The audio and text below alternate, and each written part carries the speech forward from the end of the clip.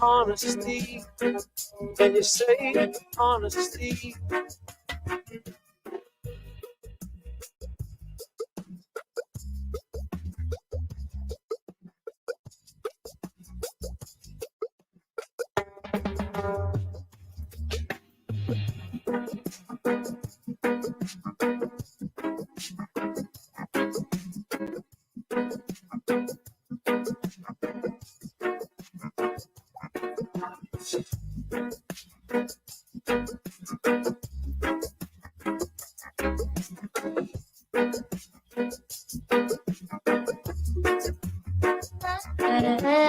Honesty, can you say honesty?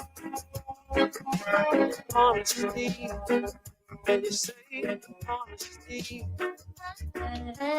Honesty, can you say honesty? Honesty, can you say honesty? Honesty, can you say honesty? Honesty, can you say honesty? Honesty, can you say honesty? Honesty, can you say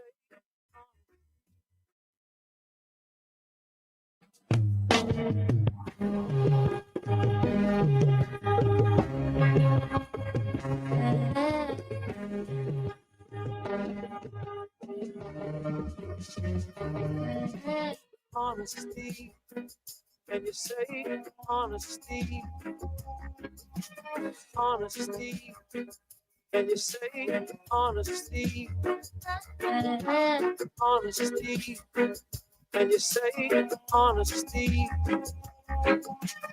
Honesty, can you say honesty?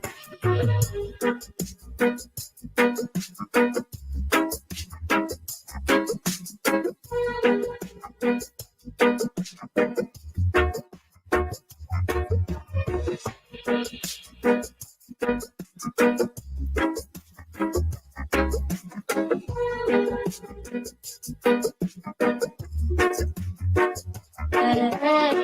Honesty, can you say honesty? Honesty, can you say honesty? Honesty, can you say honesty? Honesty, can you say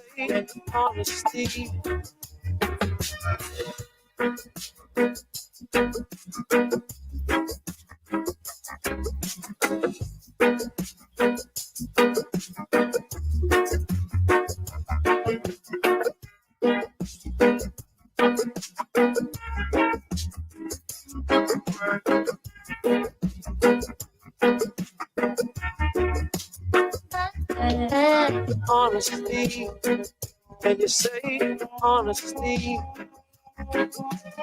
Honesty, can you say honesty? Honesty, can you say honesty? Honesty, can you say honesty?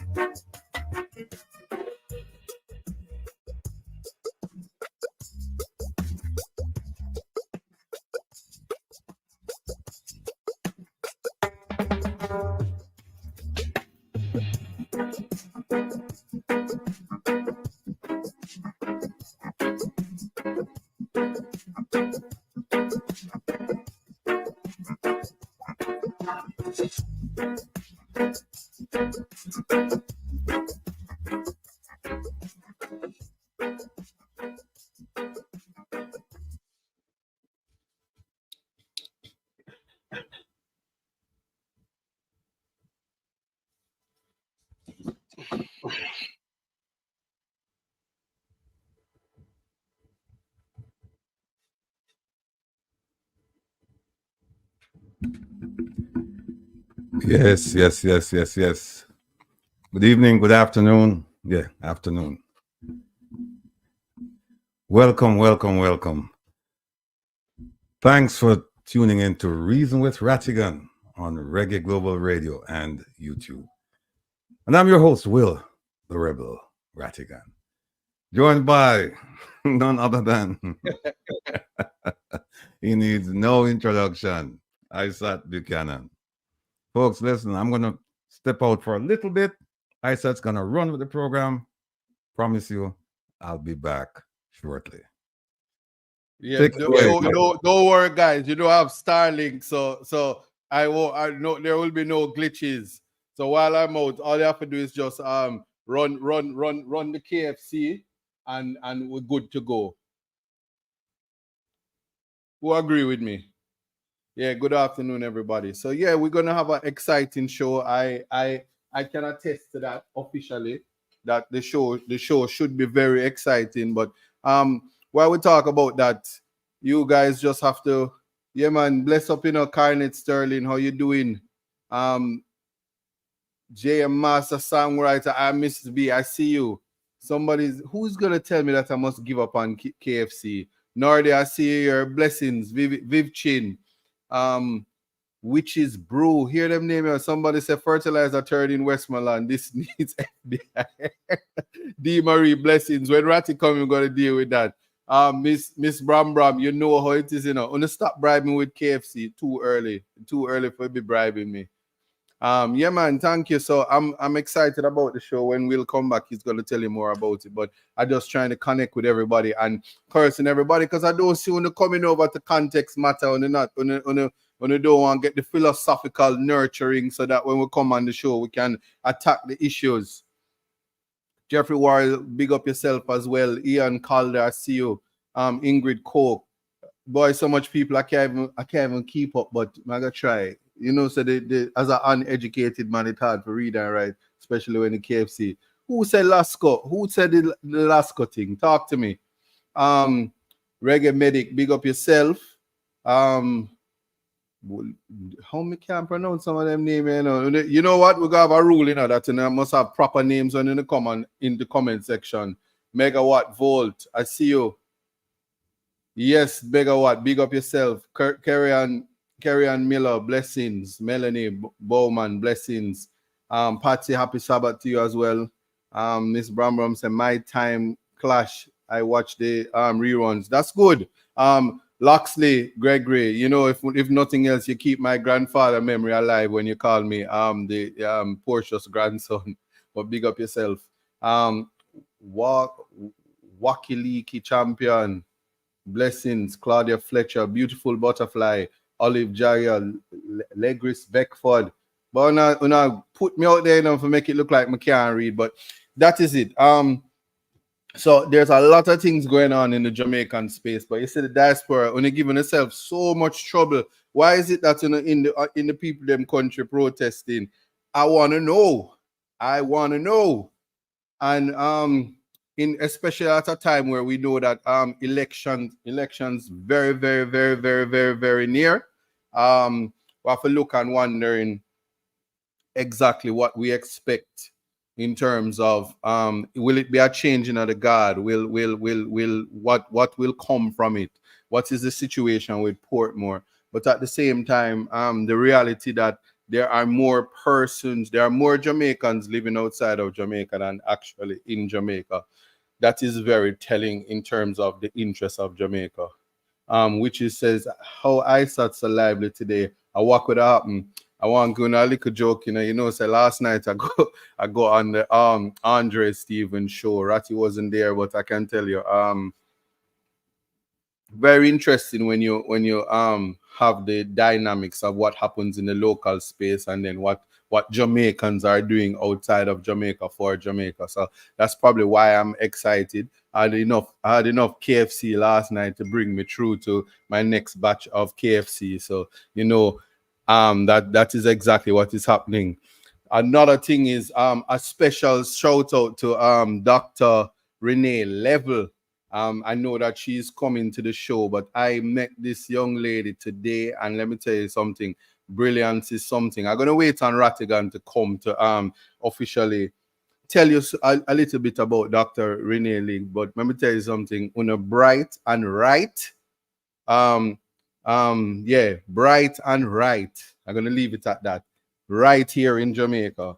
And when it comes to representation, representation matters. So that's as far as I'm gonna go. Cause if Rattina there, it's not nice to talk about these things. That is my thought, and I'll wait on your thoughts. JP, Patricia Matthews, Catherine Daly. Every time I see KFC, I them name them I want to call, calligraphy. They say we come to context matters. KFC pull up every time. 6-piece barbecue. All right, let me stop promote KFC because buy me have to buy the KFC every single. Not telling you how much times we got here, but yeah.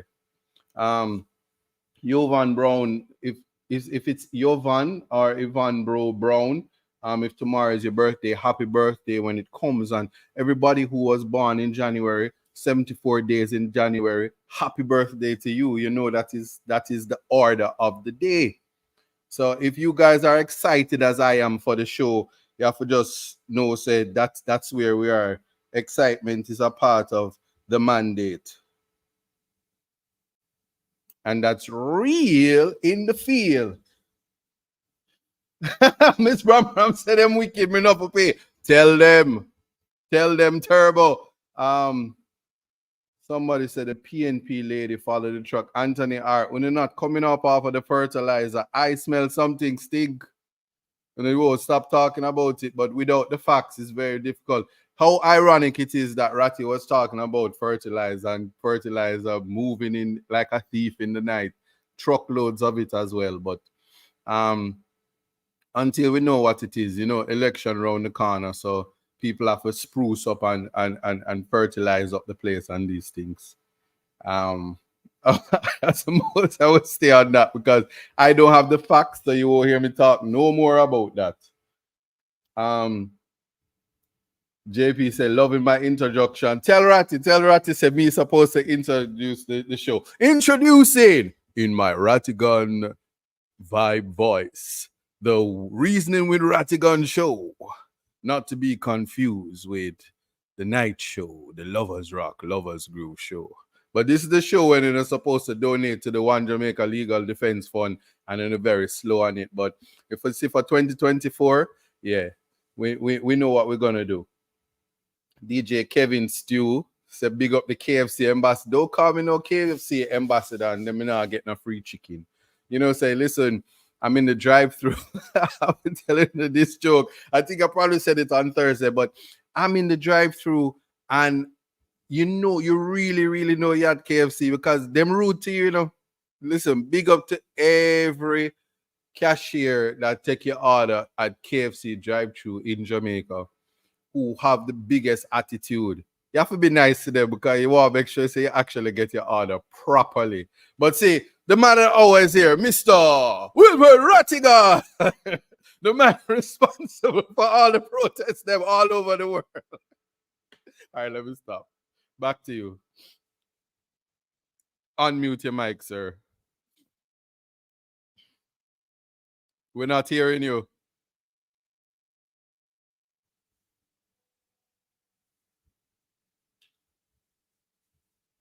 Is it me or I'm not hearing Mr. Rattigan? All right, you can hear me now. Okay, there we go. All right, big up everybody. Now I was saying that it's nice to actually, put faces to names, because you see the names in the chat room, but then you really meet the people. It's a wonderful experience.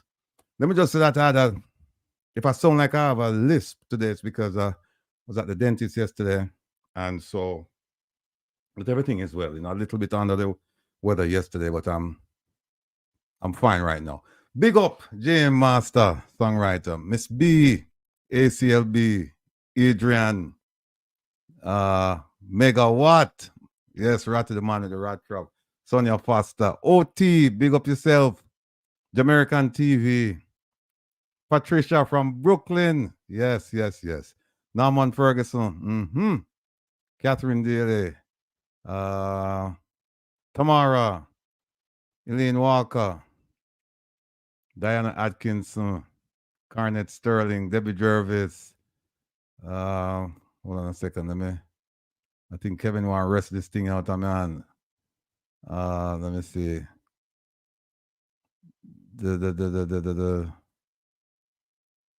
Anthony R. Rebel with a cause. Yes, indeed. Jeffrey Worrell.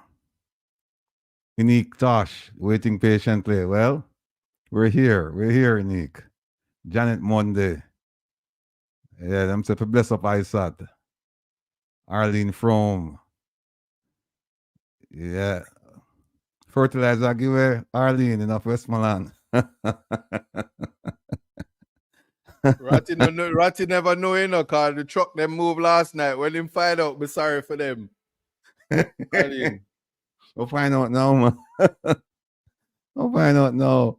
Yeah, Captain J, Marjorie Miller, Paulette Johnson, Dorothy Richards, Jaquan, Claudia Fletcher, Herbert T. Yes, indeed. Yes, indeed. Nora Douglas, Anne-Marie Matheson, Jeanette Letts, Evie, Georgia Dennis, Mally Vaughn, Michael Weir, Big J64, Maxwell Williams. I think I mentioned Yvonne Johnson already. Yvonne, Gloria Morris, Dawn, OT, Sharon Clark, blessings. Lyris Beckford, Leader Jen, Royal Fergie, Yvonne Wallace, Mickey 2, 3 TV. We wanted to touch the fertilizer topic. I'm going to leave that one to the ice.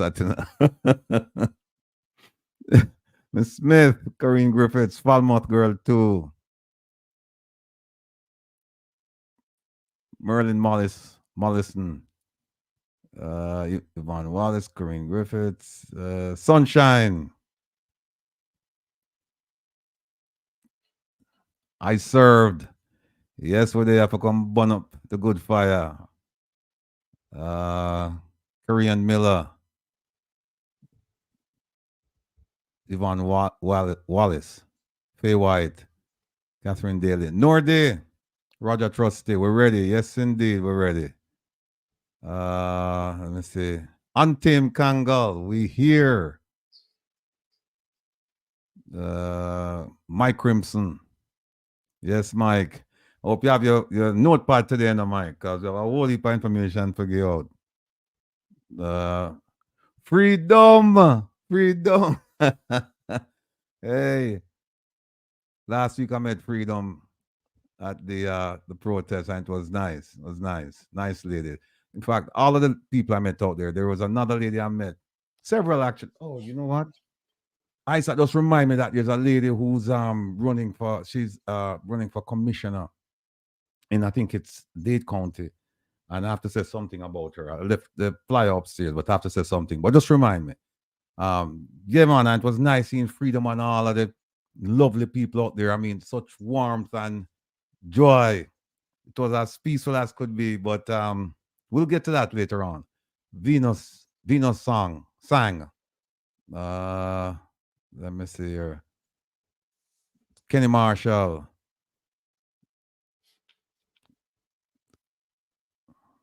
Carla Ebanks.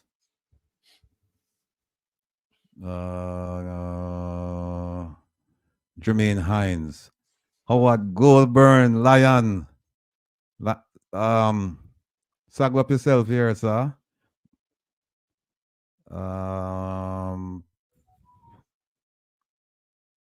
Inner Circle, Eugenie Brown, Natalie Freeman. Yeah, bless up. Anne-Marie Blagrove. Jay. Isilda, all the way from Manchester, UK. Viv Chin, JP, Sandra Jones, UK 2022, Joe, Veronica Gale, Sharon Savage. Who else we have here? Patel Cruikshank. Bless up, Patel. Dwight Reed, yes. Bless up yourself, Yvonne Wallace. Nicola Green. Dorette, all the way from Manchester. Big up yourself and the community. Patricia Matthews, Fatima, Peter Henry, thank you. Larice Bradshaw, welcome back. Yeah, thank you very much. Thanks. Jermaine Hines, Sonia Unstoppable, Brenda, Yvonne Garrix, who else? How about Britain? Gwendolyn Hall, Marjorie Webby, Veronica Gale, mentioned Veronica already. Neeleen Bowman, Joseph Richardson, Patricia Matthews, Donna Whitaker, Inner Circle, Yvonne Johnson, Yvette, Missy Bram, up and running, Nicola Green. I think I mentioned Patricia already, Patricia Matthews, Carla Evans,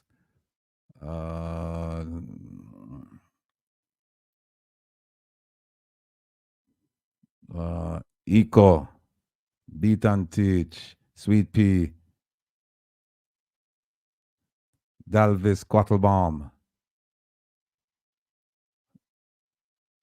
Jeff Clive.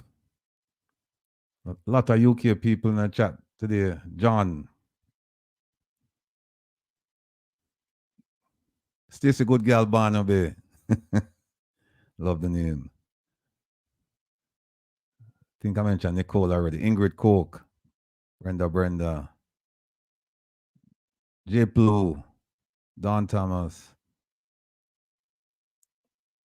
Witches Brew. Yeah, fertilizer show up, right? Mm-hmm. Anthony R.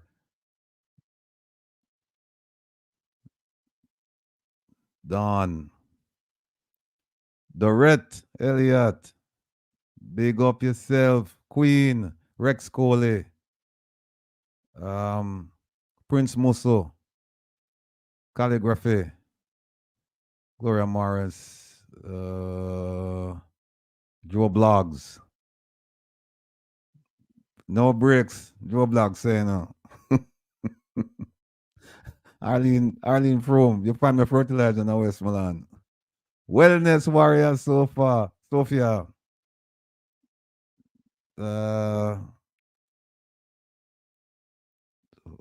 Loxley Gregory. Joy Marshallek Butler. Olive Jagai. Sandra White. Thank you. Shirley Slack Brown. Thanks. Jermaine Hines said big up ISAT. Loxley Gregory. Big up Portia's grandson. Anthony R. Rex Coley. Thank you. Yvonne said big up Mr. ISAT in Jesus' name. Amen. Can't hear you, ISAT.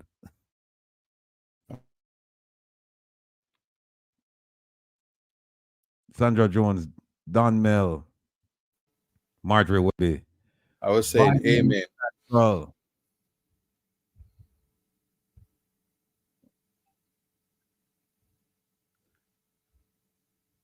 yes. Who else are we missing?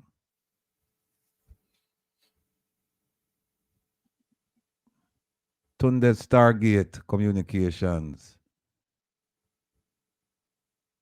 Yvonne Wallace. Healthy Eats with Carol. Am I missing anybody? Pamela James. Laura Morris. I. Taylor. Letitia Elliott. Christine Gilbert.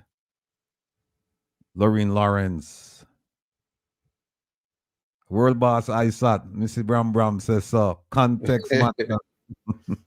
Valerie Walton. Good evening. Roland Rogers. Oh, Darrett said, everybody in Manchester here, the speaker box up, way up there. Darrett. Kamisha Reed. Garnet Sterling. Big up, Mr. ISAT. Every time. Midday in a Porte. Okay.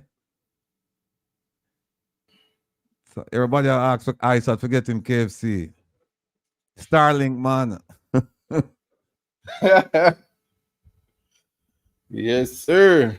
Just bro, yeah, we'll find the fertilizer. Some of the fertilizer, you know, the hundreds of thousands of pounds missing. Now we have sushi part it'll go, you know. Borg. We'll find some of the fertilizer, yes.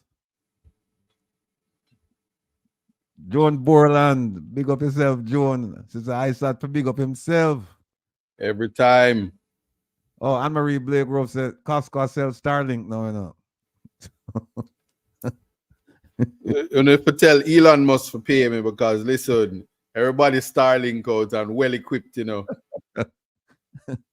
Ian called Jeffrey Warrell. So if big up yourself, I saw Nicola Green. You hear the news about Mitzi with the Lasco saga? No, Nicola. Miss Rita. You don't hear about Mitzi? With Lasco. Oh, that's the lady with them find with drugs or something like that? Yes. Oh, I wasn't following it. That glanced at the story. So Anita unfortunate. Clark. Millen Fletcher. Reggae Medic. But everybody talk about KFC, but no, I get ice at the KFC. It don't make no sense. I don't have 1 red cent. I don't have $1. I don't taste a KFC. Oh no. All these KFC big up. All right. Jenny Sack. Natasha Cousins. Lorna Miles. Kamisha Reed. Carolyn. Yes, sis. Big up yourself. I don't hear from Earl now. I don't hear from him. I wonder what go on. If you lock him up and him can't come out. Well, tell him something I check on him. Arlene Froome. Patricia Matthews. Pauline Dennis. Yeah, Mega watch the ISAT. I watch it last Thursday ISAT. Context matters. Blessings. I like to hear that. Salman.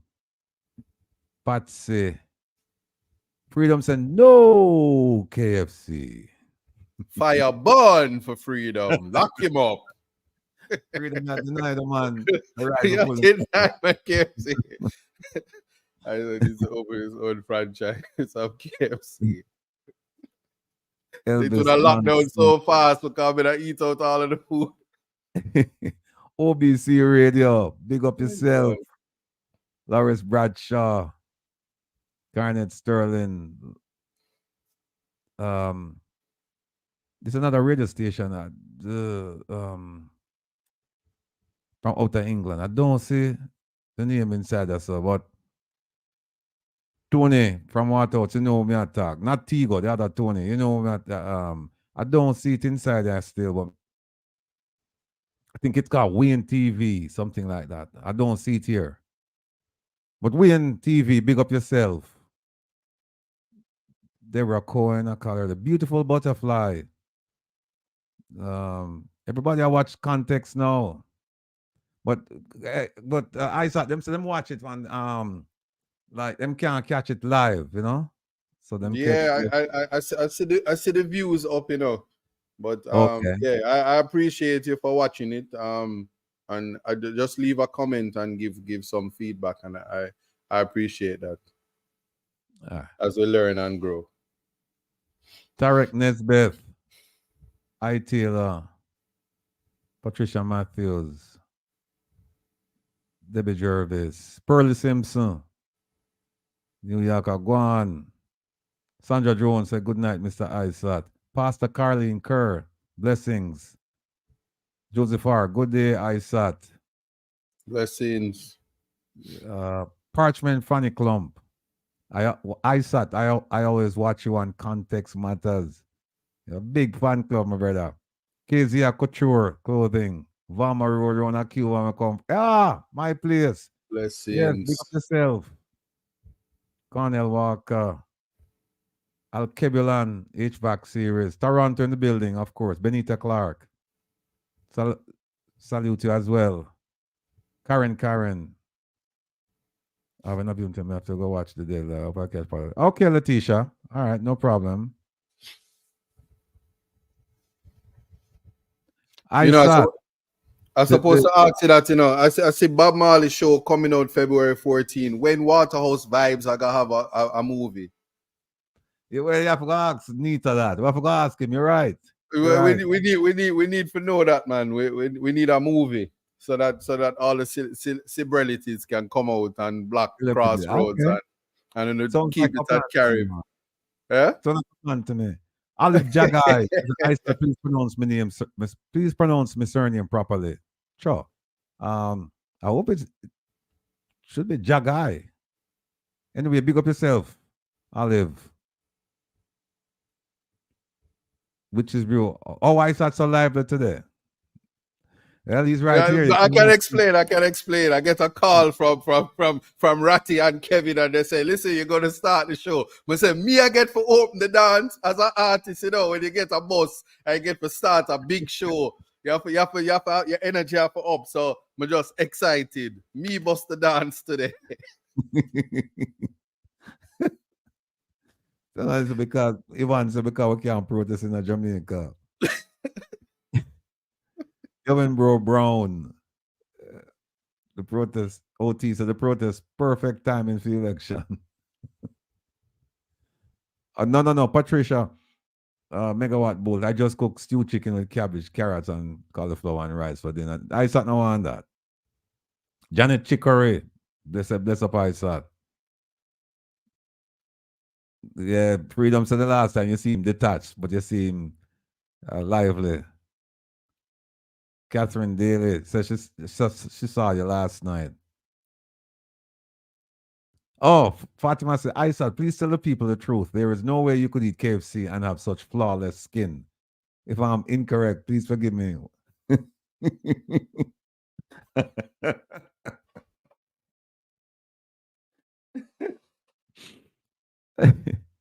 Lilith, I know they're not. I know they're not asking me to give away my secrets. It's called filters. Lilith Love, and Joseph Richardson said, big up Aisha. You Robert Thumb. I think we're almost done. Rosemary Robinson, big up Aisha. Robert Gardner. Yes, the fertilizer. See, I like the way you people you listen and you remember, So, and I guess they were caught red-handed last night. Pauline Dennis, Godfather, Althea Benbow, Yvonne, Yvonne Bro Brown. Tomorrow is your birthday. Big up your birthday. Hope you live to see many, many, many, many, many more. Loxley Gregory, Knicks fan. Oh, Tarek Nesbitt, 3 original, 3 barbecue. Yeah, I saw that. Who know my order? Who know my order like that? It's Tarek Nesbitt. Okay. Big up yourself. Let me see. Constitution mandates that all proceedings. Sharon Savage.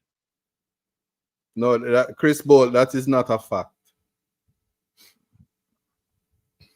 Sandra said too much KFC is high cholesterol, so you must watch it.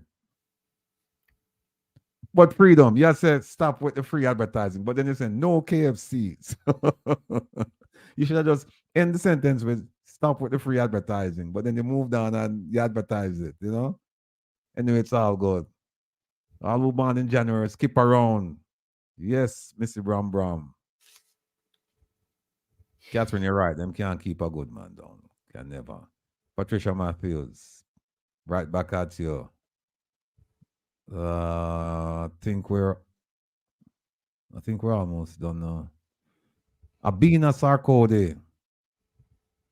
My birthday was the 16th, and I did have my KFC big deal. Anthony R. Hugh, the fertilizer is a vote buying event. Yeah. Look that way, Veronica Gale. DJ Kevin Steele. The man behind the plan, the man who me always say, Kevin, where you there? Me I make that t-shirt there. You know. Kevin, where you there? Sunshine. Let me see. Nobody knew. Anne Marie. Chris Mack.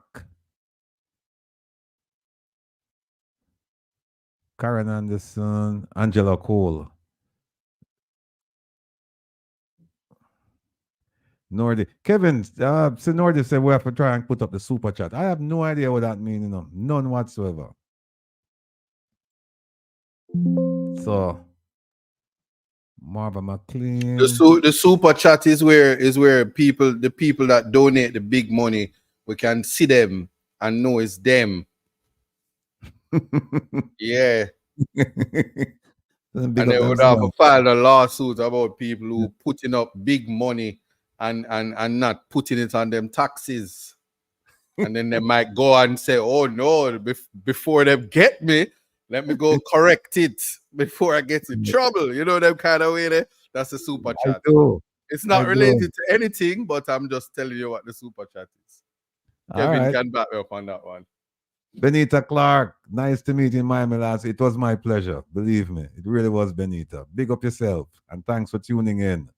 Regards to you and the family. You know, there's something I said. You know, this since everything fixed up now, I don't really need Starlink no more. You I notice I don't have that. You know what I mean?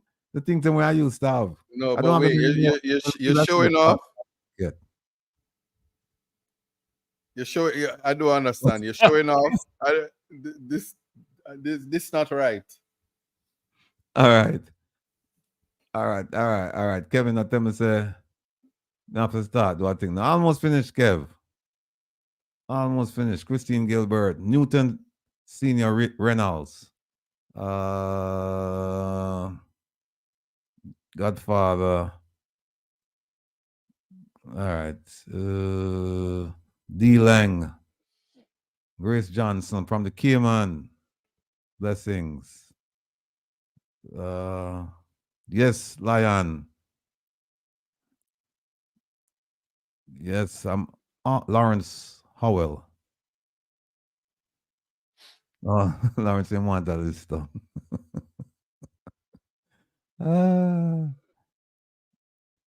Montague James, Kevin Campbell, Vin Clark, Simonesh.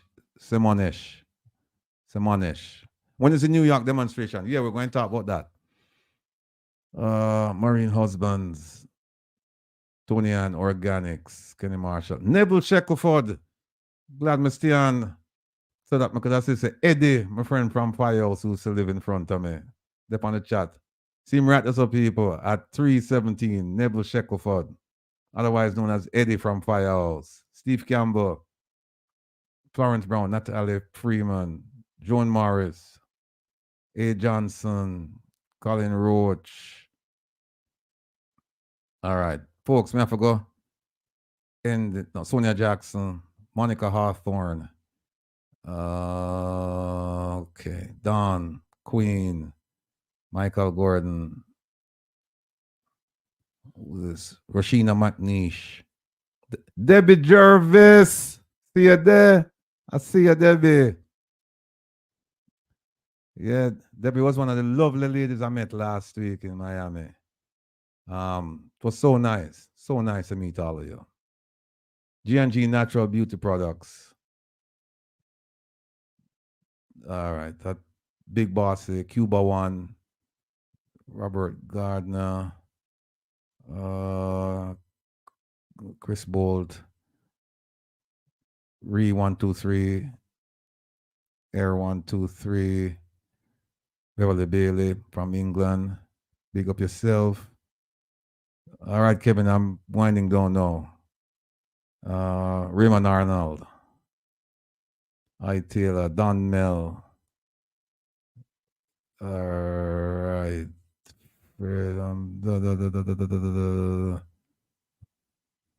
Look at this thing and I go finish, man. Jason Keane. All right. This thing I just keep on a roll. All right, folks, here what. We could start now, all right? for those of you, let me just say a big apology to those of you who I just won't. I'll try and go back and call up some names because it's important that we recognize people, who are supporting the whole of Jamaica. It's not just us; it's Jamaica, and also supporting themselves because we all have family there and we all want to go back, and we're all Jamaicans. But Leprechaun, but it looks like I won't be able to get to everyone today. Lamore Howell, um, Senior Sexy, Sheldon Forbes. The more I say I'm gonna cut it off, the more I see new names popping up. Um, Sharon Terrelonge said, "I thought you have a good thing going, good program." Nisi, I saw Nisi One Love, yeah, Nisi One Love, yeah. Mr. Rattigan, Mm-hmm. have 30 million people that following you and 70,000 devices. We have to start the show. All right. We're gonna thank All you. right. Please answer. No. Right. Here we go. You're Big right. up You're right. everybody. We're large. You know, say we're large. Yeah. Making Jamaica the jewel of the Caribbean. Beulah, yeah. No, last week Friday, folks. I know we are getting on the show now. Last week Friday was historic. It was the first and therefore the biggest protest launched by the diaspora against a Jamaican government. And it was a huge success. I want to thank all of you. The naysayers talked and the government monitored. They said it. They said they monitored, the protest. So they monitored as we protested peacefully into history. And I would like to thank all of you who made it your duty to attend and support the effort. I'd also like to thank those of you who made arrangements to attend but had to cancel at the last minute due to medical emergencies, and you know who you are. I'd like to thank those of you who took off an hour from work to make an appearance, and you know who you are because you spoke to me. And I'd like to thank those of you who could not be there physically, but were there spiritually with us. Big up the organizers in Florida that made it possible, particularly Dr. Rupert Francis, the fearless leader of the Diaspora Crime Intervention and Prevention Task Force, Jamaican Carlos, who displayed his prowess as a powerful chanter. The thing turned up for the man. Chris Tigo and the others who helped in so many ways to make this peaceful protest an epic event. Rest assured that the protests will be done round robin style until the government is accountable. It was great linking faces to the names that I see every Saturday. And by the way, I met a young lady, I said, you won't believe this. I met a young lady who brought official government documents proving that we're related. I love it. She brought her government documents and said, We are a family.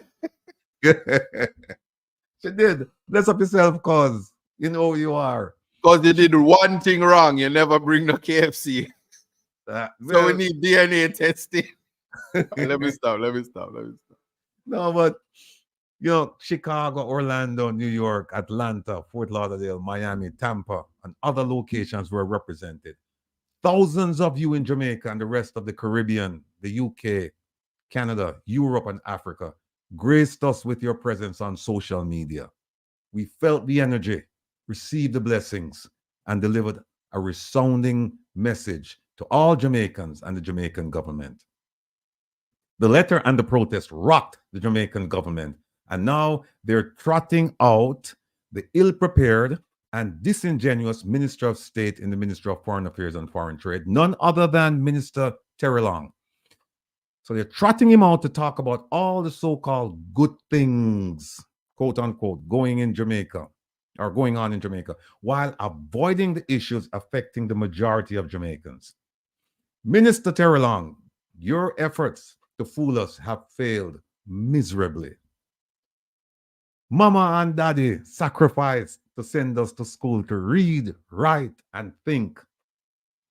And as I sit here and I speak for all of the people in the chat and listen elsewhere, that our mommy and daddy, their efforts were not in vain, because we can see right through what the minister is saying, and we're going to cut to the chase We're going to cut through it today, and you're going to see what we are talking about. Let me just say today's program, if there's one program that when I did the promo with the radio station, I thought that this is probably is going to be the longest program, because when I looked at the things that we have to talk about today, I mean, Kevin says there's no way you can finish it. Well, and I'm not going to rush through it. So whatever we can get through today, we will, and we'll just save the rest for another time. But there's a lot to talk about. The One Jamaica Legal Defense Foundation support of the coalition, and that's what we have. Coalition that was formed to support Dr. Francis's group and the planned protests in Miami, DC, New York, Toronto, and London. That support is unwavering. Now, last week we talked a bit about the laws in the US, UK, Canada, and the EU to hold the government accountable for kleptocracy, which is stealing from the public coffers, corruption, and gross human rights violations. Now, let me say that, and I did mention this last week, that we have a small team looking at the laws in all of these jurisdictions. And let me say, we have discovered that, and here are the laws we've come across so far. The Foreign Extortion Prevention Act. That's one. Two, the Foreign Corrupt Practices Act. That's two. The Justice for Victims of Corrupt Foreign Officials Act. That's three. The European Magnitsky Act. That's four. And the Criminal Finances Bill. 5 are applicable to Jamaica, and they pose great danger for the crooked politicians and their confederates. And somebody just sent me another one coming out of the State Department. But the one that poses the greatest danger is the U.S. Magnitsky Act. Now, God willing, next week we will explain all of these laws, because we just don't have the time to go over all of them today. And I'm telling you, all you politicians, if there's one program you shouldn't miss, it's the one next week, because that one is going to explain to you in detail how your visa will be revoked, how your assets will be seized, and the possibility of being arrested and going to prison, not in Jamaica, but in the US. So come prepared, people, next week, as you always do. Family, come prepared next week to listen and learn, because as who said it? Sharon Terrelonge said, the rat trap, it's there. I'm gonna say it one more time, it's there. No, today let me just start on a cautionary note from Minister Morgan. And Kevin, where you there? Okay. Folks, what we should do is, all of the people on social media with Jamaica at our core, forget about politics and party and colors, just Jamaica we are talking about. Every time you do a program, you should play this message. I've always said to people, do not trust the words of politicians. Do not trust the words of politicians.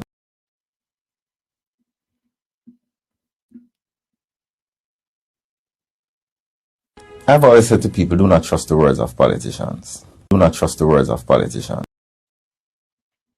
Yes, folks, that's how we need to start all the programs. I've always said to people, do not trust the words of politicians. Those words came out of the mouth of the Minister of Information for Jamaica, none other than the Honorable Minister Robert Morgan. And that's how we start today. Now, the Prime Minister said people are destroying brand Jamaica by their actions in Jamaica and abroad. And the abroad, it means us, meaning the coalition, right? The people like Dr. Francis and Lonesome, Jeffrey Tavares, and Jamaican Carlos and me and others. That is a coalition speaking out against the government. No. Where the Kevin? Drag this over for me, the Kevin. Hold on there.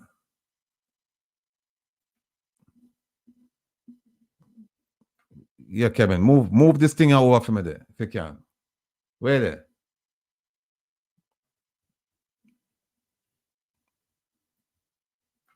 Where Kevin there?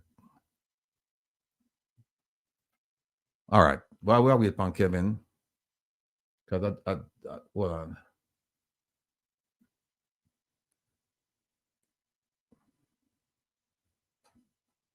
All right, well, Kevin, if you can just move this quote from by the Prime Minister, just move it over for me, please. Let me see something. Maybe there I'm in MC, you know. Lion there, Tigo there. Big up on yourself, Virgin. Me soon bringing on. I try bring on this thing this quote from the Kevin. Where you there? Yes, Carol, Claudia. On the call of Kevin, Kevin took off from my man. Kevin. Anyway, here's what happened now. Last week, I told all of you, Kevin, you there? Yeah. Told all of you that the Prime Minister was and is the biggest destroyer of brand Jamaica. He's talking about preserving the brand, and we have to do, every Jamaican must take responsibility for the brand because we have people who are destroying our brand by their actions here and abroad. Well, I don't think anybody doing more to destroy the brand than the Prime Minister. And we went over some things, and I'm going to go back over it. They're worth going over again. Mr. Prime Minister, you are the biggest impediment to brand Jamaica achieving its, total potential. You are that person that's causing it. And here are some of the reasons why. Some, not all of them. Here are some of the reasons.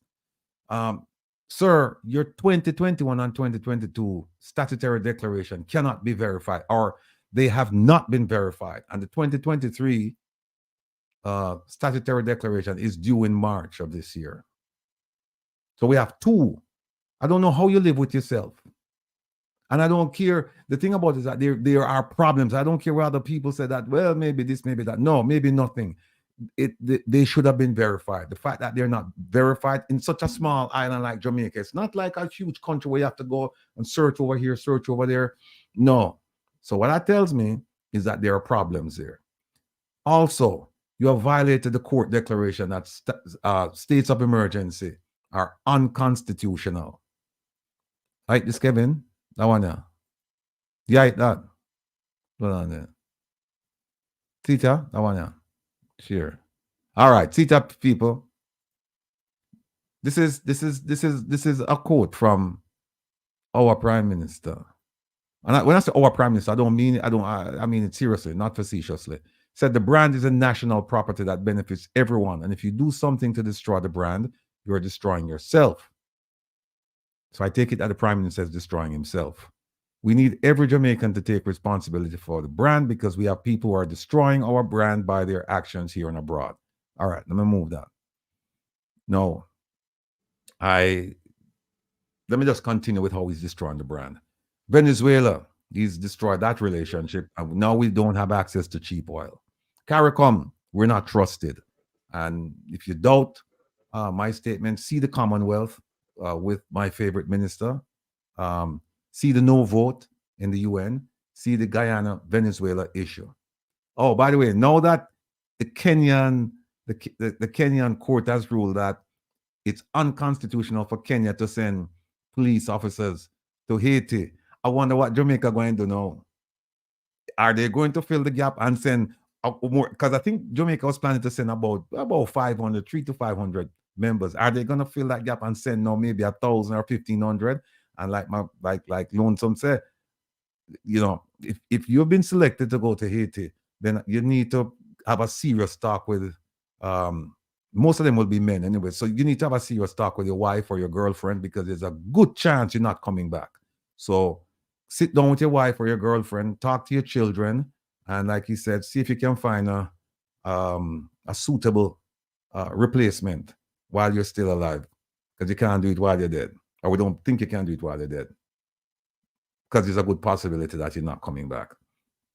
Mr. Prime Minister, you've destroyed the brand by appointing Dr. Chang as Minister of National Security and Deputy Prime Minister after the United States said that this man was associated with criminals and criminal activity.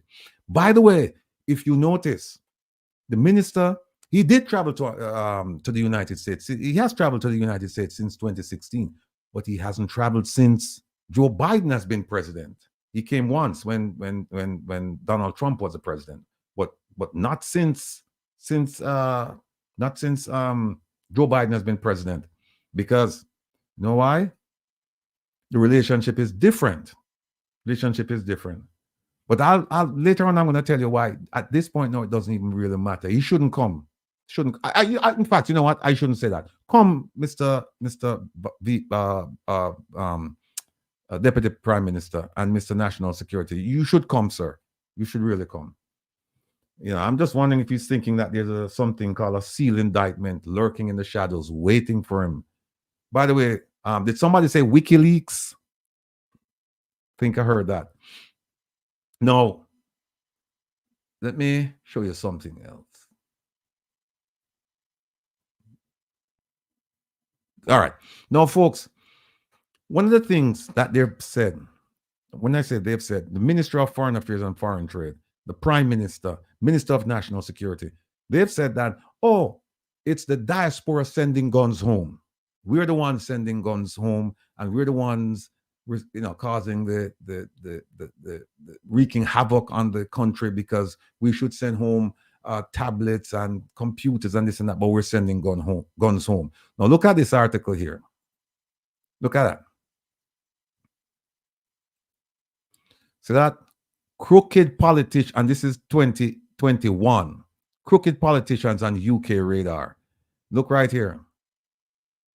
I won't even go down to the rest of the article, but I'll just come right here. It says, outspoken United Kingdom High Commissioner to Jamaica, Asif Ahmad, has indicated that local political figures are still linked to gun running and other illegal activities in Jamaica.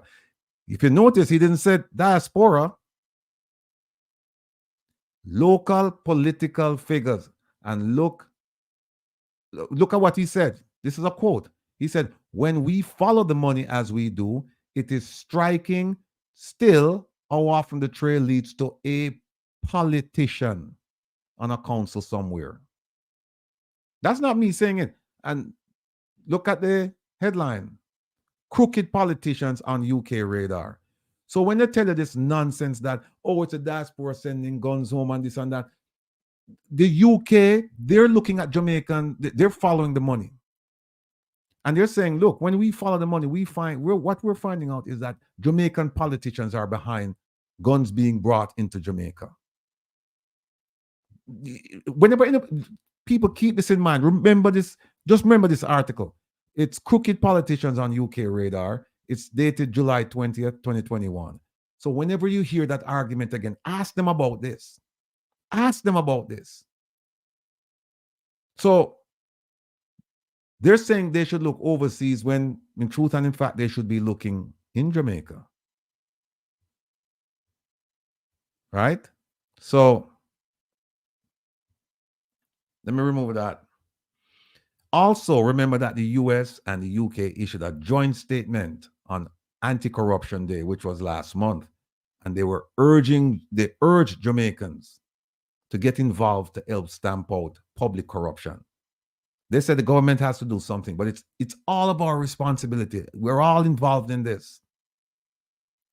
See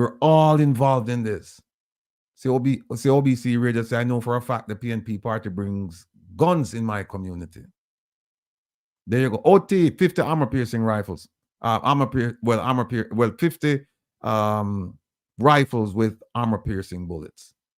Right? Another issue that is destroying brand Jamaica. It's good for tourism, but it's not good for the locals. Is the beach access. We don't have access to the beaches. Then we have scandals, and I have a bunch of them here. In the interest of time, I don't even want to go through them right now. But we have scandals involving kleptocracy and corruption. And folks, here is something else. Now, all of you heard about this, but I'm going to walk you through this because it's worth walking you through this. It's worth it. And Tigo and the rest of the man, them, bear with me, my brethren. Who did it? Tigo and Lion. Yeah, bear with me. All right? And I say, Giovanni, they're patiently await. But bear with me. Them say we are destroy diaspora. We are destroy the brand, right? And my argument is that it's the government, right, destroying the brand because they've failed to do the things that they're supposed to do. But here's somebody else that's destroying the brand. Look on this. Remember these people? Travel advisory level 3 from where? The United States government. And look at what it says right here. Reconsider travel. So they might tell you, say, hey, if you're planning to go to Jamaica, and look at the date, January 23, 4 days ago. They say, if you're planning to go to Jamaica, reconsider. And for those of you who have heard about this thing, but you haven't seen it, let's go through this thing carefully. You see where it's highlighted? It says, reconsider travel to Jamaica due to what? Crime and medical services. It should say the lack of medical services. Now, it says U.S. government personnel under the chief of mission. That's the ambassador. He's the person they call chief of mission. Anybody working in the embassy, including the consulate, because they have a satellite office in Montego Bay. So they're saying if you're working on the chief of mission, if you're working for the ambassador, you are prohibited from traveling to many areas due to increased risk. No. Take a look at country summary, people. Take a look at that. And I'll read it for those of you who can't see it clearly. It says violent crimes such as home invasions, armed robberies, sexual assaults, and homicides are common. Remember now, the Jamaican government said crime is going down, but the perception is going up. See what the U.S. government said. Violent crimes such as home invasions, armed robberies, sexual assaults, and homicides are common. Look at the next sentence. Sexual assaults occur frequently, including at all-inclusive resorts. Them a mash up the tourism industry. So how do you say we are tarnished brand Jamaica? Them are tarnished it. Why them not come out and just like how them come out and make statement against us? Why them don't come out and say the United States government is lying? Just like how them come out and say we're lying. Why don't they come out and say this is a lie? Sexual assaults are not occurring frequently at all inclusive. No, Adam Stewart and the rest of the people who involved in the tourism industry, the big players, them are going to suffer as a result of this. Jamaica going to suffer, but not really that much, because I'll tell you why. Most of the money involved in tourism, money is not coming to Jamaica. That money is being banked elsewhere. Now, let's go down further and see what they say about the police now, because remember now, our Minister of National Security, so Jamaica have somebody of world-class police who have received world-class training, and them don't need no help from the diaspora. Look at the next sentence, right? The one that starts local police. Local police often do not respond effectively to serious criminal incidents. You have to laugh when you read this, because this is the opposite of where you get from the Jamaican government. Look at the next one. When arrests are made, cases are infrequently prosecuted to a conclusive sentence, meaning that the man them get where. Look at the next one. Families of U.S. citizens killed in accidents or homicides frequently wait 1 year or more for final death certificates to be issued by Jamaican authorities. Next sentence. The homicide rate reported by the government of Jamaica has for several years been among the highest in the Western Hemisphere. And now This is an official publication now to all travel agents, travel agencies. Because when they pull up Jamaica, if you call and say, I want to go to Jamaica, this is going to pop up. And them say, oh, we are tearing down the brand. And the American government is saying, no, it's you, Jamaica, tearing down your own brand. And if you notice, they don't mention anything about diaspora. Nothing about diaspora. No, they say that personnel, U.S. government personnel, meaning anyone working at the embassy or the consulate in Jamaica, you are prohibited from traveling to certain places, right? We'll get to those places. Look at the next one. Emergency services and hospital care vary throughout the island, and response times and quality of care may vary from U.S. standards. Important to note this sentence. Public hospitals are under-resourced and cannot always provide high-level or specialized care. So don't make the Ministry of Health, don't make them tell you nonsense. Last sentence. Ambulance services are not always readily available, especially in rural areas, and are not always staffed by trained personnel. So the people who come get you with the ambulance, them not always trained either. Look at the sentence after that, the paragraph after that in bold. We strongly encourage you to obtain traveler's insurance, including medical evacuation insurance, before traveling to Jamaica, because the Department of State is not going to pay your medical bills. And for them to do the airlift out of Jamaica, it's going to cost between $30,000 to $50,000 US. Now, let's look at this one right here. This one right here. Violence and shootings occur regularly in many neighborhoods, communities, and parishes in Jamaica. And then, Hey, stop right there. Crime is down. The JCF has put out great statistics that crime is done. Why, after the protests, do they get the United States to tell lies on us? Nobody dies in Jamaica. So you need to stop this right now. In fact, you can go anywhere. You can go and buy KFC. This thing is just bad for brand Jamaica. Stop it. Stop. Where is Terrelonge? He's coming. He's coming. He's coming. Now look at it. It says U.S. government personnel under Chief of Mission Security Responsibility. Again, meaning anybody who's working for anybody who's a U.S. citizen working at the embassy. They don't care if you're a Jamaican citizen working at the embassy. This not apply to you. They don't care about you. You do whatever you want to. But if you're a U.S. citizen working at the embassy or the consulate, you're considered under Chief of Mission Security Responsibility. That's the ambassador, right? And it says you are prohibited from traveling to the following areas of Jamaica due to what? Due to weather? Nope. Due to roads? Nope. Due to wild animals? No. Due to crime. And look at what they say mustn't go. St. Anne's, don't go to Steertown. Devon, Jabem, are your place this? Steertown and the Buckfield neighborhood near Outaria. So, and Outaria, we know, is a tourism center. So you see that. St. Catherine, Spanish Town, Central Village, Portmore. Look at Clarendon. ISAT, look at Clarendon. It's a Clarendon. Don't stop nowhere in Clarendon. Just use the T1 and A2 highways. Don't stop at all. If you want, no, but you see, this is where I have to tell you. There is a spot called the Yard in Clarendon. It's like a place where you can go and eat. They don't have KFC, but it's really nice. So I don't know where they're getting this information from. Jamaica, nice. I'll tell you. I will tell you. All right. Then St. Elizabeth, they said vineyard neighborhood near Alligator Pond. Hanover, Longwood and Orange Bay. St. James, they said stay on the inland side of the A1 highway. You see that? Inland side. Kingston and St. Andrew. Don't go to Cassava Peace. Don't go to downtown Kingston. And downtown Kingston, them define it as Mountain View Avenue and Hagley Park Road and south of Halfway Tree and Whole Hope Road. So you go downtown Crossroads and place there.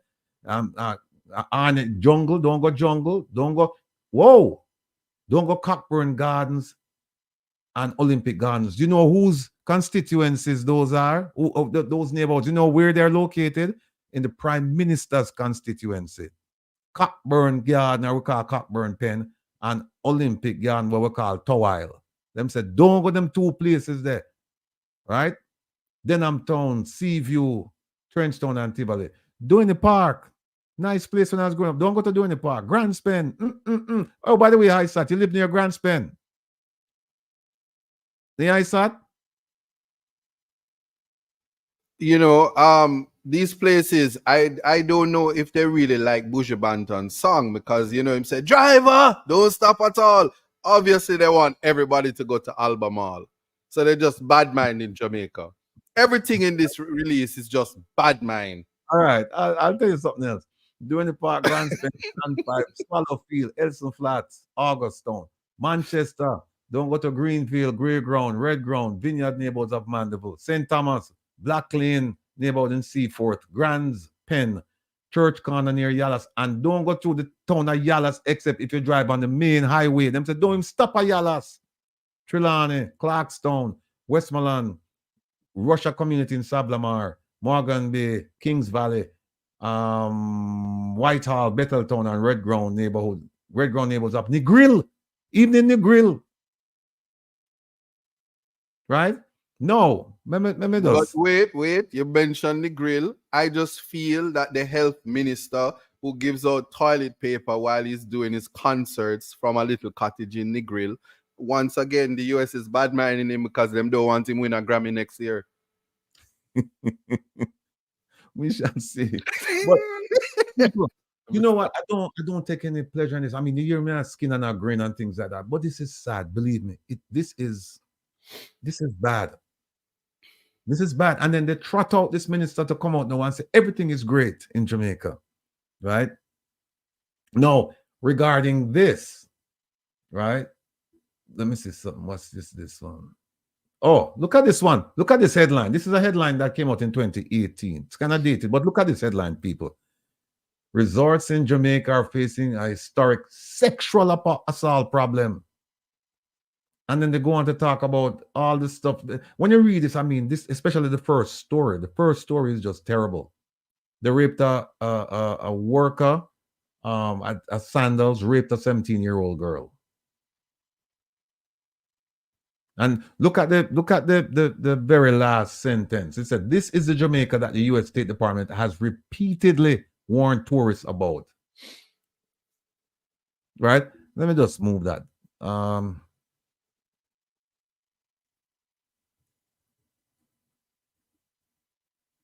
right. Now, the Minister of Foreign Affairs and Foreign Trade, my favorite minister.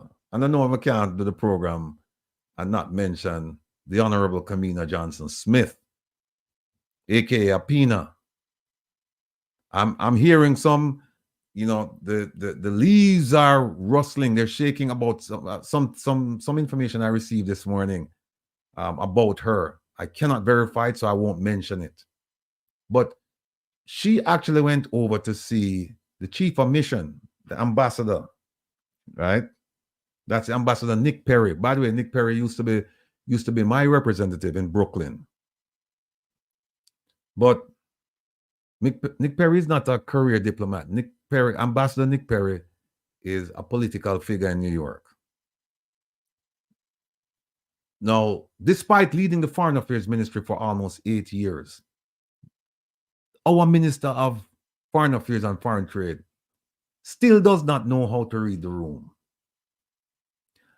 And Isaac, this goes to your your inquiry a while ago about where they get this information from. Yes, and yes. So I'm going to ask the minister now, because I have a little bit of experience in this area. Let me ask the minister, has she ever heard of somebody, of the regional security officer? Has she ever heard of the regional medical officer? Has she ever heard of the DEA? Has she ever heard of consular services?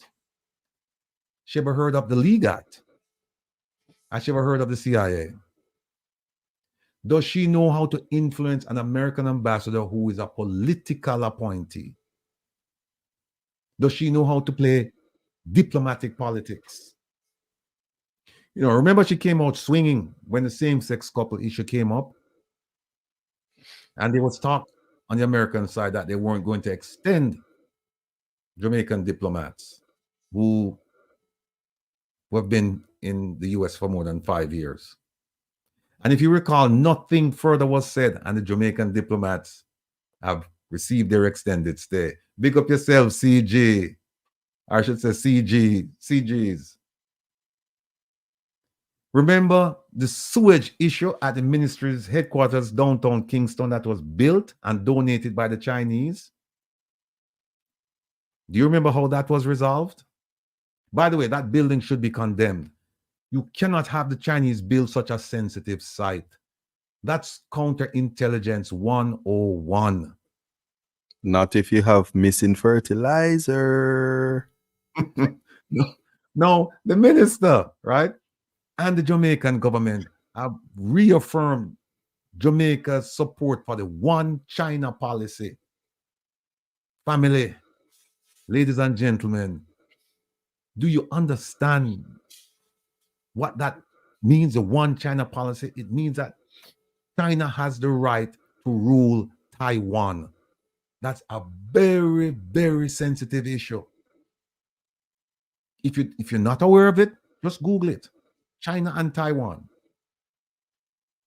China is saying Taiwan is part of China and should be ruled by mainland China. China is saying that. China is saying that Taiwan is part of China.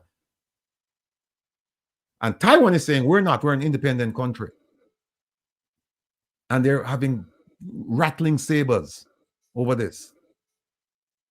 No, the US government is of the opinion that China does not have the right to rule Taiwan. And the US government is supporting Taiwan in its bid to remain independent. And it's supporting it with money, resources, a whole bunch of foreign aid. This, no doubt in my mind, has enraged the United States. And guess what? The minister is now running over there to address the travel advisory with the US government. You see how, no, I better not say that word, but you see how asinine this is? You are coming up against a policy that the United States is vehemently opposed to. The United States is willing to go to war over Taiwan. And you're saying, well, we support the Chinese government in its bid to take over Taiwan. And then look at the timing. Then right after that, boom, they put this thing out, this travel advisory. And you're saying, don't even think about going to Jamaica. And then you run over there now, trying to convince them. You don't have a relationship with these people. And by the way, when you talk to Ambassador Nick Perry, you're not really speaking to somebody who's going to be in your corner, because he's taking. Remember now, he's not a career diplomat. He's a political appointee. He's a diplomatic neophyte. He doesn't understand what's going on. So he's taking his cues from all these people in the embassy advising him. So when you come out and you tell him that, you say, oh, we support. In fact, I think I have it here. Hold on, where is it? I think I have it here. Stay with me, folks. Here it is. Here it is. I'll show you the section that we're talking about. Because China is saying Jamaica is a priority country. And Jamaica is a priority country because of its geographical location and other things as well. But I remember the Prime Minister went there in 2019, right? Now, look at this. Look at this right here. Excellent, and this is a quote. Excellency, we're honored to celebrate 51 years of diplomatic relationship between the two countries, and we're very proud to state that Jamaica was the first country in the English-speaking Caribbean to recognize the one China policy. And let me assure you that Jamaica continues to support the one China policy. That, ladies and gentlemen, that, family members, will get you in trouble all day long. Because the same reason why China is saying that Jamaica is a strategic, they view Jamaica as a strategic country, is the same reason America is looking at it. It's in America's backyard. And they're saying, we don't want the Chinese influence here. And Jamaica has gone out now and said, yeah, we're supporting the one Jamaica, the one China policy. Jamaica can't even register a vote at the UN, but is willing to register support in the superpower them business. I'm reminded of the African proverb that says, and Lion, you're gonna love this, when the elephants fight, the grass will suffer. Remember that, people. When the elephants fight, the grass will suffer. We don't have no business of getting back. We can't even feed with people. We can't feed our own people. We're not producing. And yet still we are wear short pants. Them people are wear long pants. Them people are wear uniform. We have our wife beat and tear up short pants and barefoot. And we are going to get involved enough for them fight. It's one thing if you support them privately. And you see, that's what I'm telling you. Diplomatically, there are ways, I've seen it done. There are ways that you can support a country or an initiative that the US government doesn't particularly care for, but they're not offended the way it's done. But when you come out and you make this statement, you know, this is problem. And you see what this so you see where I'm going, right? You see where I'm going about this travel advisory. This is just the beginning. This is just the beginning. Look, family, I served as an American diplomat for more than 7 years in the Middle East and Africa. And the things I've seen, the things I've learned, and the things I've established are way beyond the minister's ken, way beyond Minister Kamina Johnson's understanding, her knowledge, and her cognizance. She doesn't understand the basics of geopolitics, and it's going to cost Jamaica because we're playing in a very dangerous game and we're losing. See Venezuela, see the Sahrawi people of the Western Sahara, whom we sold out. See China, etc. We are destined to lose and lose big. Now, what I'd like to do at this point, and I'm running a bit late, is to bring in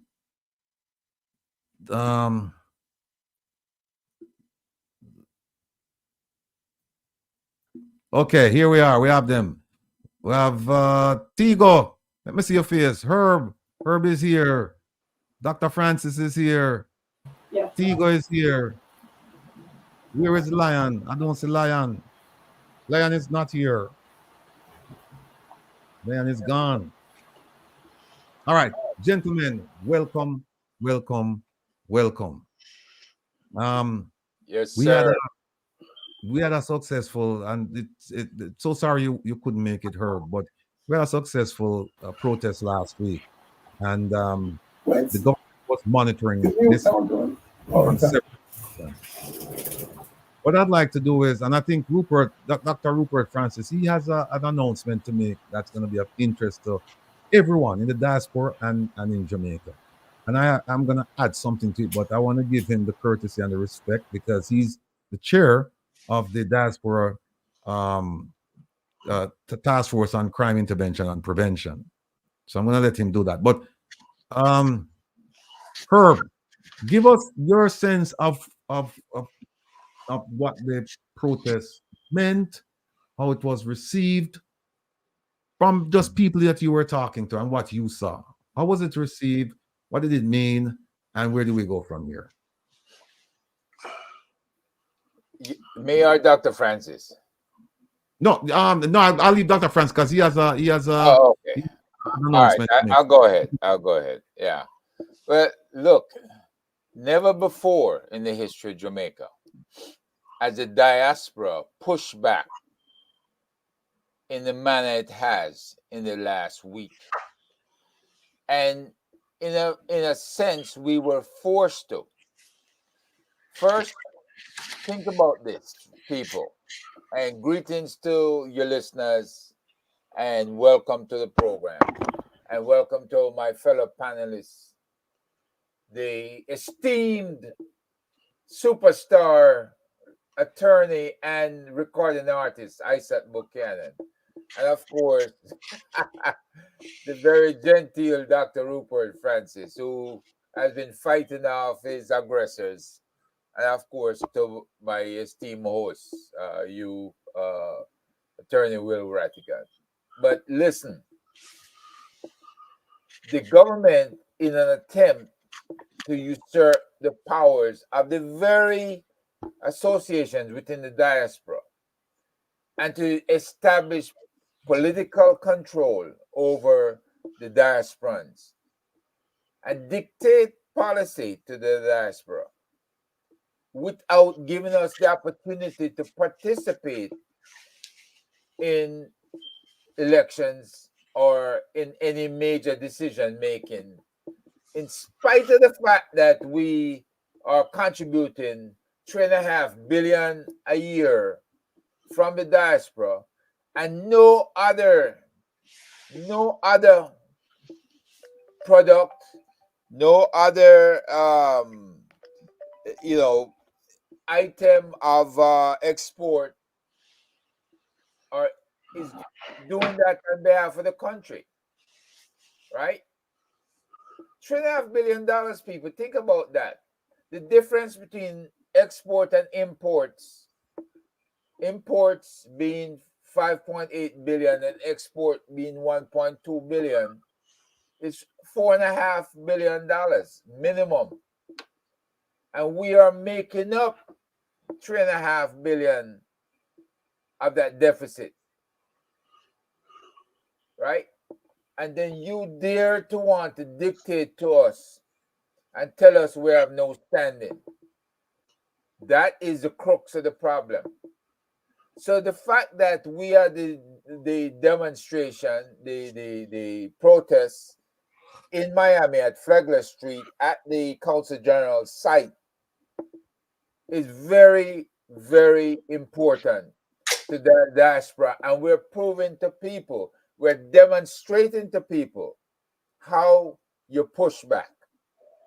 Now, a lot of people say, oh, you didn't have 50 people. You didn't have 100. Folks, how many people paid attention to what we were doing? There were people driving around the area, did not want to merge with us. Why? Because they might have been afraid, or they were curious.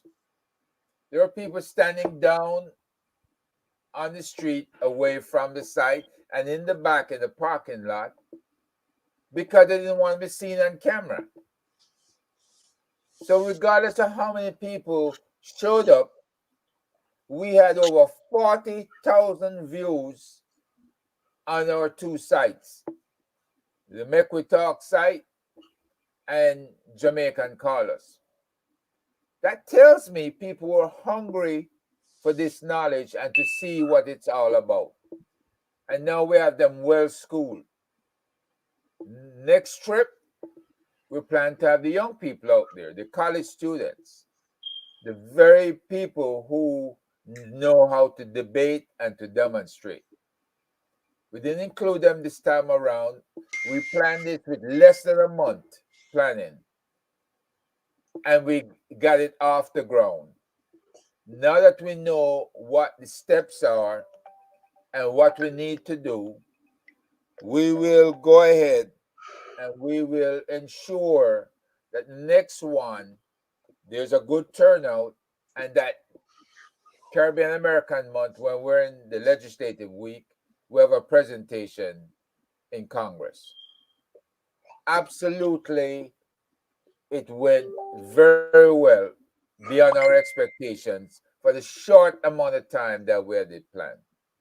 All right. And that many people who are now learned, and I'm sure we took a lot away from it. Thank you. All right. Let me just say that for the people who would say, oh, we had 5 people, we had 10, we had 29, we had 40, we had 60. Let me ask them this question. How many people were there last year protesting against the government? How many people were there the year before protesting against the government? And how many people before that? Zero.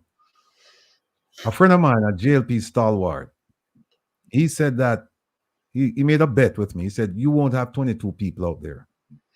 By my estimate, we had somewhere around 50 to 60 people. People coming, because some people came for an hour. Some people came at the beginning. Some people came at the end. It was a fluid crowd. But the fact of the matter is that our voices were heard. That's it. Our voices were heard. Now, think about this, folks. We got that permit about 10 days before the protest. And for me, if one person was out there, if I was the only person out there with a placard, it would have been a success. It marks the first time in the history of Jamaica that people are protesting against the government. Now, I'm going to turn it to Dr. Rupert Francis because he has an announcement to make. And this announcement is a very serious one. Dr. Francis, please, sir, the floor is yours. Good evening. A little bit under the weather, but I decided I couldn't miss this one. I'm sorry to hear that you haven't gotten any Kentucky since I last saw you. But it's good for you. I've lost a little weight. I know I need to lose some. Yes, before you make an announcement, Dr. Rupert, that's what I've been saying. You're giving yourself so much trouble in the diaspora, and I have the Prime Minister taking plane, and him in Atlanta right now because they're just kicking up a stir. Yeah, well, I tell you, the Prime Minister should be many more places, and he will be, because I'm telling you that, first of all, the numbers, I want to thank publicly the police and the city of Miami. I'm going to officially do it this week because it's been so taxing, to be quite honest with you. I said, and Herb, and I'm telling you this, I'm so proud of the people who turned up and the people who turned on themselves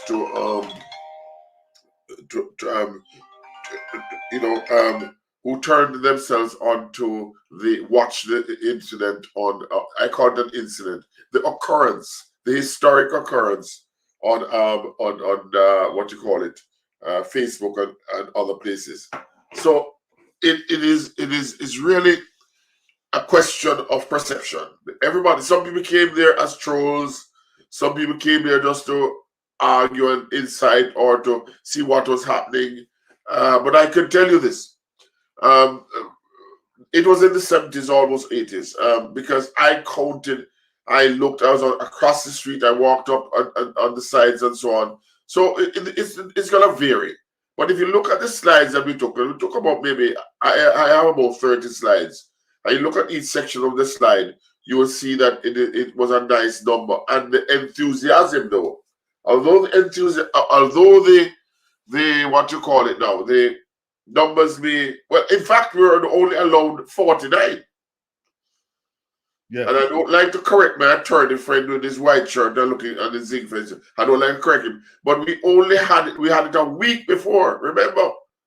We were waiting and waiting and waiting, and then we had to shift again. So we were not sure we were going to get the permission, okay? And we didn't get any security. We wanted to get the police security. We didn't get it right away. We got it after the fact. And guess what? They just showed up. Man, I want to tell these people that they did a great job. Plus, of course, a lot of things were floating in the air as to what would happen. The Consul General was there. He was very receptive. And he said he was upstairs, and if we wanted to come and visit him, we could visit him. And so I just want to make that clear. He was doing his duty. Nobody was obstructed from going. In fact, many who were going inside came back out and sat down and listened to us. And that was very, very interesting. So let me say this to you, that I felt invigorated. I knew that it was a challenge to do. And I remember people still trying to find where this place is. And I'm not making an excuse, One of my friends in the military, he was driving for 2 hours trying to find, because it was like it's nestled and there was so much construction. I don't know if it was deliberate or what. But when we got there, we saw trash bins right where we were supposed to be, basically. And so we had to make a choice and move from where we were to go over there. Having said all that from the background, I want to thank everyone who was there, who participated, whether positively or some people negatively. And we had people coming from, here it is, Chicago, north of Florida, in Atlanta, Italy. Somebody was there from Italy. I mean, come on, ladies and gentlemen. I want you to understand that this thing is on a roll and it cannot, really, they cannot stop it. The ball has started rolling. Why is this important? This is important because the people of Jamaica are beginning to realize, and just to go on to something Brother Rattigan had said. No, Brother Herman said. He said that Mr. Terrelonge behaves, and he said it on the other night on the Let's Connect. Our diaspora. I beg your pardon, Mr. Terrelonge. Well, you're right. You own the diaspora because you run the diaspora. You have a diaspora council that answers to you, right? And what have you. So therefore, I guess it's your diaspora. So guess what? All the bad moves that are going on, you caused it. Because I do not know why they chose you to bring the message. You're a horrible messenger. Yes, now you're going to see it again, and I'm sure you're going to show it out like you did with Miss McIntosh. Miss McIntosh just came on the scene. She ran for elections, and she's a very lovely lady. That was very disingenuous for you guys to put her out there. Okay? The people of Florida came out in their numbers online. Right? Caught online. We have people that people don't even know we're there. We're supporting us. So I want to make that very, very, very clear. And most importantly, it was worldwide. Having said all that, what happens next? Well, we have a number of things that are going to happen next. And just as though we did the one in Florida, the next stop is New York, New York, New York. And that is what we want to say. New York, very, very soon. And you will be there, and we will be protesting peacefully again, and we'll all be there, live and living color. And we want to encourage all of the naysayers, everybody, to come out and join us on that. Especially the persons who want to voice their concerns. Let me tell you why this is so important, ladies and gentlemen. I have been hearing, people are talking about the SOEs and you're talking about the travel advisory. If you think, Mr. Rattigan, that is bad, you should actually see what's happening on the ground. The people are losing their rights. I know that ISAT is always talking about rights and human rights and all that, but I can tell you a few stories, brother, right? And I know if you were active right now, you would be on this. They are picking up people and they're going into the communities and they're destroying the relationship that was built between the people and the police, and especially the army. And if you think it's bad why we say the SOE should not be there, you should see the latest army video of a young man doing his thing. Right?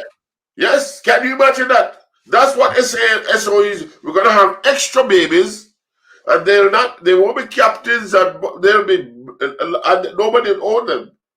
And they may become the future gunmen because they're going to be, thrown to the side as many have been thrown to the side before. So let me make it quite clear. SOEs were not for that position. And we have evidence, we have information that can show you. That's what I was in the army, I'm telling you. We are not supposed to be exposed like that. We are not supposed to be exposed like that because there's familiarity breeds contempt. Remember that. In addition to it, the army used to be praised. Now I don't know what's going to happen. I don't know. But the people who are making the decisions are really not aware, or they don't care, or they don't have any idea of what they're talking about. Crime in Jamaica is out of control. And we're not the ones who are trying to damage the Jamaican society and Jamaica's image abroad. They're doing a very good job of it. Okay? And the only way you could do it is to start to listen. Listen to people who love the country and want better for the country. Nobody on this platform is trying to, what should I say to you, damage the what you call it? Damage the nation's status worldwide. Okay? The brand. That is correct. That's the word, the Jamaican brand. We are not trying to do that. And let's put it this way: when you take away $12 million of one of our icons, one of the most important icons, the man's money disappeared as it would a magic trick. And you say it's not corruption. Something is wrong with you. Something is wrong with you. You can't tell him where his money is. You don't know where it has gone. And then you're going to say, oh, they will be paid back. No, let me ask you the question. How is it possible paying back repairs that breach? The man has been, so even if you give him back his money, you still would have taken it. Okay? Where did you get it from? Ladies and gentlemen, it's about time Jamaica takes its, what shall I say, its rightful place as leaders. Not just making it up as we go along. We have done a lot of good things. I agree. I won't take that from anybody. There's a lot of enthusiasm breaking ground here, breaking ground there. And it was interesting that I was on Let's Connect the other evening, and there was a nice gentleman who came up and told us that they were going to break ground in Terrelonge, right? In Terrelonge. But he didn't tell me that he's been trying to do this for 7 years. He kept that information to himself. And secondly, they don't know when they're going to break ground, because he said in his own words, and we were listening, that there was no agreement as to when it was going to be broken. The grounds were going to be broken. So, ladies and gentlemen, if we are, this is the sort of thing, and you have backers, good backers. Jamaica has wonderful land. You have Tiger Woods, and I think it was the other star. What's his name again? Who is backing this one, and I support them. I support that. And I support what they're doing. But at the same time, ladies and gentlemen, the average Jamaican, you have to look at what their lives are. Look at the travel advisory. Please read it again. Right? Jamaicans need to have their land, and they should not, they have been waiting on their leaders to really lead them to the promised land. And let it not be like what happened in Pharaoh's time, where Moses, and then you turn around, only 2 people were left out of it. Ladies and gentlemen, as far as I'm concerned, we are moving forward. And we're going to New York.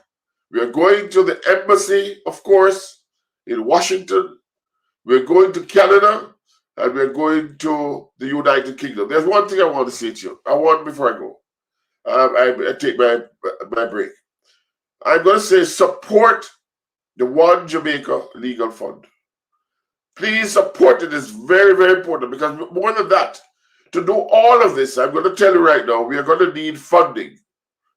And you need to put your money where your mouth is. Everybody here listening to me. You need to do it.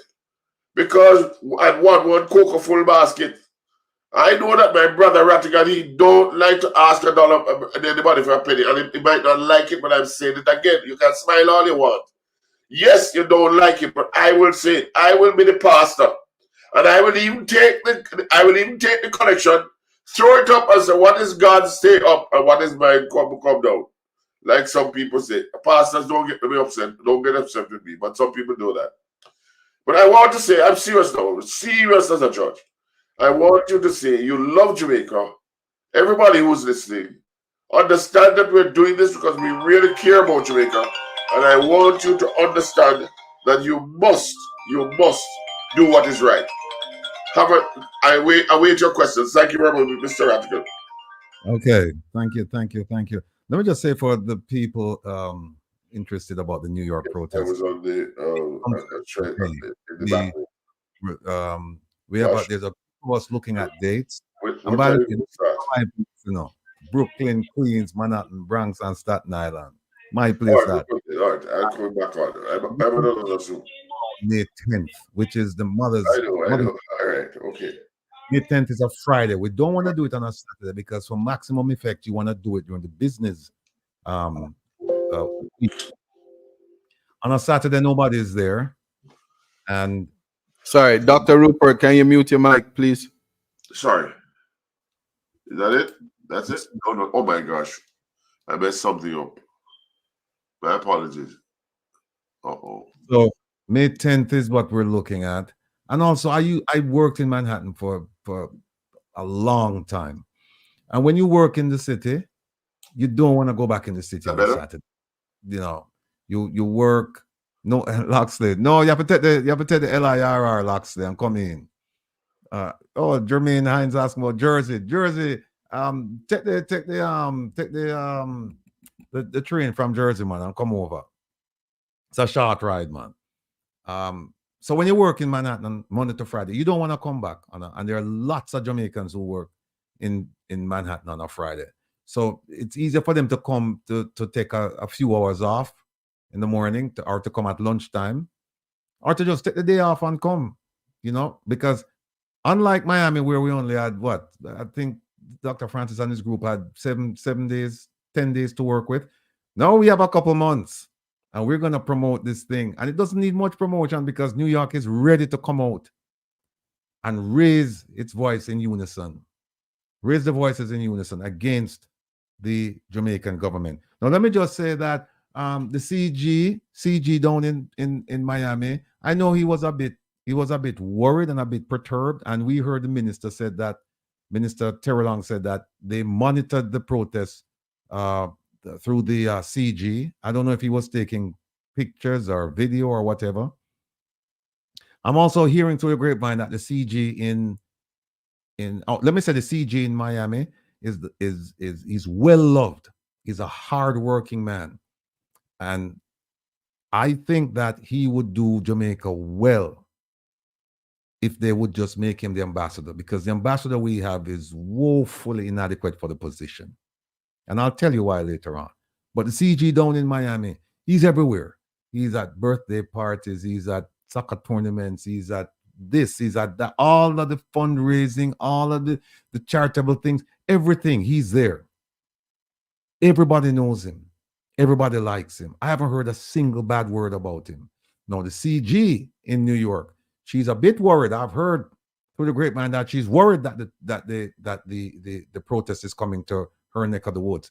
No, this is a personal message now to the CG. CG, you know me. You know me. I'm going to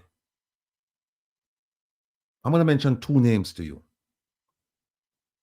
2 names to you, CG. And you're not going to sleep well tonight. Well, you haven't been sleeping well anyway. 2 names. Bryant Square Park. And the second one is Cyberlock. Bryant Square Park, Cyberlock. We don't talk.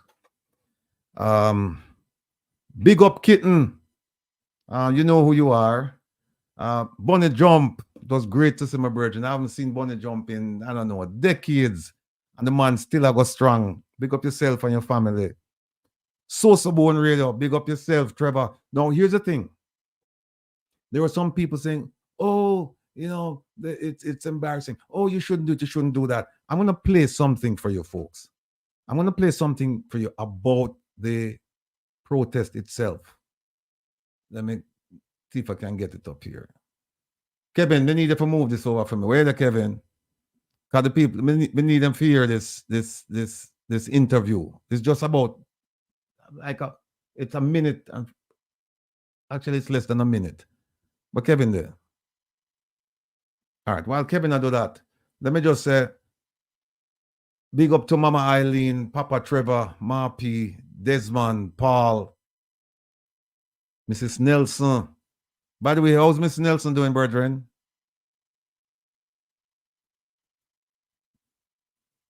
Herbalist.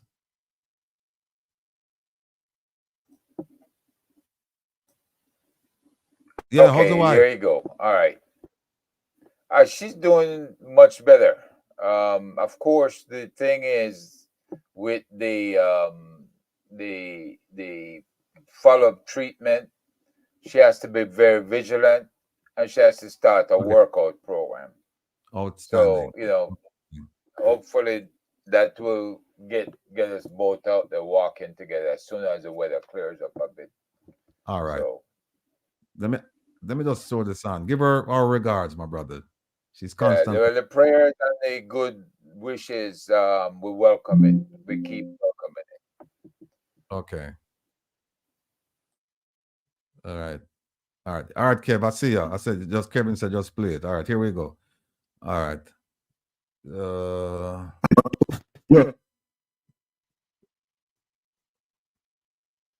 All right, here we go, folks. You're listening to Soaps About the Radio, analyzing an interview that was done by Donovan Longmore that was shared with the community with the Minister of the Diaspora, Minister Honorable Terrelonge.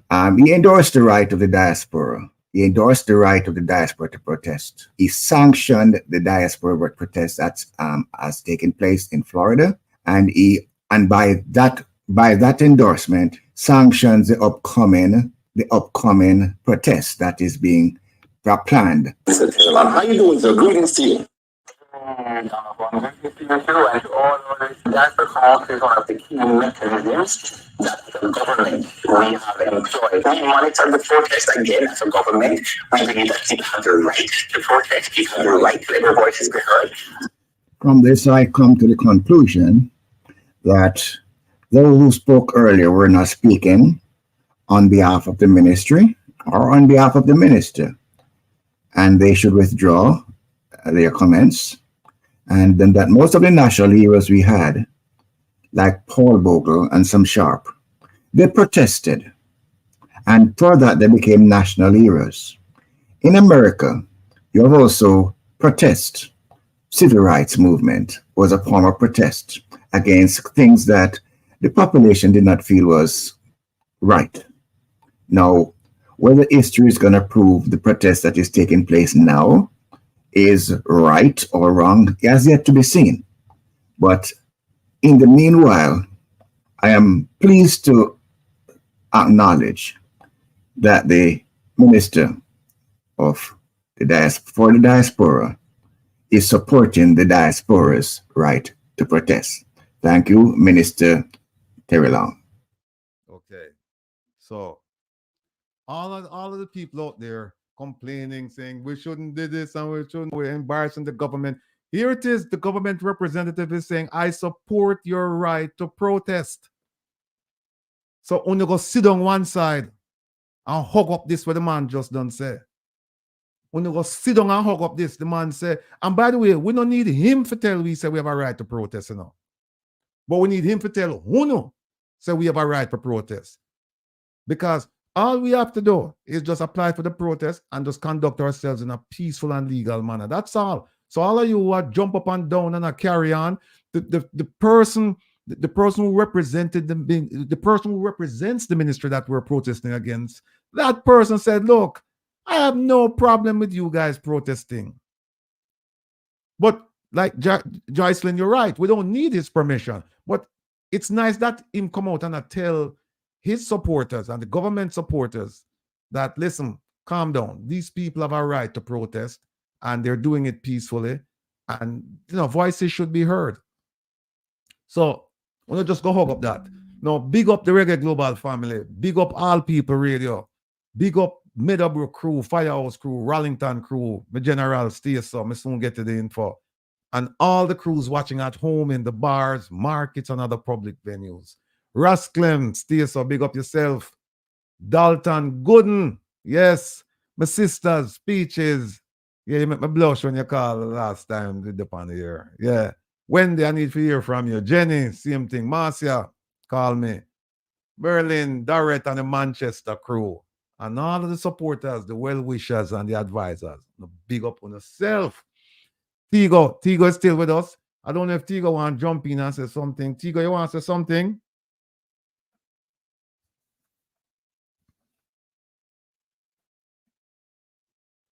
Yeah, right. Yes, sir. Hold on a moment. Yes, sir. Tigo, you have to speak up. Speak up. Good evening to the panel. You can hear me? Yes, sir. Can you hear me? Yes, we can hear you, Tigo.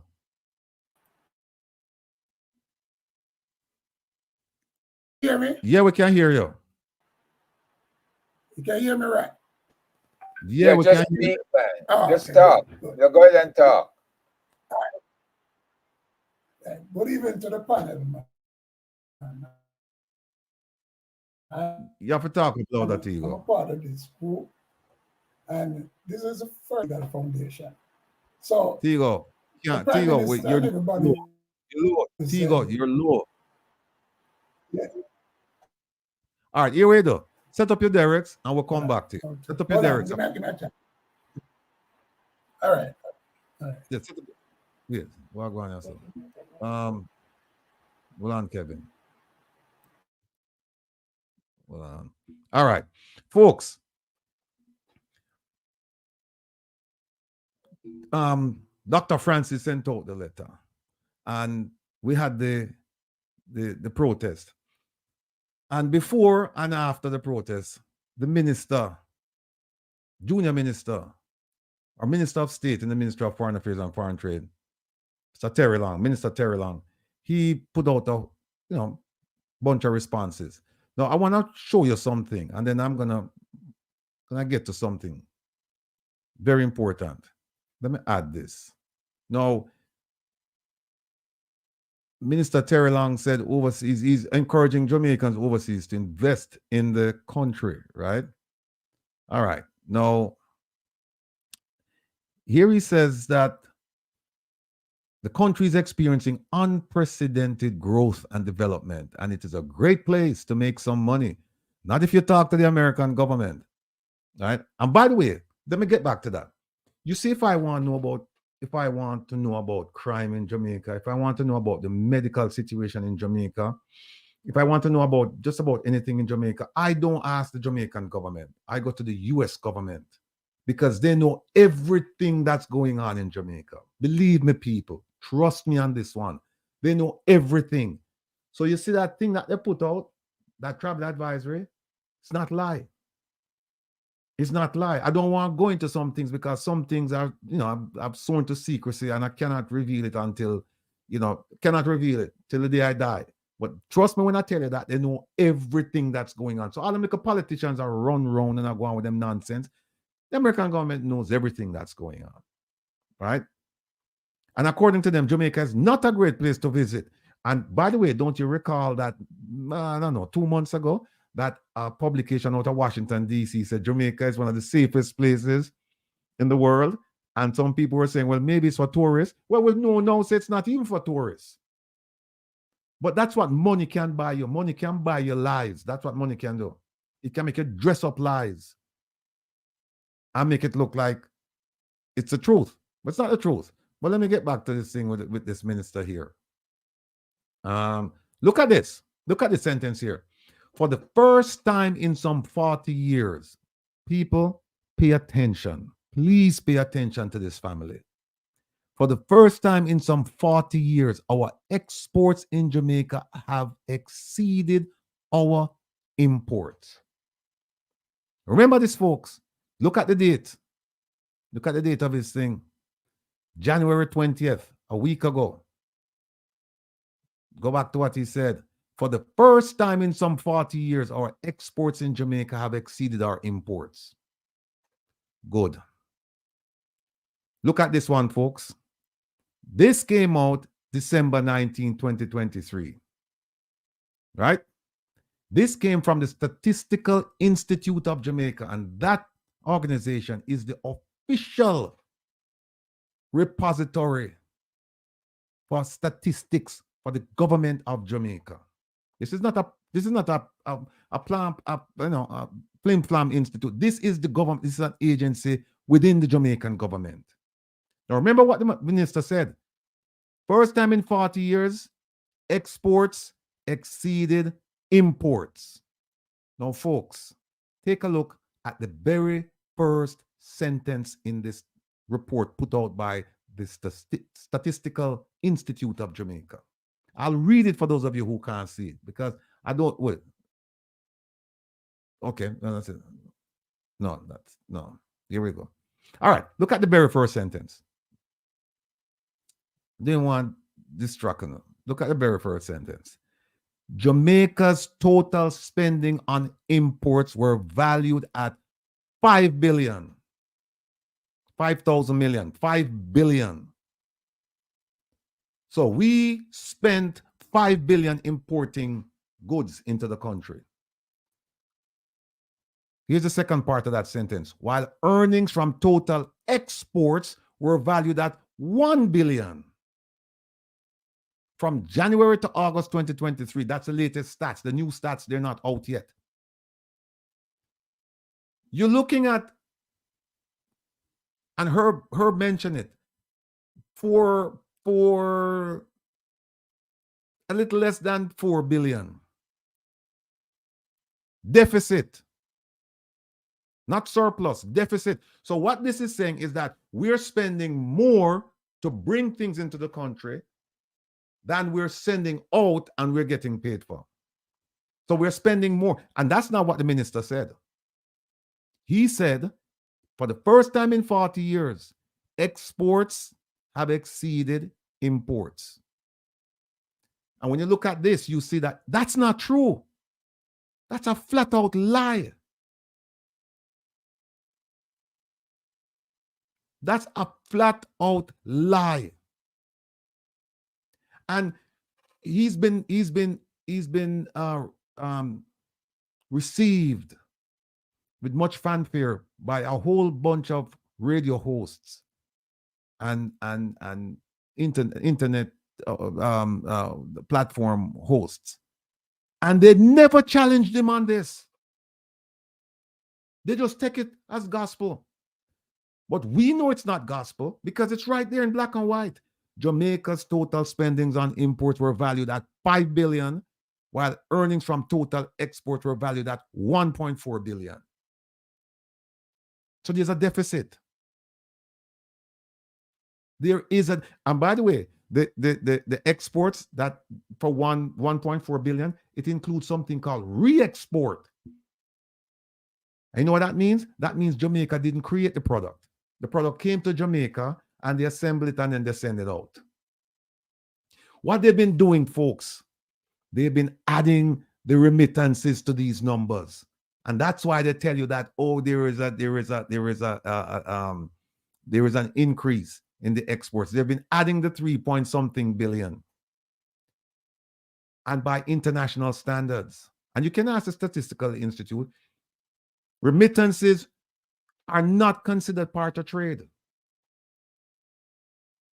Because how do you get to this number? This number, I've been told, is that it came from Jamaican customs. It's goods that come into the country and goods that go out of the country.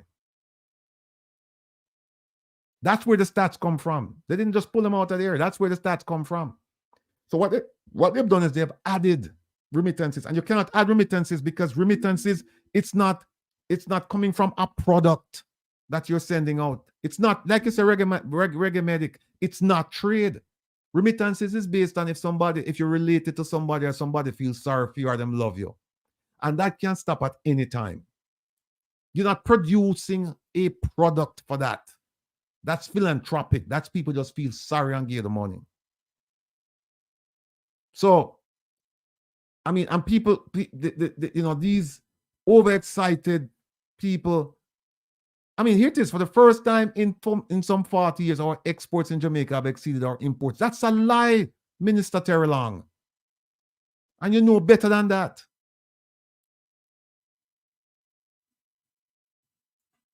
And he talks about the unemployment. I won't even go into this stuff. He talks about the unemployment rate.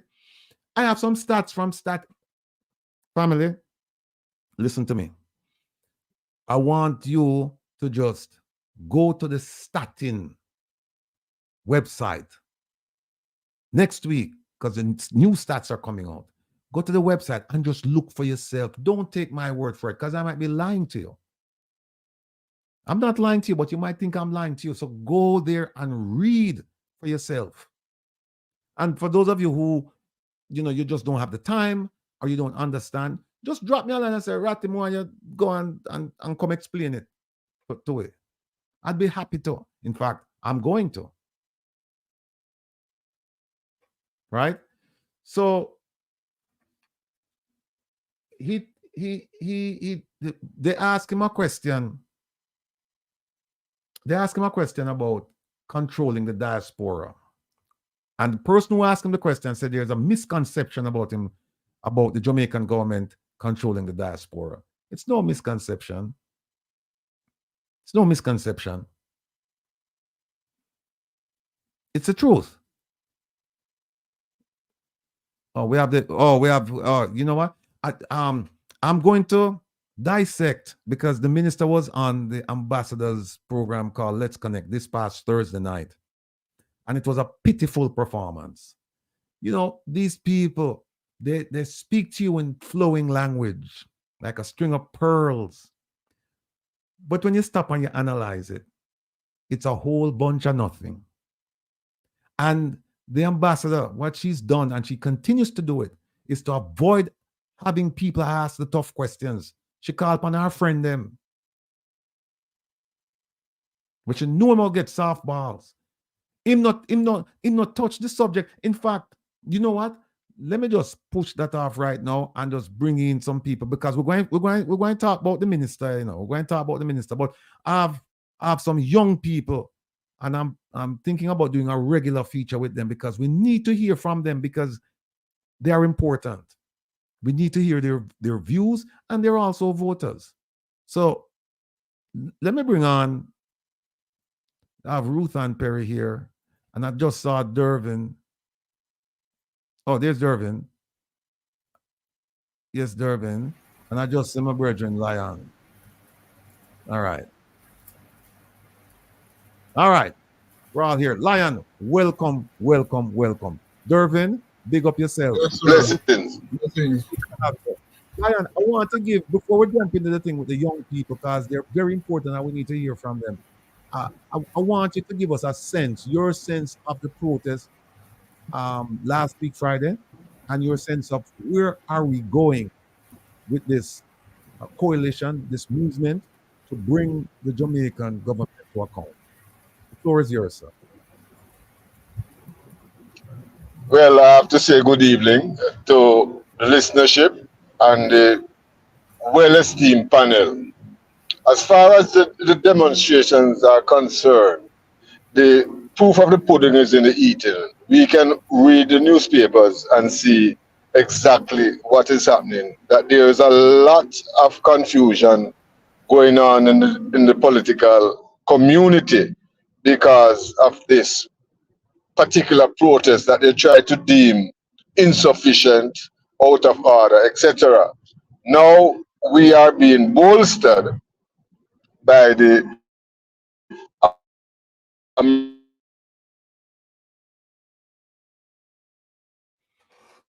Lion, you're fraud. If you can't hear me, you need to stop, man. You're moving on a dead zone.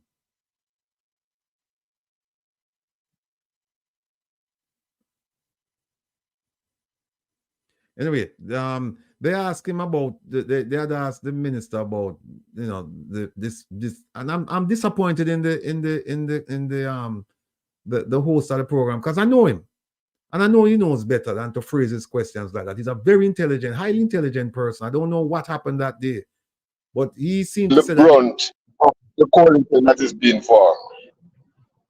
All right, we couldn't hear you, Lion. No move. That muscle. Stay right where there. Go back for about maybe 15, 20 seconds. All right.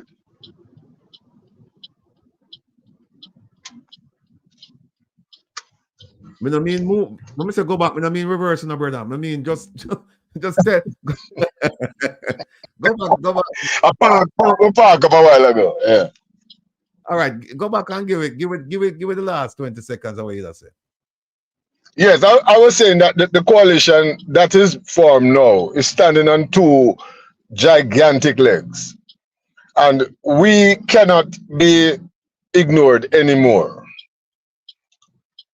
Corruption is now being endorsed as a problem of Jamaica by both the UK government and the US. So we are not that crazy as the Foreign Affairs Ministry has been trying to prove. without any success. This coalition is a combination of persons of various and varying ideologies and concepts, but they have all one thing in common: the enemy of corruption.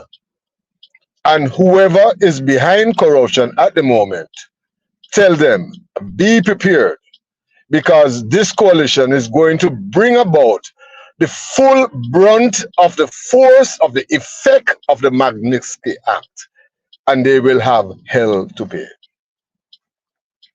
Thank you, sir. Thank you. Thank you.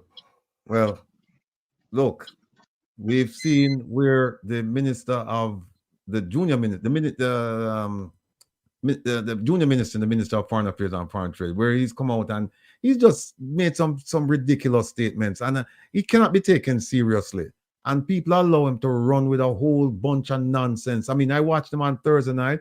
I have 2 pages of notes here, and some people were kind of disappointed that I didn't ask any questions, but I can honestly say that the ambassador won't pick on me to ask any questions. And frankly speaking, I don't even go there to ask questions. I go there to listen, because that's how you become smart. You become smart by basically listening to these people. You can't argue with them because they're more come with a whole bunch of nonsense. So what you do is you listen and you go back and you do your fact checking. That's all. And so I was there to let the people know that that I was there, that my presence was there, and I'm sure it unnerved some people, but also I was there to just write things down, and I have a whole bunch of things here I'm going to write down that I'm going to. No, I don't want to say that word. I was going to say no. I'm going to make the points that the minister does not have an affiliation for the truth. How about that? He misrepresents a lot of things, and then he talks. I don't know what's wrong with these politicians. They love to hear themselves, but he talks. And at some point, I was getting the impression that he was talking because he didn't want to be questioned. So some questions that were asked of him, him straight, him gone, we have all you answer something else when people have never asked him, because Dr. Claire Nelson asked him some very pointed questions and him couldn't answer them. And him gone, she asked him about crime and corruption. Him start talking about roads and spend an inordinate amount of time talking about roads. And then our inept ambassador sat there with this fake grin, and just carry on. But God no sleep, and she's been extended. And we know our daughter in a school, and so it's great for her because our daughter can finish school in the US. No problems with that. But you're being paid, madam. You're being paid by the Jamaican people to do a job. And you're not doing it. And you haven't been doing it. You're here showing off your style and showing off fashion and showing off this and showing off that. How does that benefit the people of Jamaica? No. The CG down in Miami is the real ambassador. That gentleman there, Mr. Mayor, that man is the real ambassador. He's out and about. He's flying the flag. He's the one trying to build up brand Jamaica while the Prime Minister and others, they're sinking it. And again, if you notice, they went over and they said, oh, we're going to talk to the US ambassador and pertinent agencies. But you notice they don't come out and make a big stink about it because they know it's true. They know it's true. 6R, you're right. Welcome. She's vain and she's empty. There's no depth to this lady. None. Yeah, watch her like a fake smile. Like a fake,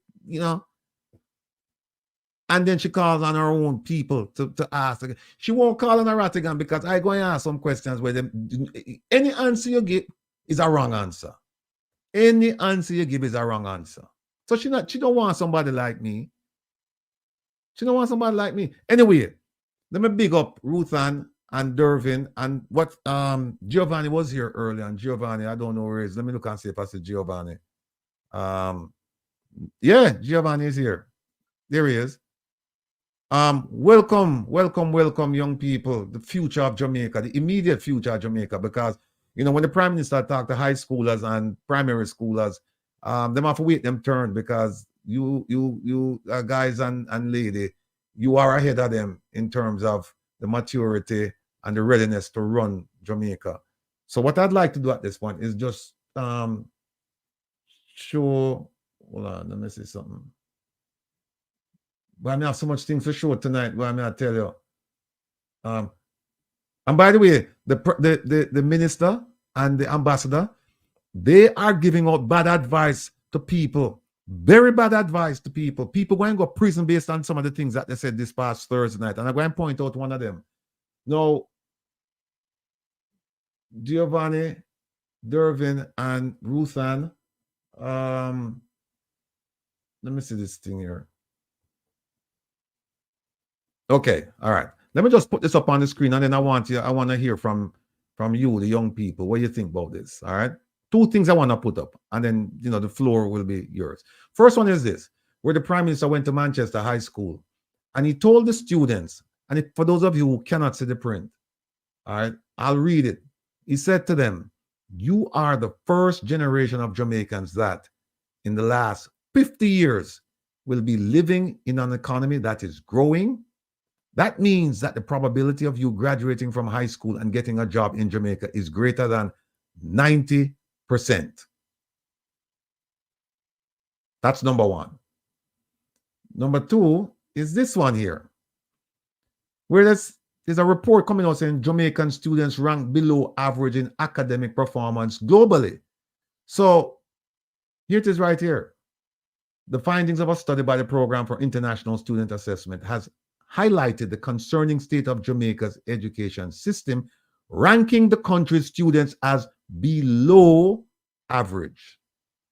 Now, how is it that you're going to be prepared to leave school, take over the economy, get a job, but you're performing at a below average standard? Dervin, talk to me. Yes, sir. You would have seen me. I was trying to hold back my smile, but I can't help it. As it relates to that, and good evening, everyone. Jamaica is ranked below for a reason. Our education system is in a serious crisis. And we need to get our heads out of the proverbial sand and acting like proverbial ostriches and saying that there's no problem with the education system. In the education, currently, many students are performing below par in math and English alone. That's supposed to speak volumes. And one of the biggest problems that we have in the education system is the crisis at the early childhood level. Many of our early childhood institutions are run by, persons who are not fully qualified. Like a Miss Matty, she just set up a little early childhood institution for the little children in the community to teach them reading, writing, learning the ABCs, 1, 2, 3s, right? And many of them are not trained. And some of them are not even educated, right? To dispense the pedagogical knowledge. No, I wouldn't say pedagogical knowledge, but to disperse the art of pedagogy on these little babies, right? And what I believe the government, and I'm talking about successive governments over the years, they have failed to take over the early childhood sector. Many of the children that we are seeing going through the primary school and going to high school, in which the government has instilled the APS program, the Alternative Pathways to Secondary Education program, where the coaches are mainly special educators who are to work with their fellow colleagues at the secondary institution to get these children up to par, right? I see what the government is trying to do something there, so I have to give them credit here. But let us go back to early childhood. Why wasn't there an aggressive move to take over those early childhood institutions and say, okay, Miss Matty, we know say you're not educating in early childhood, but we as a government, we're going to take over your institution, but also we are going to send you on a training program for you to be trained, you and your colleagues to be trained as early childhood teachers, so you can be more effective in imparting knowledge on these little babies. Right? And I said certain things before on the previous shows concerning the education system, so I will not be going back into that part. But we need to fix early childhood. The Patterson report that was disseminated, the Orlando Patterson report, is very instructive, in which a lot of things have to be changed, not only at the school level, but all the way at the Ministry of Education level, the headquarters to the regional offices going down, right? The question is, when is the government is going to implement every single aspect of the Patterson report? It is there.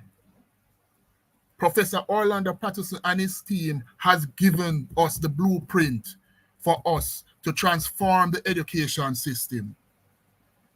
It needs to start now.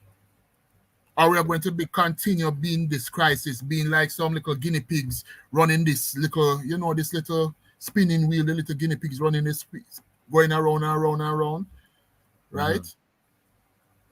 The essence of insanity is doing the same thing over and over, expecting a different result. It is instructive and it is straightforward. Let me bring in Giovanni and get his impressions of the two things I just showed. Giovanni. So good evening, everybody. So first of all, I want to start with a statement. This is something I heard at a seminar with some South Koreans. The title of the seminar was "Teachers Are Nation Builders," right?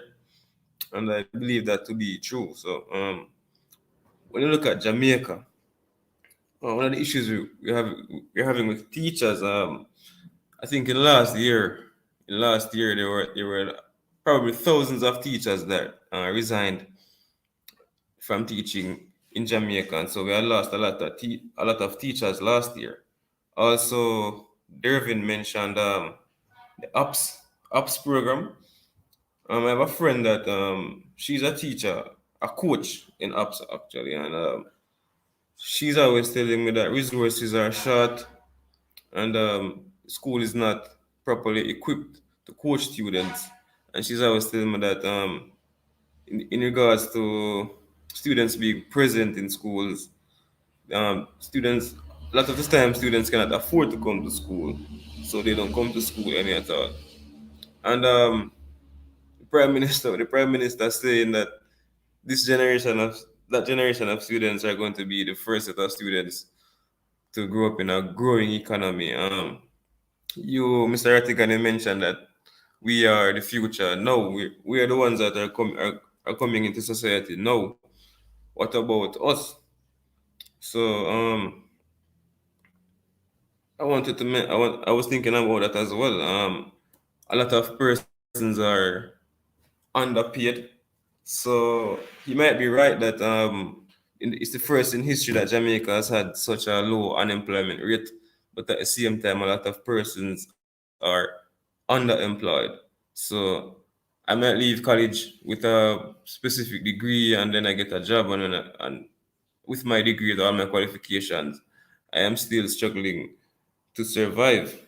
No, another thing that I wanted to mention as well is that the minister, was it the Minister of Security or was it Mr. Samuda that mentioned that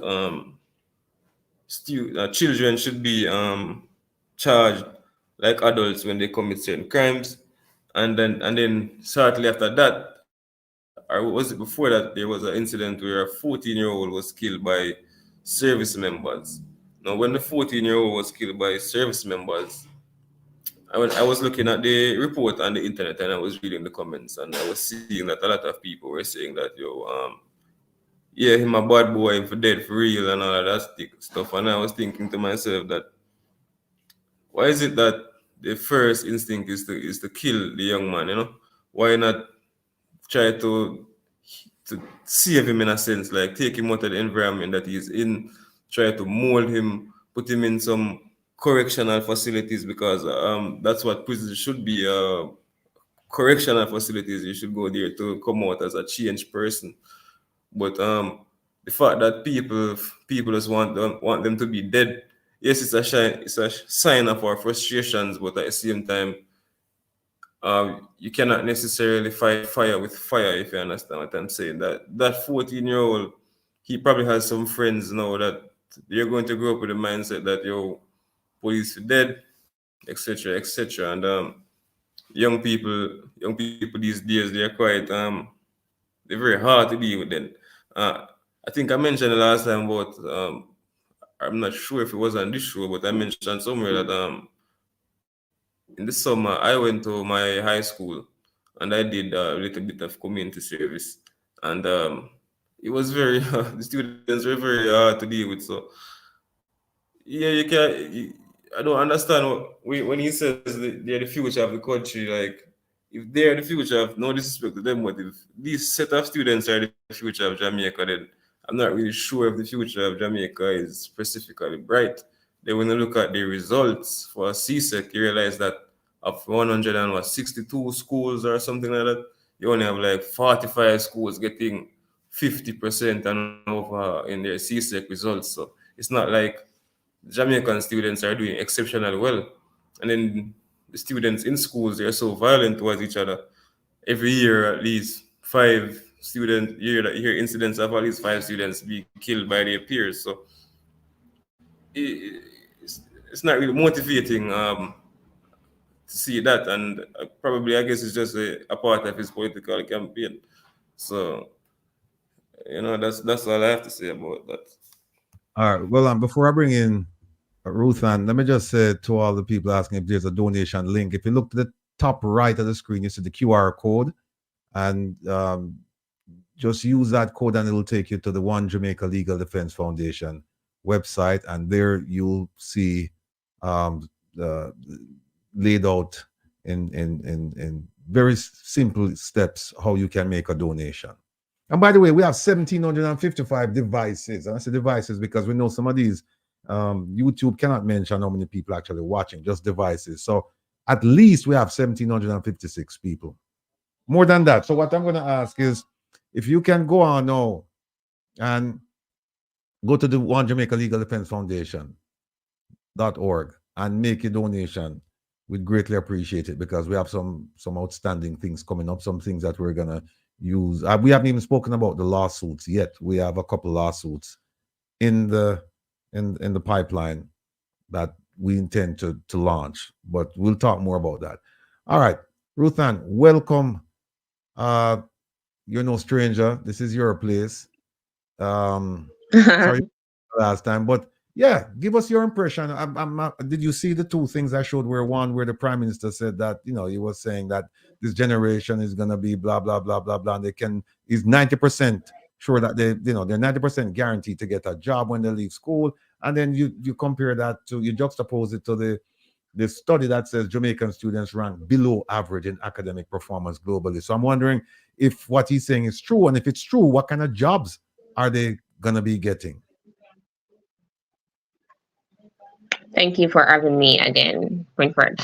All right, so the Ministry of Youth and Education has a slogan that says, and I think we should all know it by now, trending for a sustainable future, right? And as my colleague said, Giovanni, I'm not sure what type of future that is exactly. And I think at the very genesis of the issue is that we have a Minister of Education that does not have any experience at all with education, right? She has no background in education. And I find that to be very unbecoming, that we have a Minister of Education who does not connect with our Jamaican youth at all and has no experience in the matter, right? She is a financial strategist. I give her that by profession, but has nothing to do with education. And it really shows where our education system is concerned. And with the myriad of teachers who have fled the country in the latter part of last year, that also plays a critical role in why majority of our students right now are failing miserably where education is concerned. And we have an expected student. Let me just stop you. I hate to do this to my guests, interrupt them. But let me. You said that the minister doesn't have any experience, but we're seeing it across the government. We see where an advertising person is in charge of health. We see where a medical in charge of national security, and they said crime is going down. So, is it working or is it not working, or is it just in the just in the education sector working? All right. Okay. All right. So that is putting me on the spot. But definitely for education, I don't see where it is working. And for the other areas that you mentioned, the other sectors, I don't see where it is working, right? But this is Jamaica, and yes, of course, we're going to get jobs because of qualifications and links and all those stuff. But I think that at this time, it should really be based on merit. If you are not experienced in a particular field, like I definitely think that Jamaica needs to reach the point where if you don't have certain experience for a particular field, you should not be allowed to be that job. Because a doctor, if someone studied to be a politician per se and has no experience in medical, I would not want that person to operate on me. That's the level I think that the country needs to reach, where if you don't have experience or something, it should not be a case where, oh, I know him, so I give him the job. I think that's the level that we need to reach. As it relates to our youths and getting jobs after high school and stuff like that. At this time, I am not seeing where our youth are going to get any jobs that we actually studied for out here. Like, that's how terrible it is at this time, that we go to university and we study for something, and most of the times, majority of the times, we end up working in call centers and those stuff. And it all again leads back to the education system and the education ministry. I think that's where the stem of the issues are coming from. Teachers are miserable with the pay that they're forced to receive, and the government is doing little to nothing about that. And if our teachers are miserable and they're the ones who should be teaching and leading the process and improving our students, then that says a lot. If our teachers are miserable, that there is nothing much that we will get out of the education system, and there is not much to look for in the upcoming CSEC results. At this time, I know of so many schools that are without math teachers, without English teachers, without bio teachers. I recently even went on an interview, I think it was the latter part of last year, and I went for an English position, and the person was offering me a biology position. Should show you that it's the level that it has reached, that once you have like a bachelor's at this point, you can become a teacher. And I don't think that should have ever been the case. Not saying that it's a good thing, because persons can't find job, but I'm just saying that if you do not go to a teaching institution like micro or something like that, you really should not be able out here teaching people, because it's not producing the results. Well, let me just say this to everybody, that the government boasts that the unemployment rate is the lowest it's ever been, and there is truth to that. That's a true statement. But let me show you something that's also true. Well, Kevin there. Kevin, help me up here. We need to bring up this stat for the labor force for July 2023. Because what it shows is that, and my good friend Patrick in the chat mentioned it, we're little more or maybe just the same as indentured servants. Because if you look at the jobs, oh, sorry, Kevin, seated. Thank you. All right, folks, take a look at this. Let me big this up here. And again, these things that I'm putting up here, these are not my stats. You see where they're coming from? Statistical Institute of Jamaica. And Jamaica has about, 2.8, 2.9 million people. And they said in July of last year, there were 1,315,100 persons employed. And it was an increase compared to the similar quarter of 2022, which is good. So we have more people working. But Continue reading.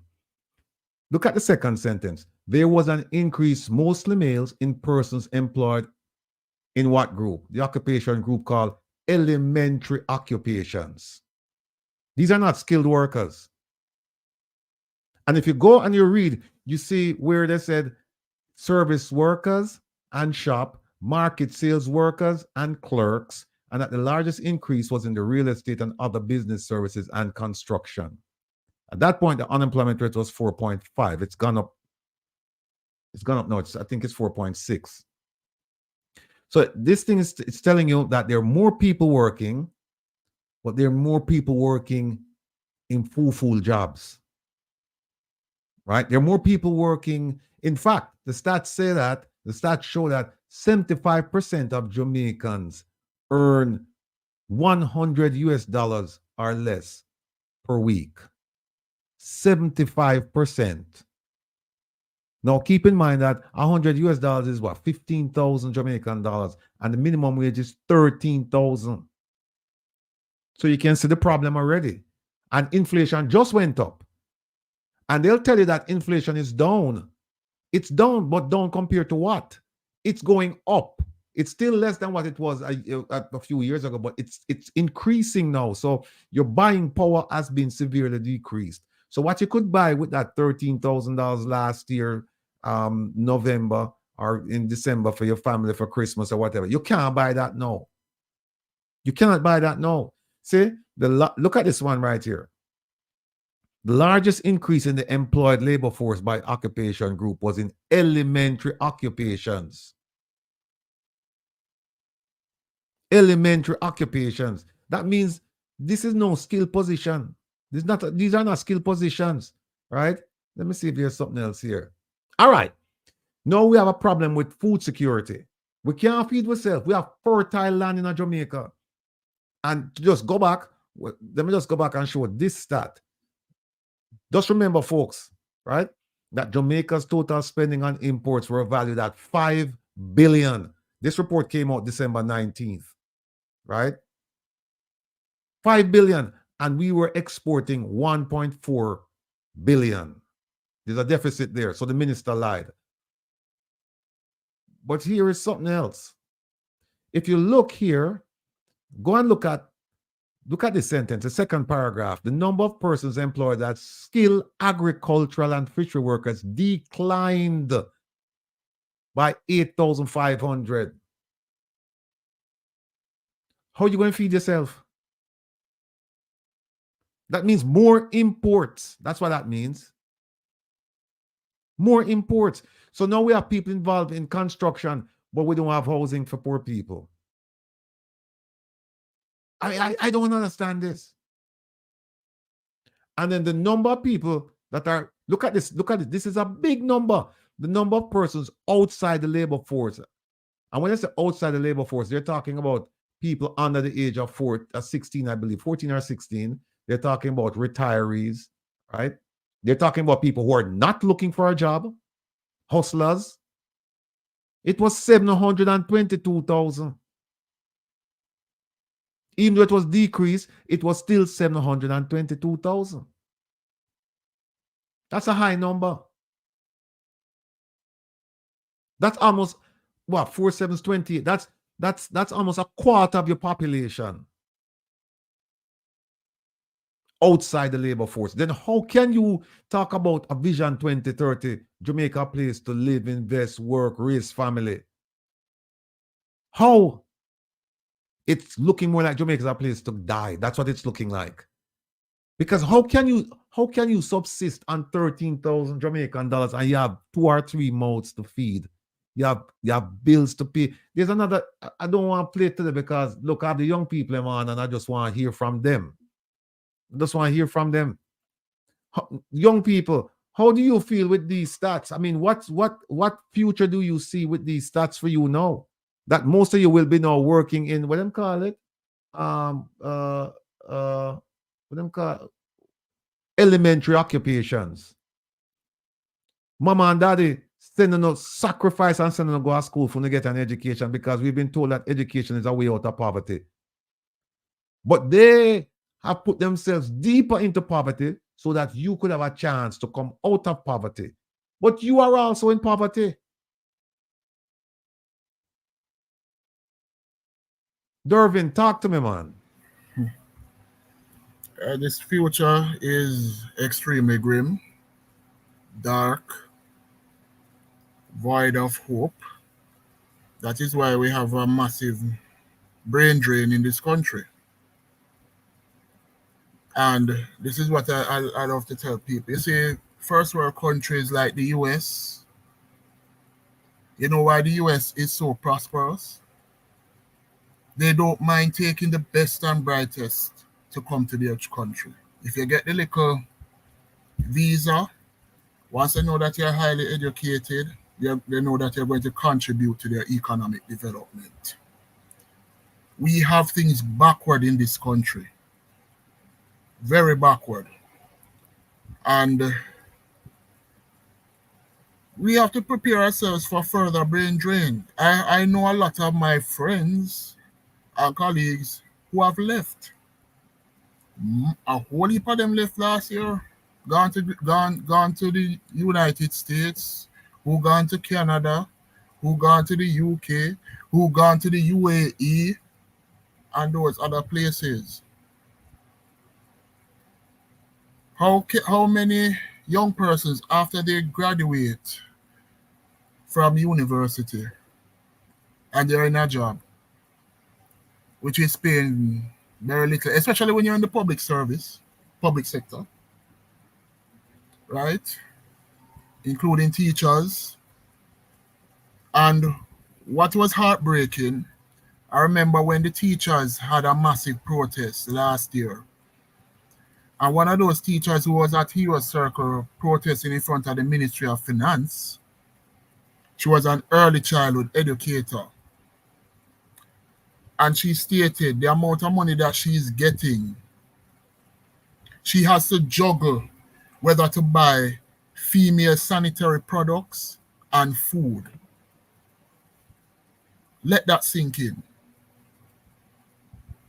A woman who has her typical bodily functions as a female, she has to think whether to buy sanitary products or to buy food to survive. Anybody who has created this financial apartheid, because that is what I need to call it. This is an economic and financial apartheid, or should I say a financial holocaust of the people of Jamaica. When you have a woman who has to choose either or, and both are natural things, obviously you don't love your mother. You know no mother. A mongrel dog give birth to you. No, mongrel dog take care of them puppy. A monster have given birth to you. Right? And some of these persons who are in power, their mothers were teachers too. And they have seen that their mothers have been struggling. So when you have a teacher who stood out there and was protesting last year and had to say that, this is very sad.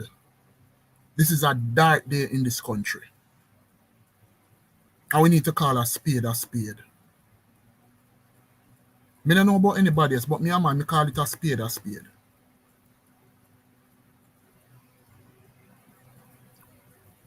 We are in a serious crisis of epic proportions in this country.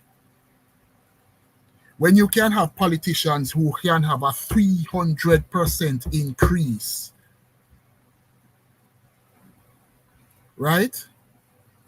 And the populace who you've spoken to as head of the country's coffers to say you don't have the this amount of money to give them, but yet you can pad up your pockets with a 300% increase.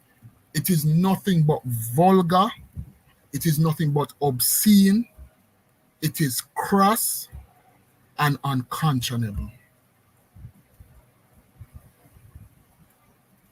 And that is why you're going to still have And they're going to continue being a massive exodus of not only teachers, but other young professionals who are graduating from UWI, UTech, and all the other universities around this country, going to greener pastures. Because the Bible even saying the prophet of Isaiah, a prophet is never honored in his own country. So these persons, these highly educated people that you have, you don't honor them, they're going somewhere else where they will be honored. I've seen it with my friends. They were battered and bruised in the system, especially the education system. And when they took themselves out of this situation here in Jamaica and gone abroad, they are being hailed as game changers abroad. I will not stop talking about a couple of my friends. One of them is in South Carolina. She's doing extremely well. She was at the Senate advocating for children with special needs there. And she came in the media, news media there. She's a massive game changer. Another one is in Virginia. She's making waves over there. Right? Jamaica doesn't honor its own.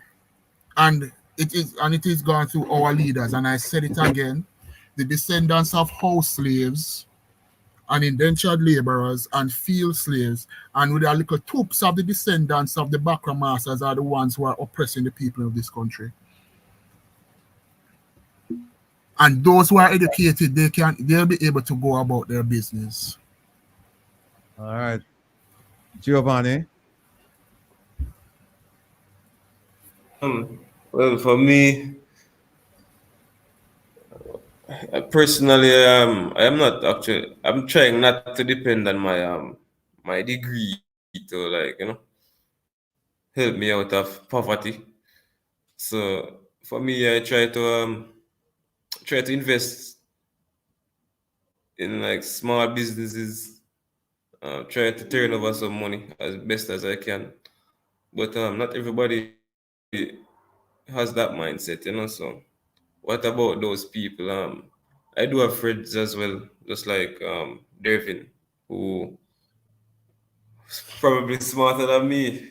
My bridge when I go to high school, they're probably smarter than me, but they never have no strength for go college and things. So me always like call them and they waste the talent, So we kind of sometimes when we talk to them and them tell me we struggle going. Me have a bridge, have a son, and he might get like 15 grand every 2 weeks, and we might go take care of his son and take care of himself and take care of baby mother. You get what I say? And then probably, I don't know if I go too far, but me always think of the impact that the money has on relationships with like younger people as well, because, like, no matter what we can grow, it's be like money play a part in even a relationship with your husband or your wife. And when I think about it, like, the birth rates are going either. So if you have a situation where you have two people who can't make enough money to take care of them children, then they're not having no children. And then what about, like, mental health in a relationship? Same way, where probably a person might cheat on them partner because them can't provide for them how they're supposed to provide for them. So when you look on Jamaica around, it just sometimes it is overwhelming and it's stressing. But one thing I can really have is faith. You get what I say? I just hope and believe and just try hard and just know, say, every day you have to just push out and you can't really give up. You get what I say? And I'm not employ upon the body, but now for say we depend on the government for do this and do that for you. Sometimes if you can do it, I'll do enough people. What they call it, unregistered laborers. I remember the word that I used a while ago. Like, enough of them people are like, when we see a man or wife in car glass, I respect them on the same way. Or a man who sells some bug juice on the roadside, I respect them on the same way. So you have to just kind of do them things that with a little faith. And so say, probably one day I might have sell my bug juice on the road, but probably tomorrow I can have a shop where I sell bug juice and a couple more things. So sometimes it down to the people just the same for you just believe in yourself, because truly and truly that's that me have. Just have my self-belief, you know what I mean? I might get a degree sooner or later, but definitely now depending upon my degree if you elevate me to the next level of the social ladder, I have to kind of depend upon myself and try to be as innovative as possible. And like I'm saying, everybody can do that, but once you can do it, just don't be lazy. You get me? Yeah. Well, you know what? I'm looking at the stats again, and it would appear that they said that females, there's a larger increase in the work population of females. So then, if that is the case, then who's taking care of the babies at home? If there are babies at home, is that grandma? Is that neighbor? Who's that? And then also, if what I really worry about a young man who's not in school, have a baby mother, and have a gun, I have no job. I just worry about that. Ruthann, come in, talk to us.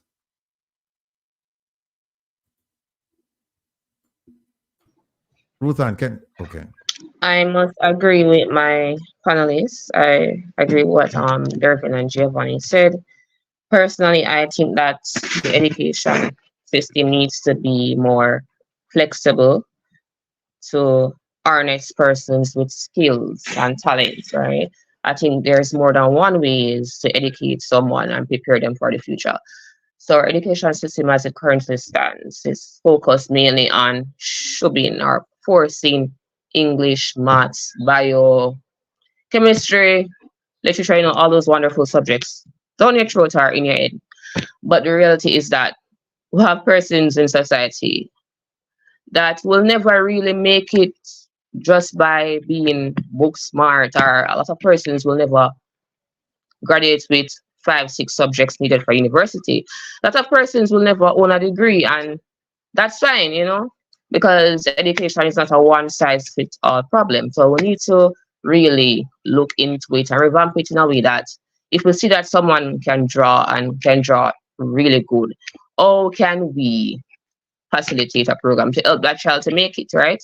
Because we have too much persons on the roadside are about and me go and them stuff, but them really can do other stuff. It's not just about can do maths and English to go to university to get a degree. We need to see how best we can assist our Jamaican youth, and by that way, it will definitely help us to train for a sustainable future. So we can't just look at education as a one-size-fits-all issue. Also, you mentioned that many of our women are now getting more educated, becoming more wise, and the men are now at home with children. Well, time comes for a lot of things. That is one of them. Not saying that our men should be at home, but we must look at the fact that society is evolving. So our women no longer, it doesn't need to necessarily be that our women should be at home. No, the breadwinner is the breadwinner. As long as someone is out there getting what they need to get done, it shouldn't matter who's at home, right? And we have to admit that majority of our women, in comparison to our Jamaican males, are now more ambitious. Women are now doing what men was previously dominating the fields in. We have women taxi drivers, we have women construction workers, the women are taking over, and I just feel like the men, they need to catch up. It's just as simple as that.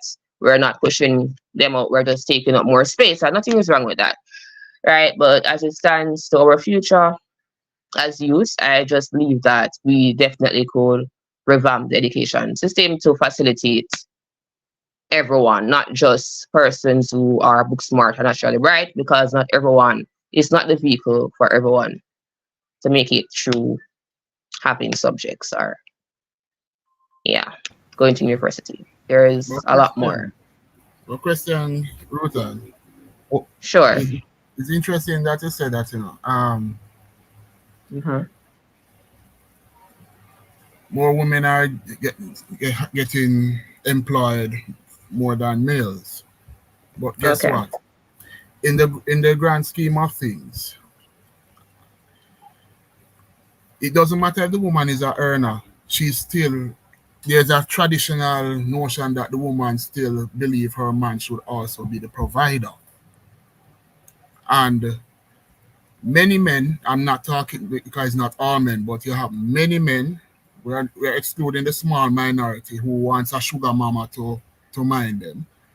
Many men feel better, feel more useful as a man to take care of his woman and his family.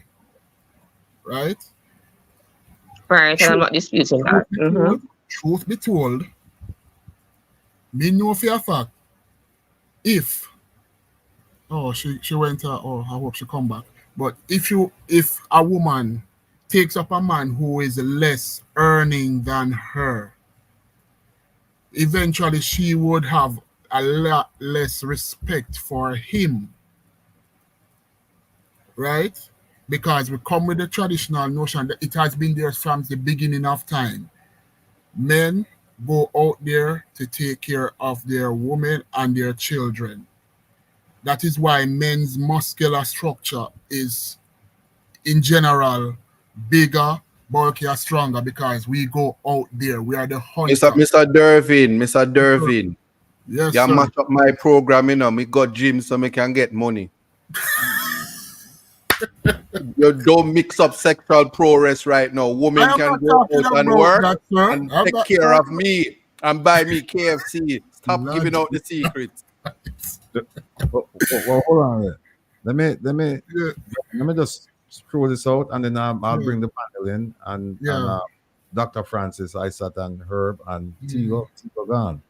And Ruthan is also kicked off. I don't know why. I'm waiting for her to come back on. But somebody just sent me a message, and they said, "Well, I'm here. You can hear me." Oh, Tigo, can you hear me? Yeah, I can hear you. They said somebody just sent me this message from Jamaica. The person said, "I'm here. I'm here." I can hear it, Tigo.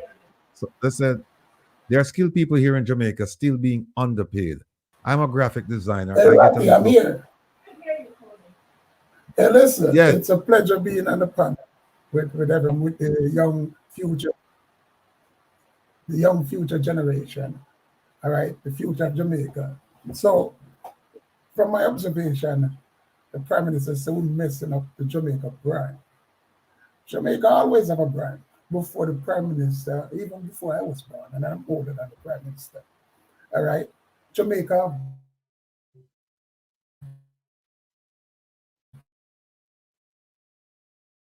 great people like Lawrence Rowe, George Carr, like we have one of the greatest men that ever walked the planet Earth that I could understand, that I researched, the great Honorable Marcus Mosiah Garvey. So we have brand. The Prime Minister don't have any brand. And it's Parliament. Because when you, Mr. Prime Minister, robbing the country blind, false illusion, false messages to the Jamaican people, you're pulling a veil over their eye. We, the diaspora, you said we are the ones sending in the guns. Mr. Rattigan, prove it here that the Prime Minister and Parliament bringing in the guns. This has been happening from day one, not yesterday, from both parties. So who's destroying the brand? The Prime Minister. You understand? And his party. And then the other party lurking in the back scene to come and do their thing. When they start that meeting on Thursday, they try to pull a veil over the Jamaican people's face by showing them what they're planning to do in the future of Jamaica, the development. But that doesn't help Jamaican poor people. Because that development will not benefit Jamaican poor people because number one, Jamaican poor people cannot afford to go in them resort, right? Unless you're one of the privileged, unless you're one of the legacy person who get all the tradition from their family, like all these privileged half-white people, half-breed, who get the gift from their parent and they pave the road for them. But the poor people have nobody to pave the road for them. So therefore, they need also to be a part of the solution because they're part of the problem. They're the one who vote for these people. So now you got to get up, stand up, as Bob said. The great Robert Nesta Marley, Bob Marley said, get up, stand up and fight for your right. Now, you have Peter Touch coming, another great player, singer, who said, equal rights. Everybody want everything else, long life, this, but they want equal rights and justice. So we Jamaican people have to come out of the gospel, what they call the gospel. We're driving us down in the ground. We got to get up, stand up and fight for right. Marcus Garvey said, we never know ourselves until we're back against the wall. But guess what? We're back past the wall. Because when you make a guy like this young foreign affairs guy come and telling you that Jamaica doing good. Jamaica doing good for those people that in parliament, but it's not doing good for the poor people. We still have outhouse, we still have neighborhood community with no running water. The backside tearing up the Ryakova River with the fish floating. You understand? This prime minister, when he was going to run, I personally have been in the out of Jamaica for a lot of years. But I personally wanted to see him get in. But with all the criminality, the guy don't want to put out for 3 years now, going on 3 years. He's earning for the year. Now his wife putting up a structure for over $800 million. Where she get all that money? You understand? We got to wake up as Jamaican people. And look, I have a love and hate relationship with Jamaica. I love you because I'm rooted. I don't love parties. I love the people. But the part of me that crying is that we don't want to get up. We don't want to see things for what it is. We just sit there like these people come with a story and we just live the lie. We're not living the lie no more. Burning Spear said he love a man who think for himself. We got to think. We got to come out of this slum and this sleep. We got to resurrect ourselves. Don't listen to these people telling you wait for no rapture. You are your own rapture. And don't wait to die to go to heaven. Heaven is on earth and hell is on earth. It's a state of things. If you don't pull your bootstrap up and get up, stop waiting for a fish every day. Let the man teach you to fish so you can wait. When Michael Manley said back in the days, I'm not a PMP, self-reliance. I remember America, which is a #1 first world country, put a law that no more spelling bee contests, no more Caribbean islands, especially Jamaica. After that, half Indian young lady, outspell them, cannot come back there. So that don't tell you that we have standing. Well, I mean, we have brand. We have brand. But if the parliament from both parties holding on the people, because Jamaica people resilient, these people go out and they make, I watch people make a fender, a car fender out of 50-gallon drum. We are great people. We are the rebellious people. We're great kings, pharaohs. What about the Maroons? What about Nani and Kodja and Paul Bogle? What about Bookman who leave Jamaica and go and help and fight in Haiti? Haiti is supposed to be our brother. We end up sending, we're going to send police to go police stations. They're supposed to be our brother. We're the most feared Caribbean island in the Caribbean. We stand up together and fight the colonizer. Now Jamaica went and got lined themselves with China, who come to take what Jamaica. We soon start speaking Mandarin now, all right? And then they're going to get a bad relationship with America, because the same thing America used to tell Mike and Manley, don't align yourself with Cuba because they're with Russia. And what they do, they put up sanction literally against Jamaica and force Michael Manley, and I'm not a politician, to take IMF money. Now these government today taking a loan to pay a loan. So another 3 generations from you guys, you college guys or university guys, have to pay that loan. When Mr. Holness said he wants to leave a legacy, yes, he's going to leave a legacy by one of the prime minister who rip off Jamaica people. I mean, them still suffering, tearing on them house, taking our land, giving it to his friends and the Chinese and all these other investors. Holness is not in it to help the Jamaican people. Talk about education, free education. What about free education? We used to do work experience. I used to work with CMP, and some of my colleagues go to serve well. So you get the experience. So when you go out in the world, you could market yourself literally. And you only get 3 weeks. We have a good relationship with Cuba. where we used to do exchange student Venezuela and all of these people. But we lose that.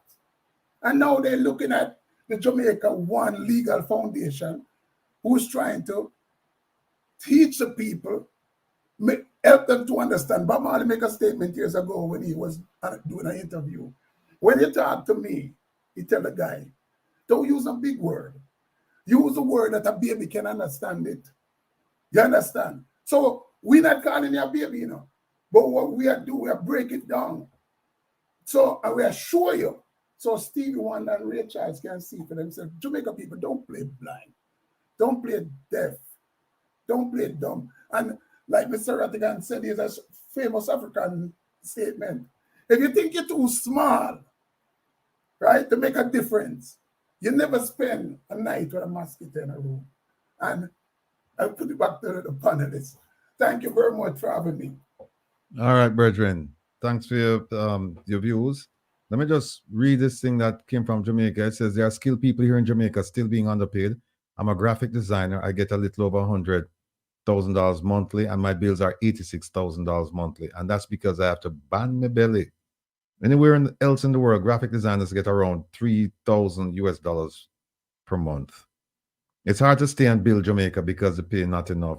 Two friends of mine both worked in the US 6 months, and between them brought home around 5 million Jamaican dollars at the end of the 6-month period. All right.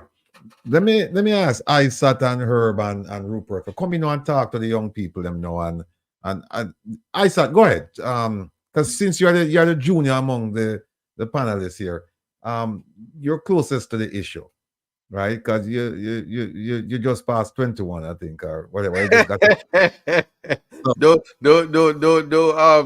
treat me like a milk carton, you know. But here's what I'm gonna say. I'm hearing stuff. Giovanni, you really left me in contemplation. I have not gotten over it, Mr. Mackenzie. And here's why. $15,000 every 2 weeks. Whoever your friends are, I'm gonna say this with a straight face. I am not being sarcastic. I'm not putting out anything. I'm no satire. This is reality. If you are making $15,000 every 2 weeks, stop work and beg. Oh, that was a mistake. My apologies. $30,000 every fortnight. Yeah, sorry. $15,000. Yeah. $30,000 every so that's $60,000 a month. Well, I was just speaking, and the comment sections was saying, who is Isa talking to? Because I'm hearing these things. I even hear in Tigo, and I'm like, Lord, this can't be real. Yeah, even $60,000, if that's where we are, everything that we're saying doesn't fit into the reality. When Ruthan says, oh, women are working, men need to catch up. Catch up to do what? Where are the jobs for us to catch up? Why not do we have to stay and rub out our hand middle? There's simply nothing here. The resources are here, but it's not trickling down to the people. That is the reality. Even when you're educated, it matters not that you're educated, because when you're educated, they can't hire you because you're overqualified. And they need uneducated people to keep the hamsters on the wheels of economy turning. And that's we have gone and escaped slavery, but we are still slaves. And all we do is deal with slogans like prosperity and statistics and numbers. And again, I'm being serious. Whether my maths is bad and I want to sound like a counselor that says, yes, if you get $100, you give 50 to the other side and you take 100 for yourself. That's the type of math that you're going to have to be doing. So much so that when you get your pay and you get $120,000 and your bills come up to $102,000. Nobody don't tell me yet. I just hear the man say him friend you just read it, Rattigan. The young man says, I'm a graphic designer. I get paid $100,000 and my bills is $86,000. You can't go KFC. You can't date Ruth because you can't give her money to buy here. Nobody's talking about the iPhones and the phones and the life that we're supposed to live. You can't send your children to Stella Maris to get an education. Yeah, I'm naming schools. If your kid's not going to Stella Maris, they can't get educated. But then Vaz Prep is going to come, St. Peter's and Paul and Hillel. This is where the education is. I'm going to say this, when I was young, in the 80s, you could have done some fool, and I use the words, inappropriate words. You could have been a retarded picnic. You had to be in the system and you have to pass common entrance. It's like playing Monopoly. If you don't pass common entrance, go to jail and do over the year. And your friends would be first form, second form, third form, and is when you're 13, you better pass it and get to high school. They weren't just ushering out kids. And the same kids, you could have been done. Me did so done one time, them then carry me go America. Me had a bright spark. Me was a bright spark when me did dunce, because there was you had to keep up. Whether you had what them call it ADD, ADHD, all these things are real, but there has to be a working system. And somebody changed the system. And now they're putting PEP. Let me criticize PEP. PEP is a swatting mechanism. So when I hear my young people talking about these degrees, let me tell you something. This is truth. If you get these degree holders and put them to the test, them degree don't mean nothing. Because they're sending out people with, the university sending out people with C degrees, basic passes. They don't have aptitude and they swat for the degrees. And then they want the pay. They want the same pay. And who started this? Your Minister of Finance started it, because he gave the politicians 300%, and everybody treating Jamaica like TikTok and Instagram. And we want to buy the KFCs, and we want to go to the hotels, and we want to travel, and we want to go foreign, and we want to go in the malls. On what salary? And I find it offensive, and I don't care who is upset with me. I'm not an economist, but sending people to talk about BOP is jobs. You might as well stand up at the stoplight and be a window wiper. I am serious. It is offensive, and life is a little bit too much for you to accept that as your reality. Young black people are talking about now, because you see the uptown people, them all right, them parents gonna send them to foreign, they go to the embassies, they get the visas, they have diplomatic friends, they go to school, they go to Harvard, and they come back and they get Rhodes Scholars, and then they become politicians, and they become ministers of ministries that they have no aptitude. They're uneducated in the ministries that they run. When you tell them that they're uneducated, people say, I saw you're rude. When I just came on this program and Ruth educated me. Him not there now. But Dervin educated me. And the young people are educating me in things I know nothing about. But as I'm hearing, and I hear Tigo, and he's talking about it, he speaks about the Marcus Garvey. He speaks about all the people who have had one thing in common: individual locus of control, individual external locus of control. We have a young man who's gone to space, and he put the Jamaican flag on his arm. I'm speaking about it because I can tell you this: Jamaica never contribute nothing to getting into the space program.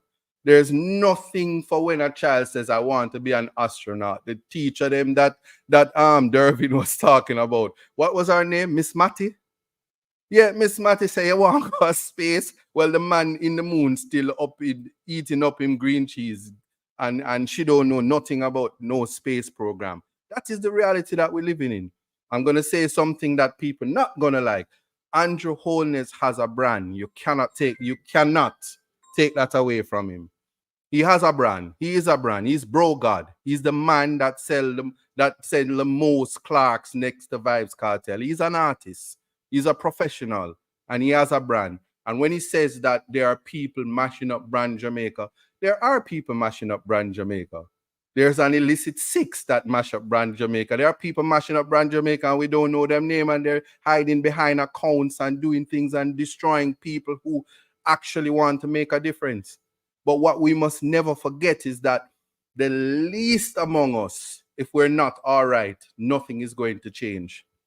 When you start to say that you want to criminalize young people before they get a chance to even develop, they're not even allowed to make mistakes. You're talking about give them life sentences, and you're criminalizing the black Jamaican youth. And this is just like slavery repeated. And then so Ruthan can say women are doing well, but women and men, we're all the same. How can you, if you are the woman and you're doing well, how can you say the man is worthless when there's no opportunities for him? And when you see people rubbing out their hand middle, it's because they don't have an opportunity to try. Where are the programs? And we have $1.7 trillion unaccounted for. So when you say when I hear the teachers this last year was saying, if we don't teach them, they're fully dunce. Now that we are fully dunce, all the things they're gonna say is the parents' fault. There are many young people every year they graduate from the law school. And you check the star for yourself. Just Google it. Define the odds. Lawyer mother selling the market. The mother couldn't read and write, but the daughter become a lawyer. The poor of this country by themselves have resilience. So you can get education, you can get profession, but the reality is what the opportunities are not there because the country is being plagued by corruption.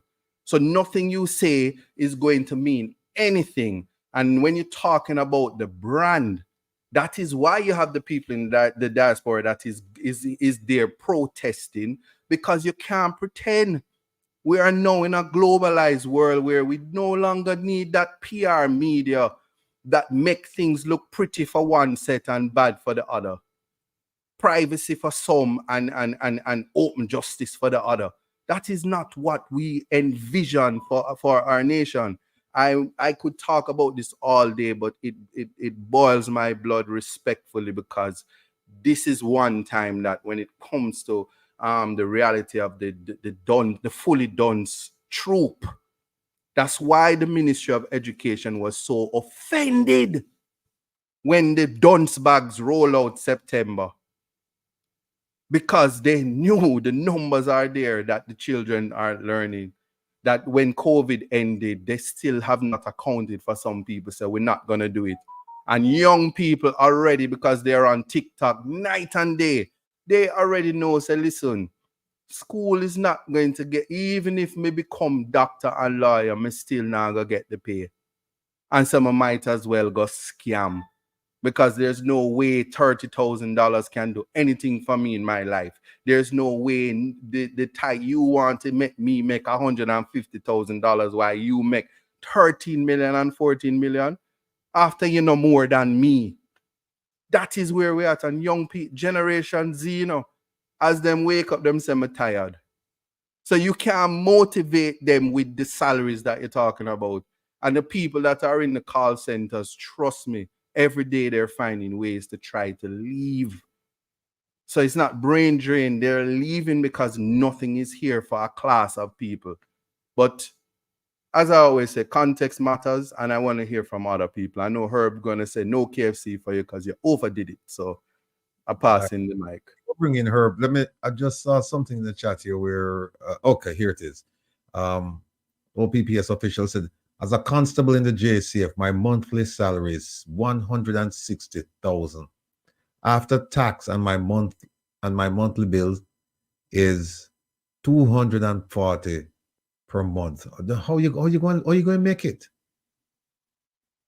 If your salary is $160 and your bills come up to $240, and you know what? Let me just say this. No, let me just answer that, Dorothy. Right or left?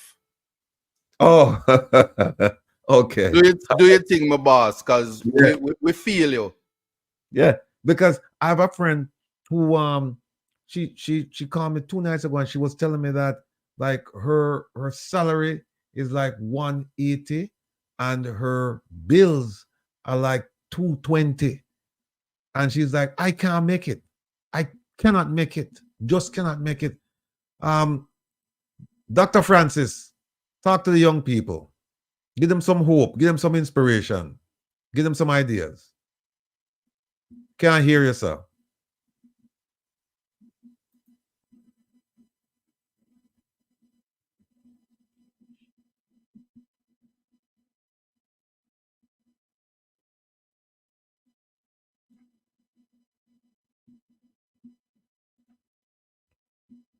Dr. Francis, you're muted.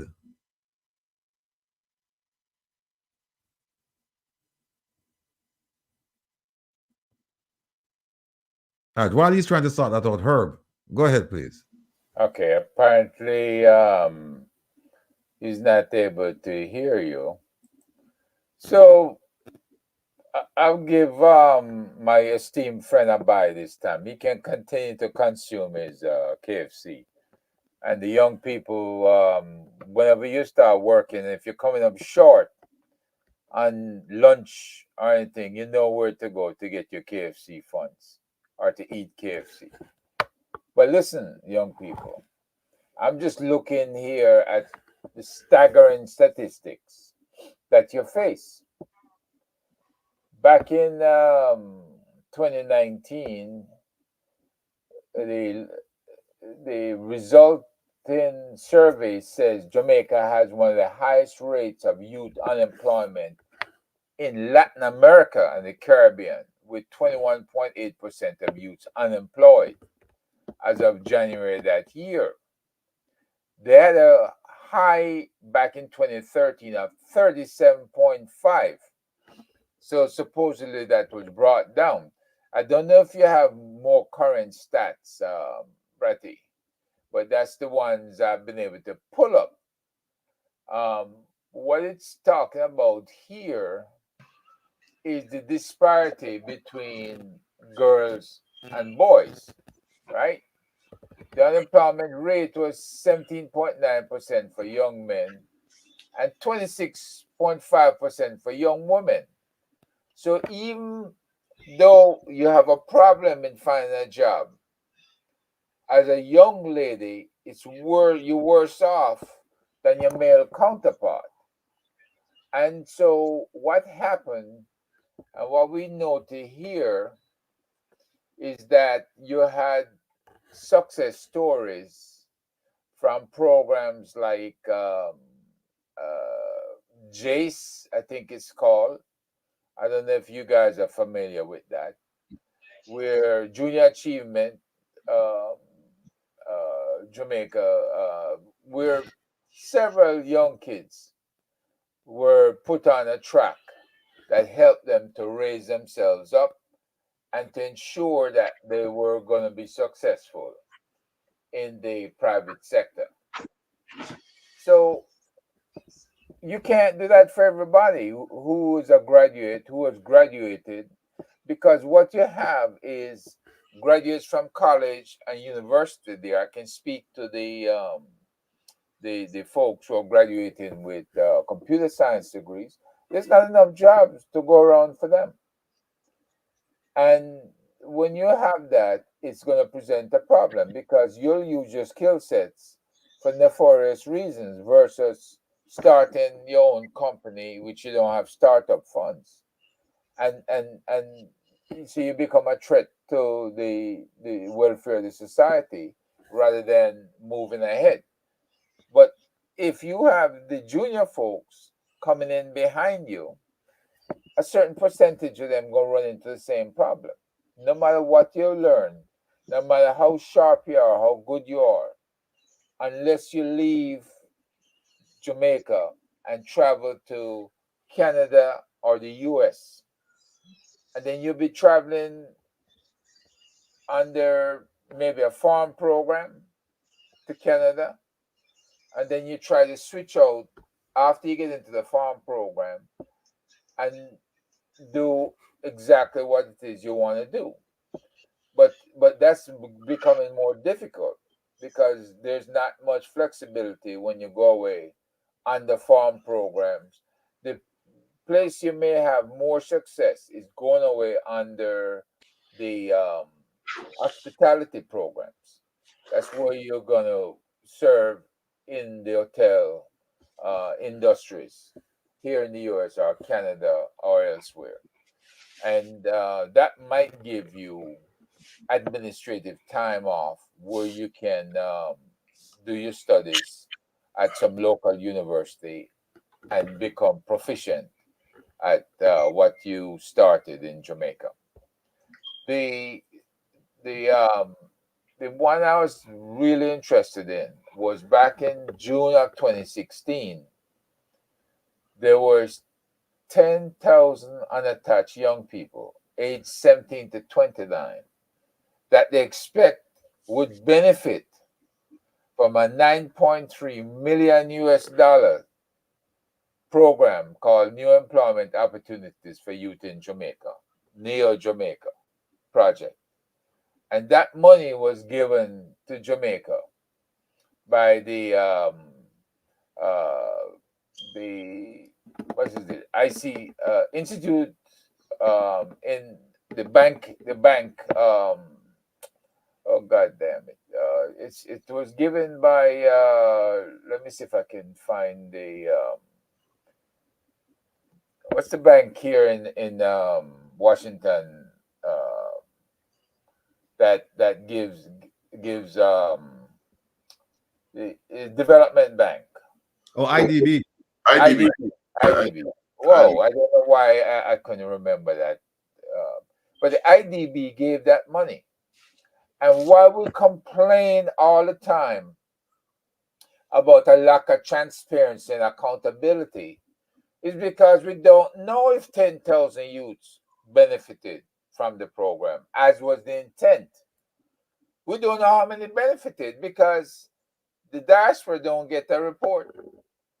And I don't know if Staten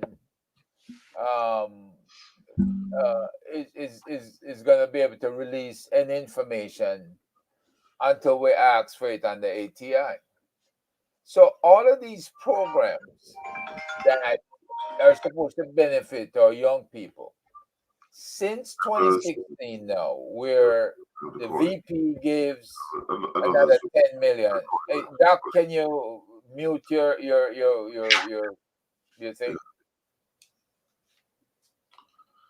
Right.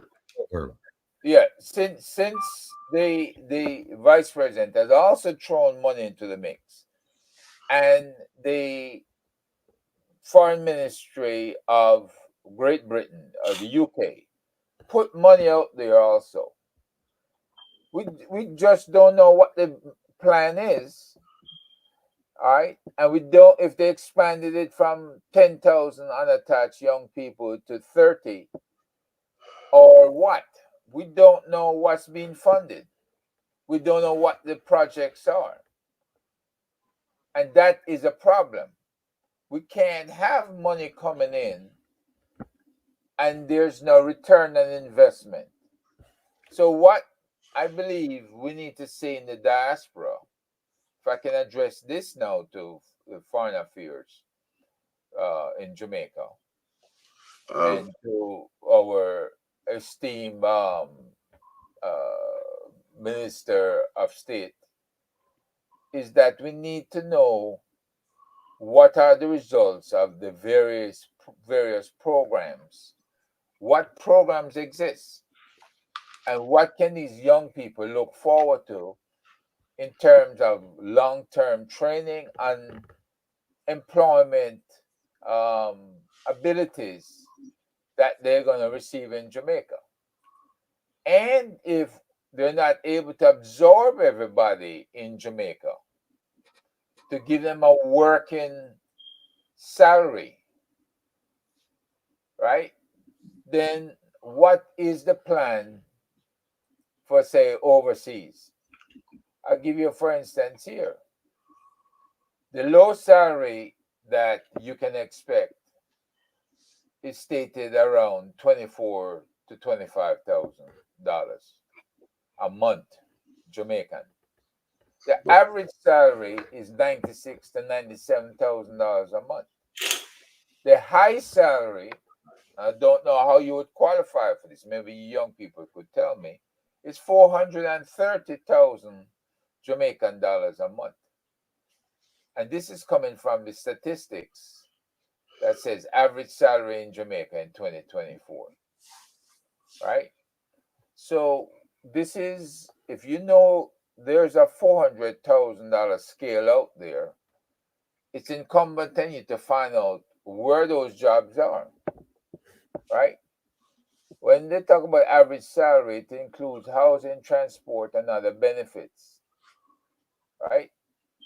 Salaries in Jamaica vary drastically in different careers. So if you're interested in the salary of a particular job, right, this same site I'm looking at can give you the average for these jobs. And I hope you're doing your research.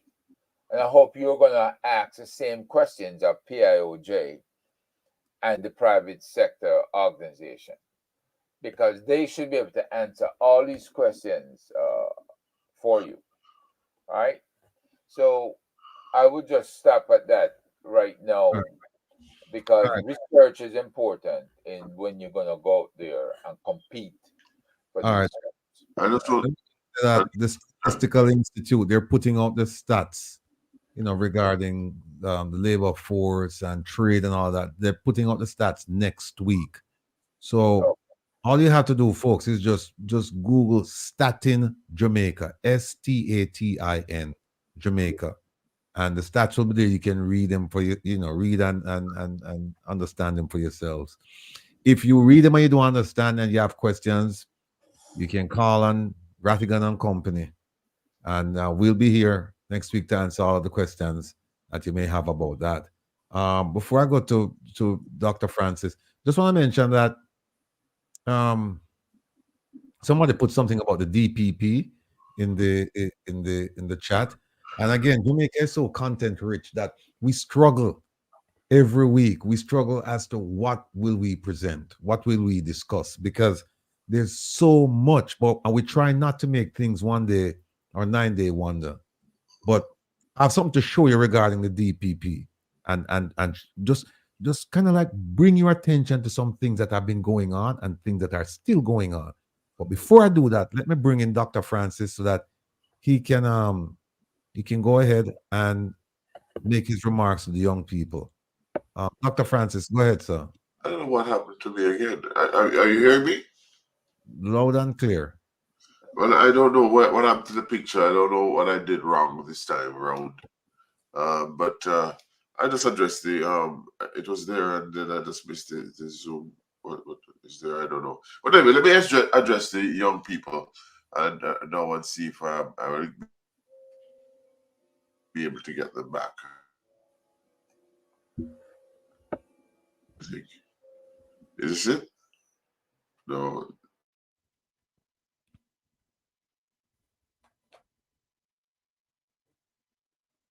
Can you hear me? Yes. I can't believe this. I don't know how I did this, Lord. I don't know how I did this. All right. Okay. Can you hear me now? Loud and clear. Yeah, but I can't see a picture. I don't know why the picture is not, but that's fine. I just want to say that I want to encourage these young people that I've been listening to for the past couple of hours, or hour and a half, to continue what they're doing and never give up hope. I do not believe that our politicians intended for us to be where we are today. I don't believe that they intend us to become any better than we were 40 years ago. To be quite honest with you, I grew up as a barefoot boy. I want you to listen to me, from Ocherias. I mean, when I say barefoot, I mean that. I don't even remember when I got shoes. I know I got shoes to go to primary school, and I had to pass 2 scholarships. I didn't pass the first time, I passed the second time. And I played a fool when I was in high school, at Yorkcastle High School. I played a fool for the first 3 forms. And then a guy set a bet that I can't beat him. And then I was coming 29th, and he was coming 30th. And we both studied, and I came 14th, he came 15th, and the whole class cheered. And as a result of that, I started to say, well, this sounds good. I wouldn't mind having that every month. And so as a result of that, or every term, I decided to study and to set my priorities straight. When I went to school, as a matter of fact, everybody in the village had to chump up. We talk about it took a village to raise a child, to chump up to get me to go to high school. And I'll never forget that, But what am I saying here? Now, years and years later, I have been able to find myself. I could go to, I got a scholarship to, entrance to London School of Economics. I couldn't do it at the time. And Wolsey Hall, Oxford, and other law schools, but I just couldn't go. I didn't have the money.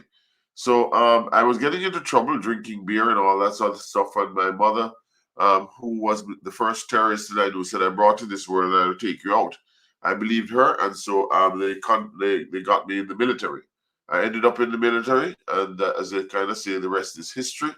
I went to the military. I went to England. I studied. I became a second lieutenant, a lieutenant, a captain eventually, and now I ended up retiring from the Jamaican Defense Force in when I was 29 at the time, and then I was on my own. I went into insurance, etc. And so, really and truly, I was able to do pretty well for myself. And so, what am I trying to tell you? No matter where you're coming from, no matter where you began, if you have a plan and you decide to work the plan, no, I am not saying the monetary situation is, but I think that is all contrived. I think that we were meant not to. Poor people are not really meant to succeed, but we cannot allow that to happen to you. You can't allow it. You have to find a way. You have to find a way. Shopping is not the way. Other ways, you have to find a way. We have to find hope, because there's hope. Jamaica has so many things. Unfortunately, there's some people in Jamaica who don't really love Jamaica because they don't love the people. And so as a result of that, as I said, I don't necessarily agree with everything that I said in terms of, but one of the things that I do know there are options out there, but at the same time, the young people have not given that opportunity to move forward. And that is so very important as a economy is moving forward and the country is moving forward. There are some people who are rich and they want to stay rich and they want to keep some people poor. And that is really very, very sad. We are one of the most ambitious of nations, for example, and we have a lot of acumen. When we first started with the diaspora engagement, my diaspora engagement, I encouraged them to, for example, came to Jamaica, brought people down, lots of very well, what should I say, educated persons like Herb Nelson, for example, down, and other plus persons to help in the curbing crime. They didn't listen to us, right? They didn't listen to because they didn't want to. They wanted to keep us in a box, right? And we decided that now that we don't want to be kept in a box. We want the diaspora to be separated. We want you to understand that we're with you, whether we live here or not. So they tried to divide and rule us, and they were very successful until recently when we did this protest down in Miami. That is a signal that we are releasing ourselves from the bonds of our own slavery. Our own people are enslaving us. And so as a result of that, we have taken the stand and we will not do it anymore. And Rattigan and my colleagues that are now listening to me there will understand the passion that I feel. I'm not feeling very well this evening, but because when I listen to you young people and I see my children in you and my grandchildren, I want you to make sure you do not allow them to keep you in a box. You do not allow them to enslave you again. You do not allow them to make you feel less than. Because we are more than, and we can do more than we are in fact doing. And so, lady and gentlemen, I want you to understand that Jamaica is ours. It's not somebody's, not the Chinese, it's not the USA, it's not other countries, it is ours. We are smart people. If they can take a cell phone, and I'm not encouraging shopping and steal thousands and thousands of money from people, we believe that you could have made them into entrepreneurs, you could have made them into technologists, AI specialists, as the Indians have done, and are ruling literally the world through through technology. So basically, all I have to say to you is that there are opportunities. The diaspora is the vehicle. The diaspora, what they want to call it, expatriate or not, they are the vehicle. They can help Jamaica, but some Jamaicans do not want to be helped because they want to hold your feet to the fire and they don't want your children to be like their children, etc. Now, I'm not a communist. I might not sound like one, but I don't eat a lot of Kentucky Fried Chicken, right? I said, but the fact of the matter is, I'm going to tell you this: we are not going to allow them to keep us down. And when I know I didn't sound very passionate earlier, but I know I'm not feeling very well, to be quite honest with you. But this made me feel good because I know we're in good hands. I know we are going to go through this together, and I know we're going to change the paradigm and make a paradigm shift, and we're going to have a bomb in Gilead, a bomb in Jamaica, because we deserve it, we own it, and we're going to make sure it happens. And that is my charge, Stephen, to all you young people. Let's get together and let them, don't let them fool you about these small wages. You're bigger than that. You can make money. There's many, many ways out there to make money. I made money and I lost it. But I mean, and I don't wish I had it, to be quite honest with you. And I can't tell people that because Rattigan is going to laugh at me. He's laughing right now. I can't even see. But the fact of the matter is, when we have it in our psyche and let them not drive us. I said what they did to you is terrible. It is really irrational and it's really stupid. Because you try to you have friends and frenemies and what have you. Ladies and gentlemen, I'm going to close at that point, but I'm going to say I look forward to speaking with you one-to-one and see if we can have a strategy to reduce this modern slavery that we're being put into. Thank you very much for the opportunity. Excuse me, Mr. Rattigan. May I say something here? Thank you for your inspiring words, Dr. Francis, sir. I am very inspired by what you have stated. But I like to also put something further in to give a full context, as with Mr. Isaac Buchanan said, context matters, as he's usually said.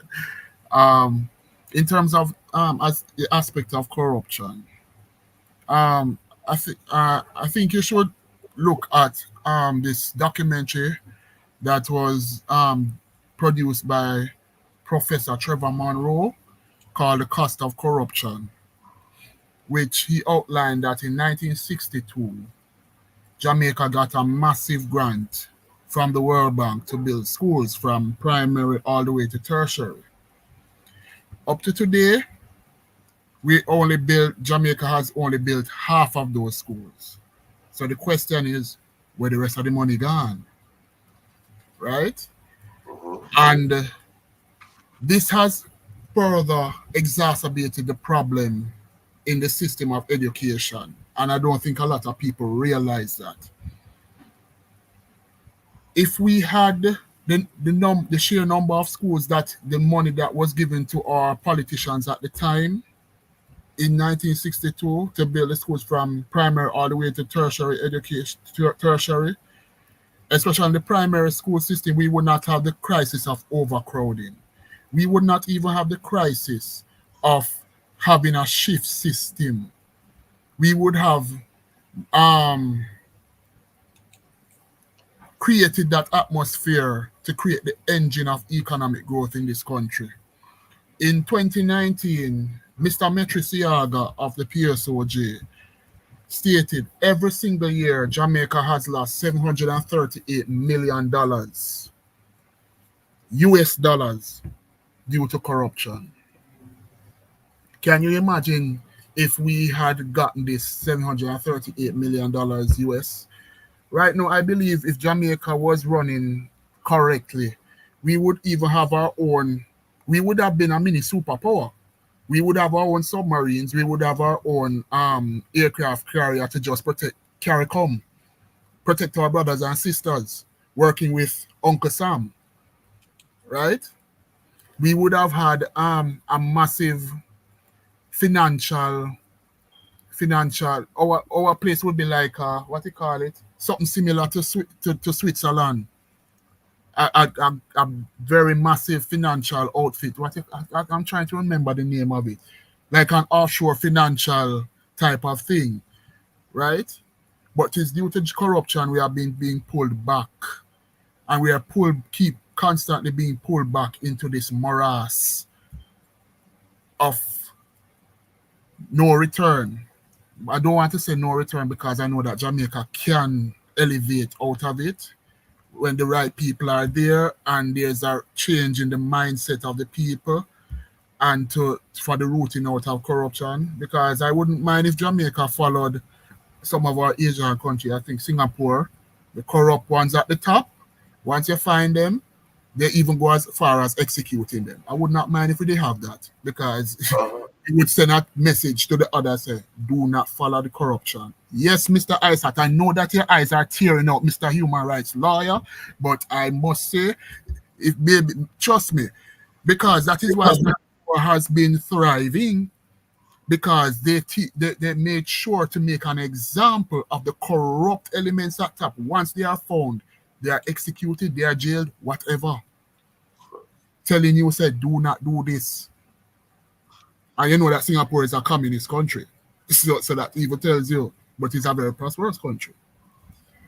But that is where we have to look at it. But as I said, part of the problem is the massive corruption. The only person that arrested was J.G. Smith back in the late 1980s, early 1990s. Yes.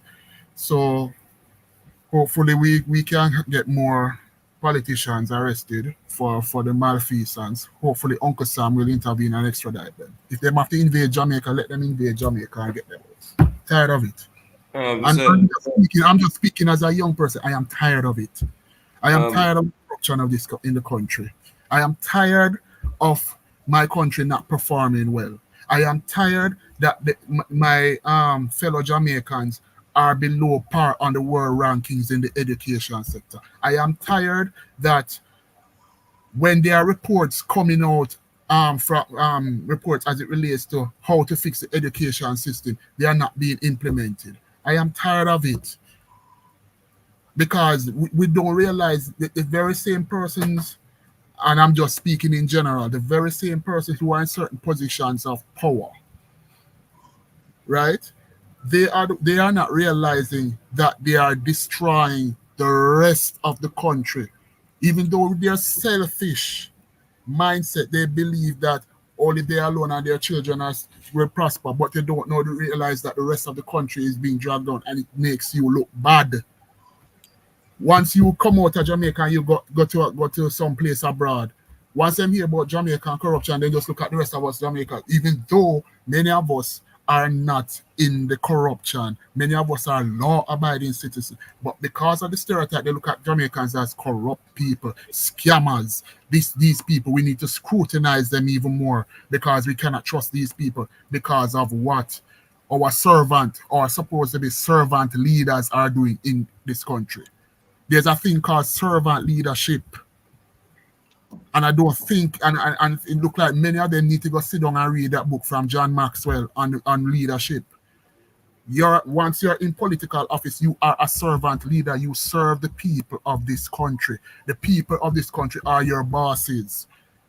We put you into power for 5 years, 4 or 5 years, for you to do our bidding, to carry out the things that we are supposed, that we expect you to carry for the benefit of us. Right? The diaspora even have what you can call it, a stake in it, because they haven't given up their citizenship. It doesn't matter where they are in the world. If anything big happen, they know that they can come back a yard because of them yard first and foremost, right? So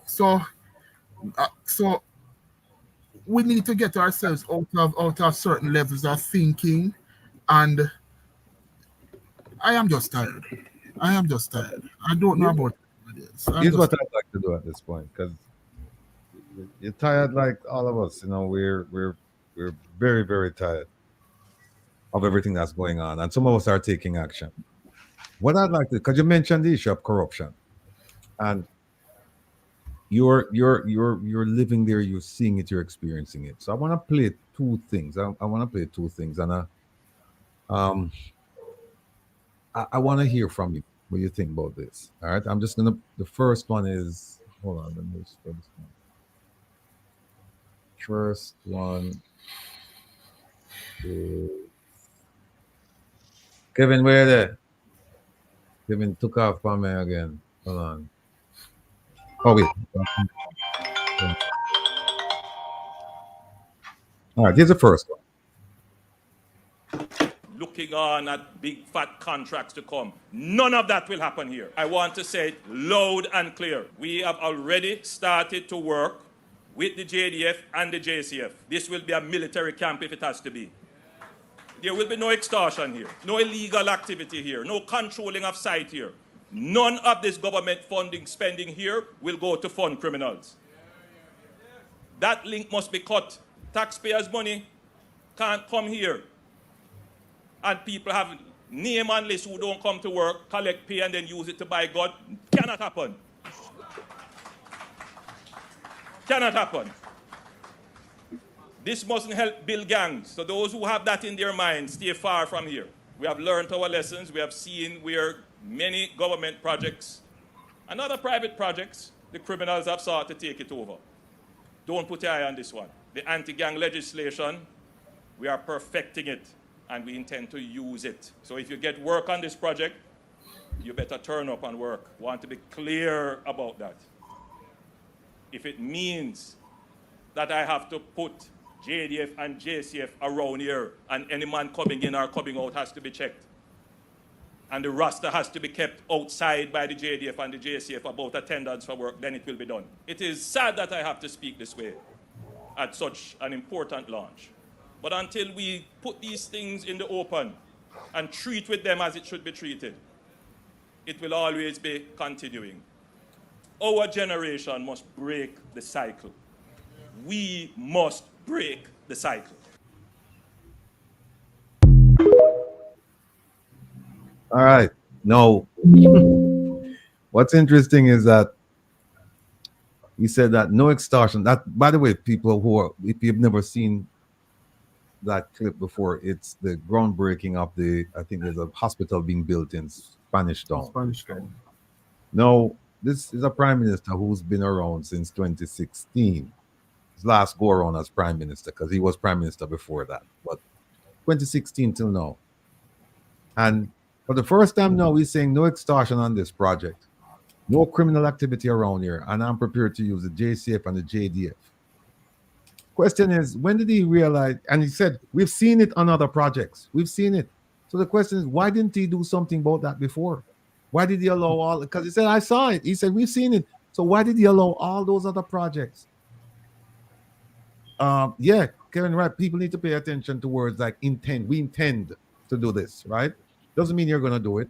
But why didn't he do something about this? The second question is that the government has a lot of projects going on, and Jamaica has more than 200 gangs. So you have to believe that extortion is not only confined to St. Catherine.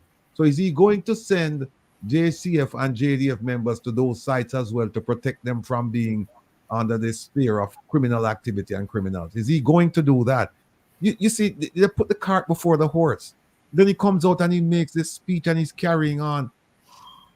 But there's no substance to this. There's no substance to this. You come now and you start talking about this, and that. And at the end of the day, people are going to ask, well, what were you doing before? You've been there for such a long time. What were you doing before? No answer. Here's the second one. The second one is I'm just going to show you something. No. People, I want you to pay careful attention, because this is something that's happened in Jamaica, and it's happening just like the fertilizer. And your boy catch on it, right? And we're going to talk about the fertilizer too. We're going to talk about that. But take a look at this.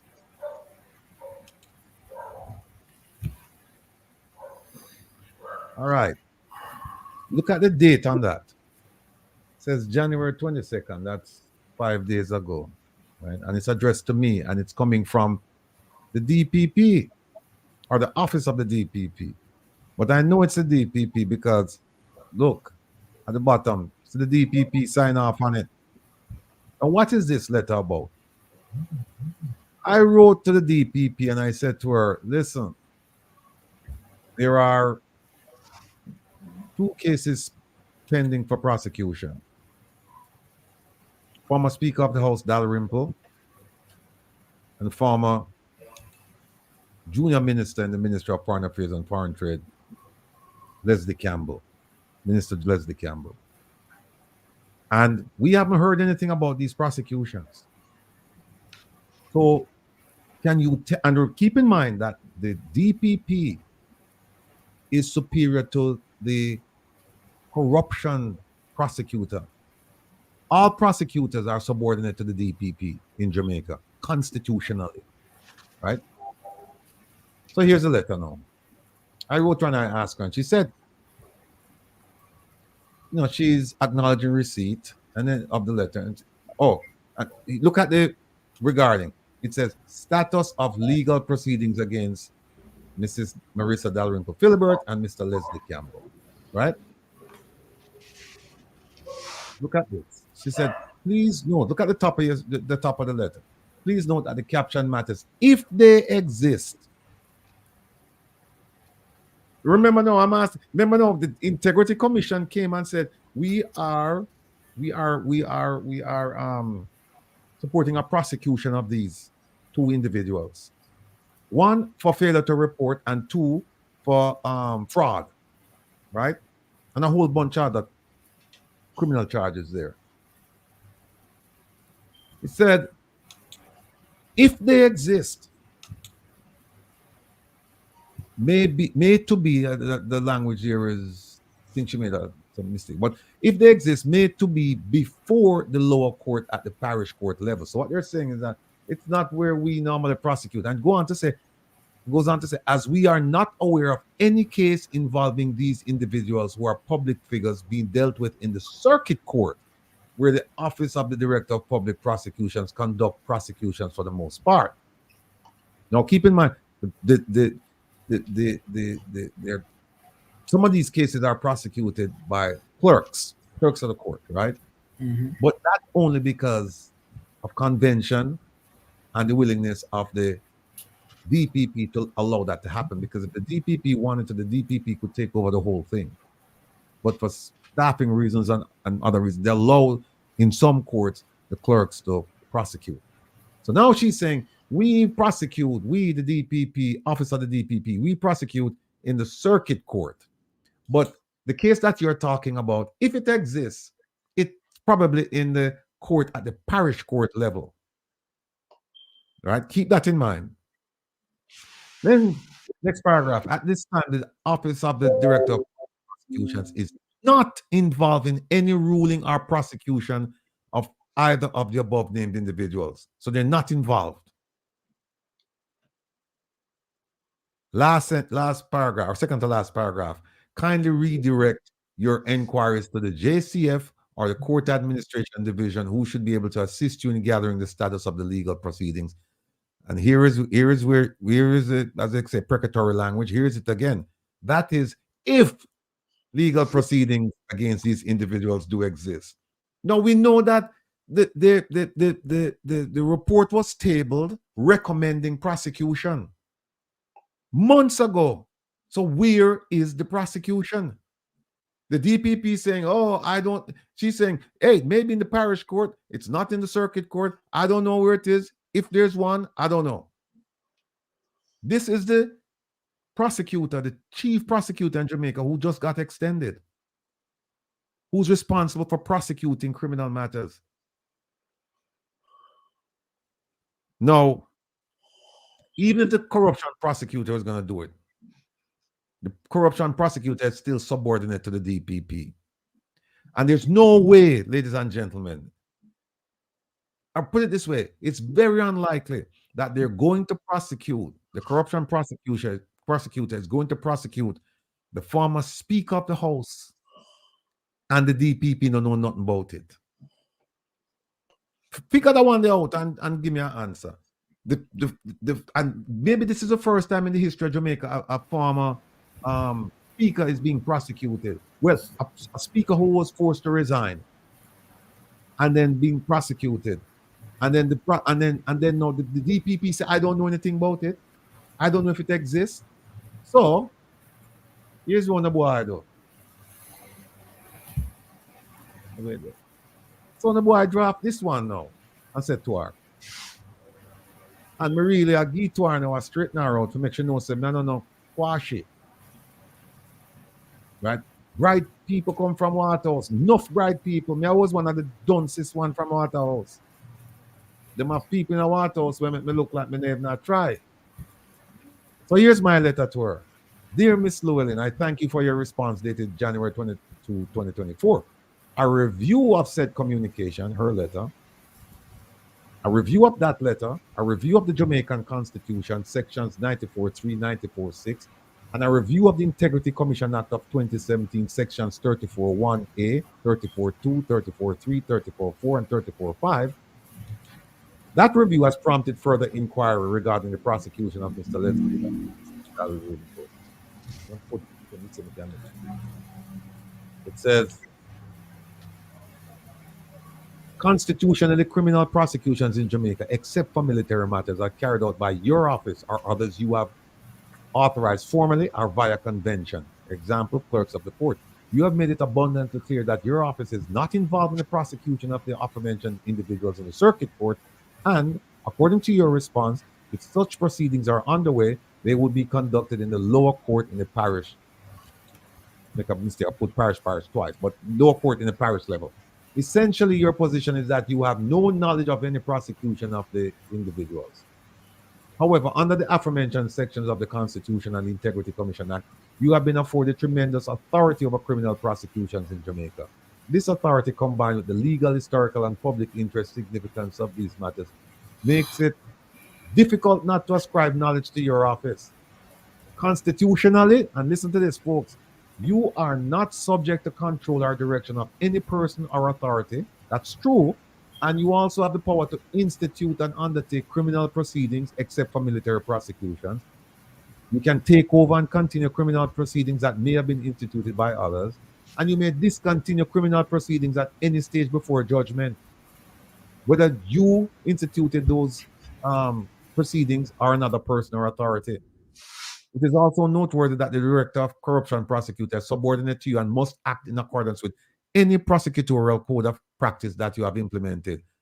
Finally, the Director of Corruption Prosecution may seek your opinion on legal matters, and any difference of opinion between both of you is resolved in your favor. Undoubtedly, you wield great power, authority, and oversight over criminal prosecutions in Jamaica. And I have been given the understanding that your office has prosecuted matters of great public interest in the parish and circuit courts. So when she coming now and giving the impression that she never have, we don't do the parish courts. I know of a matter that she personally prosecuted and she lost in the parish court. Therefore, the significant matters I inquire about are within the constitutional and legal province of your office, and therefore you ought to know about them. It is in this vein that I respectfully request that you reconsider the advice provided in your response and kindly assist with providing the following information regarding Ms. Dalrymple Filbert and Mr. Campbell. 1. Have you received a courtesy copy of the file from the Director of Corruption Prosecutor Integrity Commission? 2.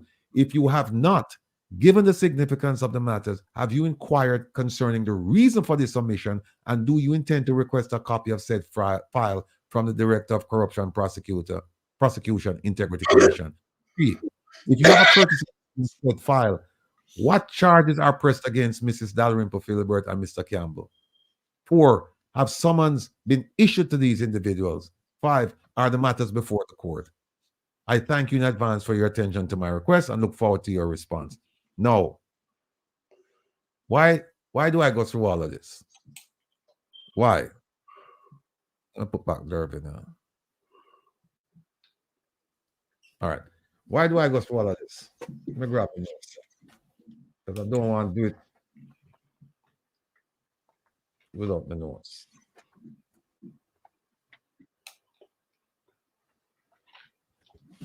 Stay with me. If I can't find it, I'm prepared to deal with it.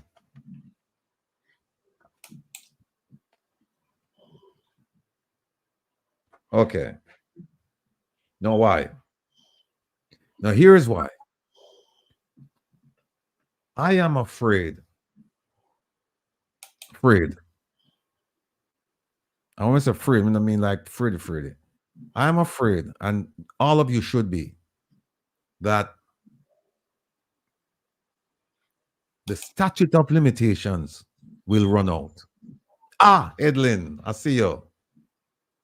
That's it. Statute of limitations.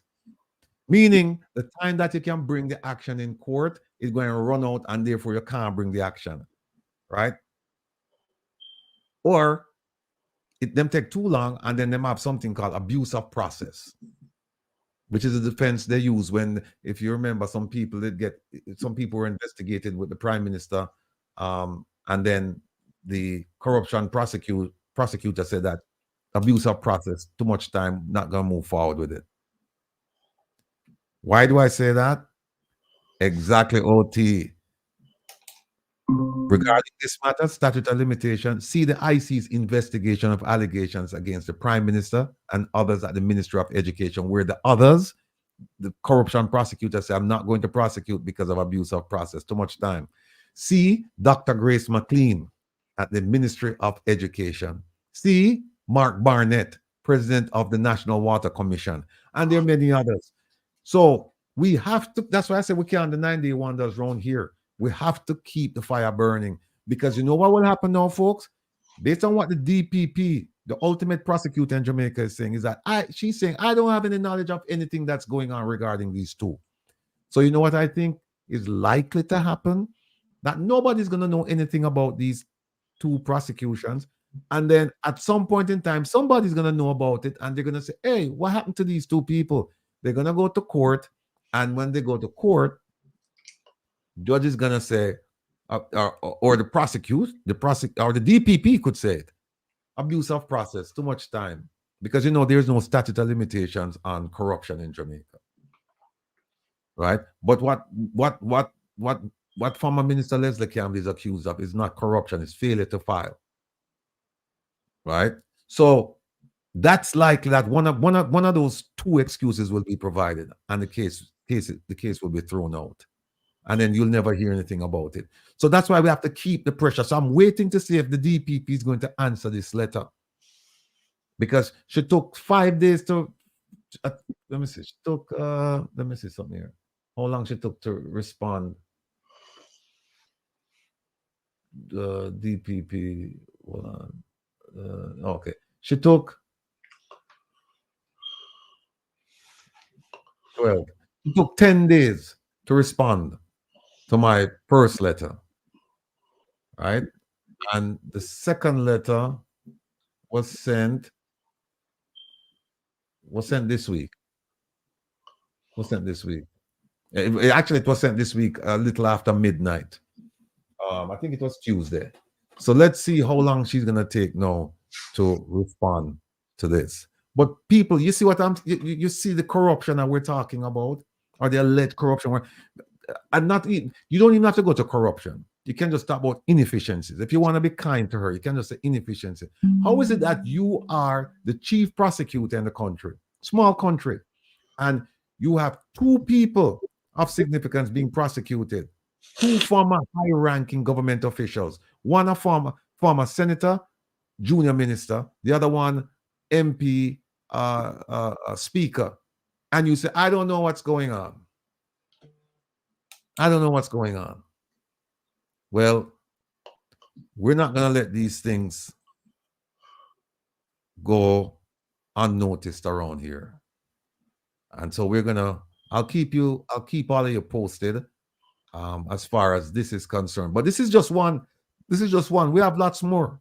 This is just one that we're working on. Yeah, go ahead, Herb. Now, if I remember correctly, when Wayne filed his case against the Commissioner of Police, it was for some similarities where there were obvious breaches of the law, and he did not investigate nor prosecute. Do we have a similar case then against the DPP that can be filed?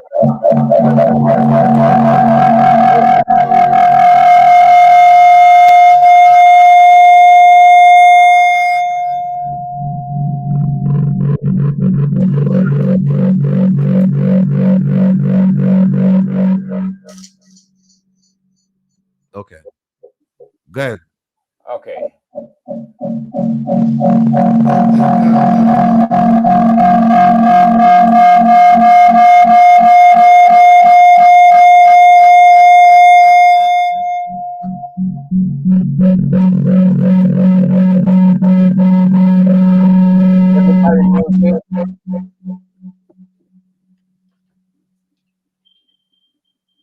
All right, can you hear me, Ratty?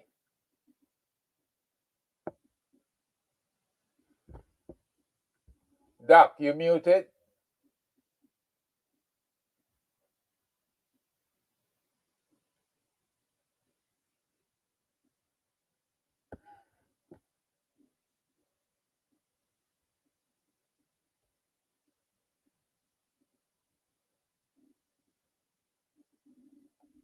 Isaac, you can hear me?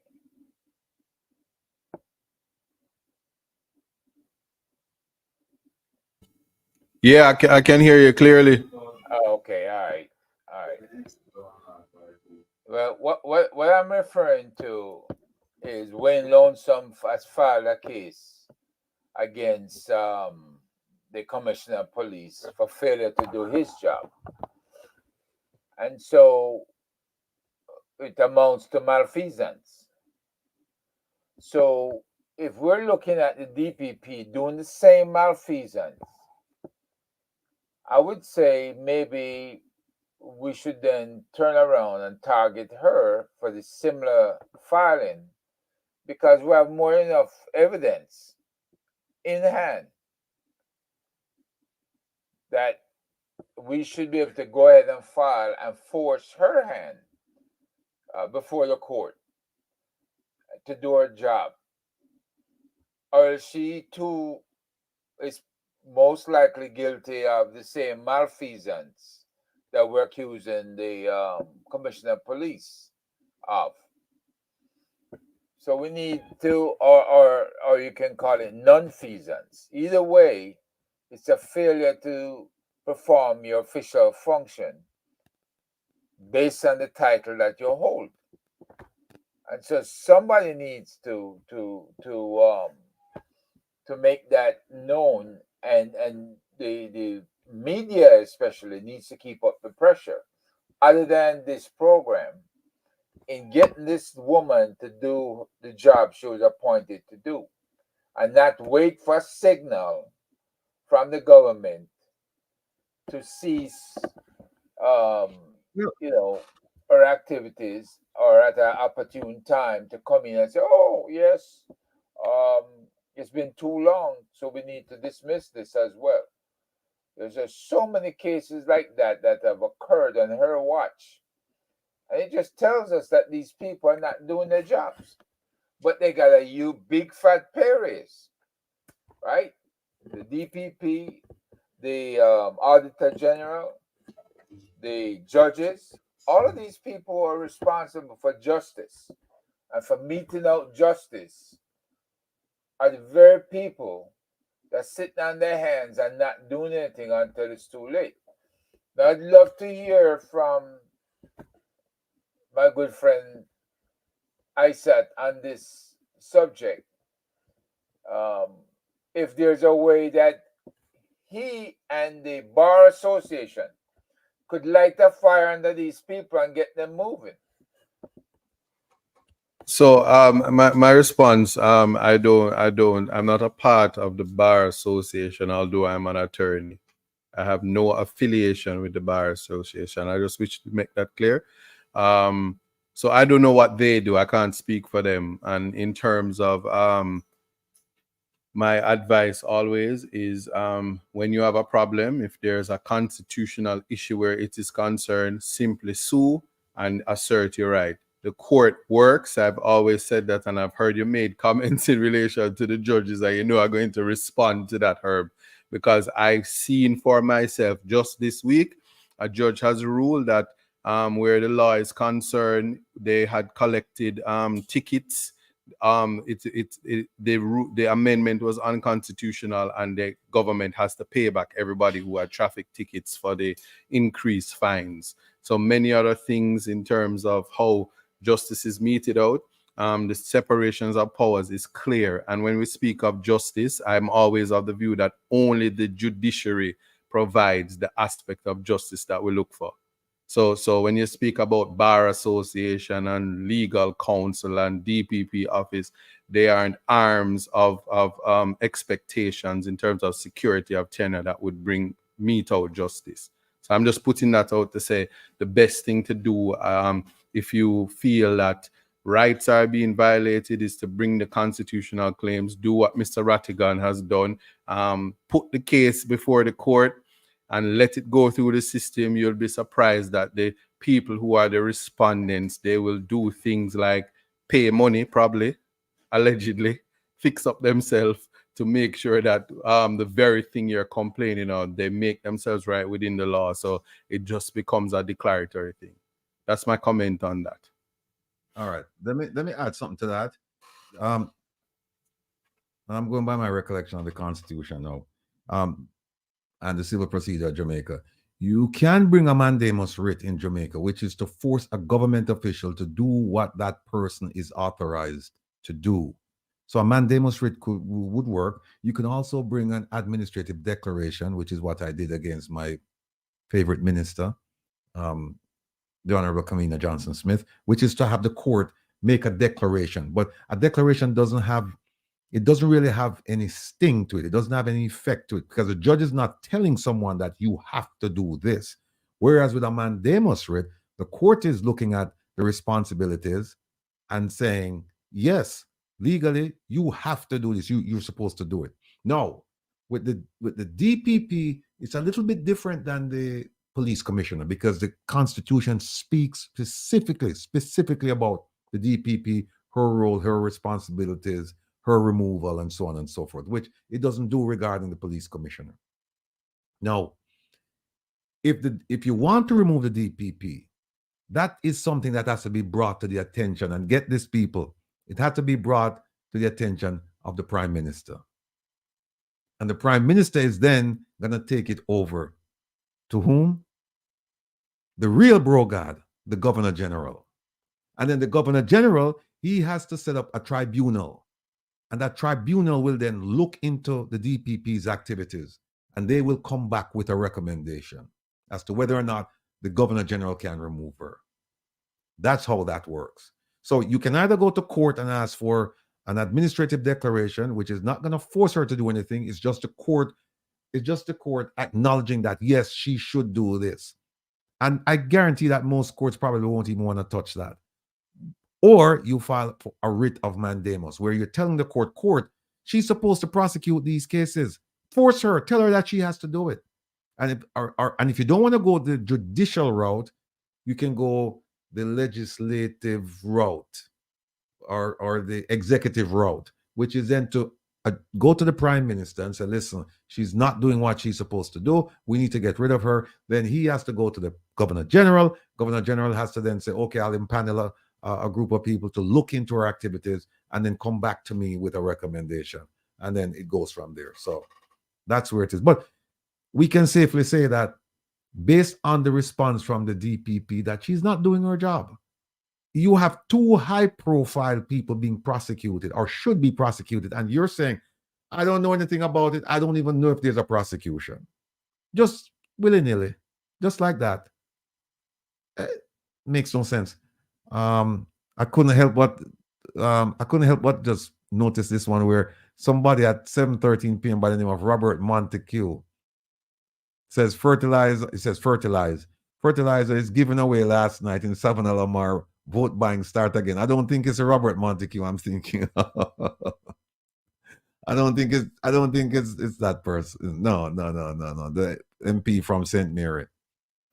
We'll find out tomorrow night when Wayne comes up. We'll find out tomorrow. Yeah, we'll find out tomorrow. But that's where we are, folks. Dervin, are you around? Giovanni, are you around? Tigo, because I want to do a quick thing here. I'm still around. You just not seeing my face. Still around. I'm still here. All right, good. Let me just do a quick thing here about somebody that I truly admire. Sit yourself for the joke. Let me just take a few minutes to make some remarks about my beloved brother, Minister Robert Morgan. No, like the DPP, he has a very important job that requires focus, intellectual agility, and a stiff spine. He has to be constantly prepared to discuss the big issues in a comprehensive way, cogently and accurately. He has to be precise with his words and be beyond and above reproach because he represents the government, and by extension, he represents all of us. I would like to personally thank him for helping me sharpen my arguments against the government. He is the perfect example of kakistocracy. Remember the word that people hear about kleptocracy, which is stealing from the public coffers. Oh, yes. word tonight. Kakistocracy. Yeah. Kakistocracy. And it means government by the least suitable or competent citizens of a state. So you see where I'm going with it, right? Remember that word, folks. Kakistocracy. Remember, people were up in arms about pussyfooting. People will probably be in up in arms about kakistocracy. Remember that word and use it freely and often. Describe. Somebody need to mute their mic, please. Mr. Tigo, Mr. Tigo, please. Thank you, sir. Okay, yeah, just did. Yeah. So, kakistocracy to describe the square pegs trying to fit in a round hole. For example, Dr. Chan being Minister of National Security would be an example of kakistocracy, right? Because he's least suitable to take over that role. Or Minister Minister of Health being an advertising. Yes, Mr. Rattigan, you can context matter spell that word. You know how Jamaicans feel about speaking of cocky. Okay. Thank you. Kakistocracy. Kakistocracy.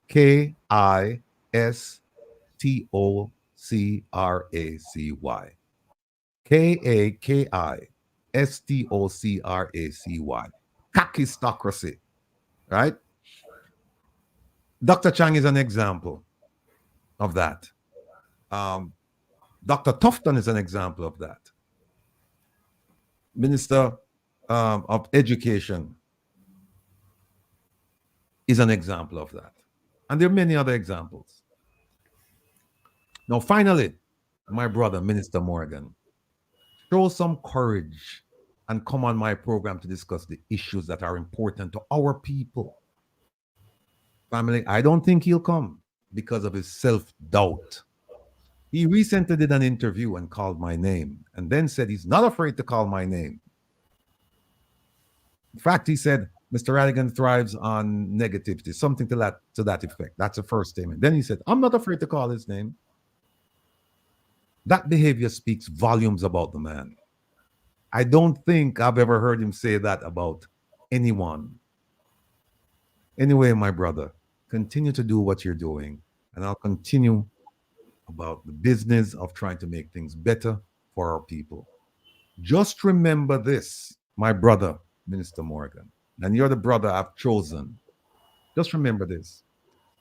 In the event important people begin to lose their assets, in the event important people begin to have their visas revoked, in the event that important people are arrested by Uncle Sam, they'll have you to thank for it. And I hope you willingly take the credit. Good luck with your endeavors. And that's my take on Minister Morgan. Sir Rattigan. Yes, sir. I have a few questions here I've been wanting to ask you from about 3 o'clock, 4 o'clock. Go ahead, ask the question. It was related to some of the things you mentioned earlier, like Venezuela, with diaspora, and the U.S. warning on our health system. So I've actually two questions and one statement. So one of the questions. You can come back to your face now, Giovanni. Oh, hold on. I'm turning on the light. 1 second. 1 second, please.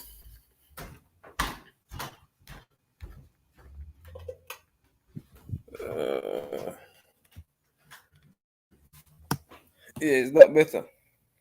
Yeah, man, go right now.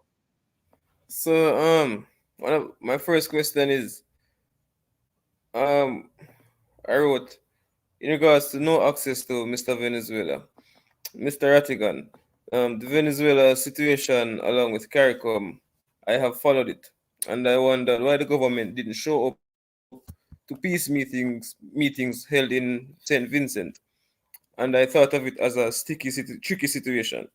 So my question to you is, how do you think this situation should have been dealt with? Then question number 2. that quick. Let me answer them one at a time. All right.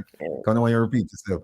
The first one, what happened with the Venezuela Guyana incident and why Jamaica wasn't there? No.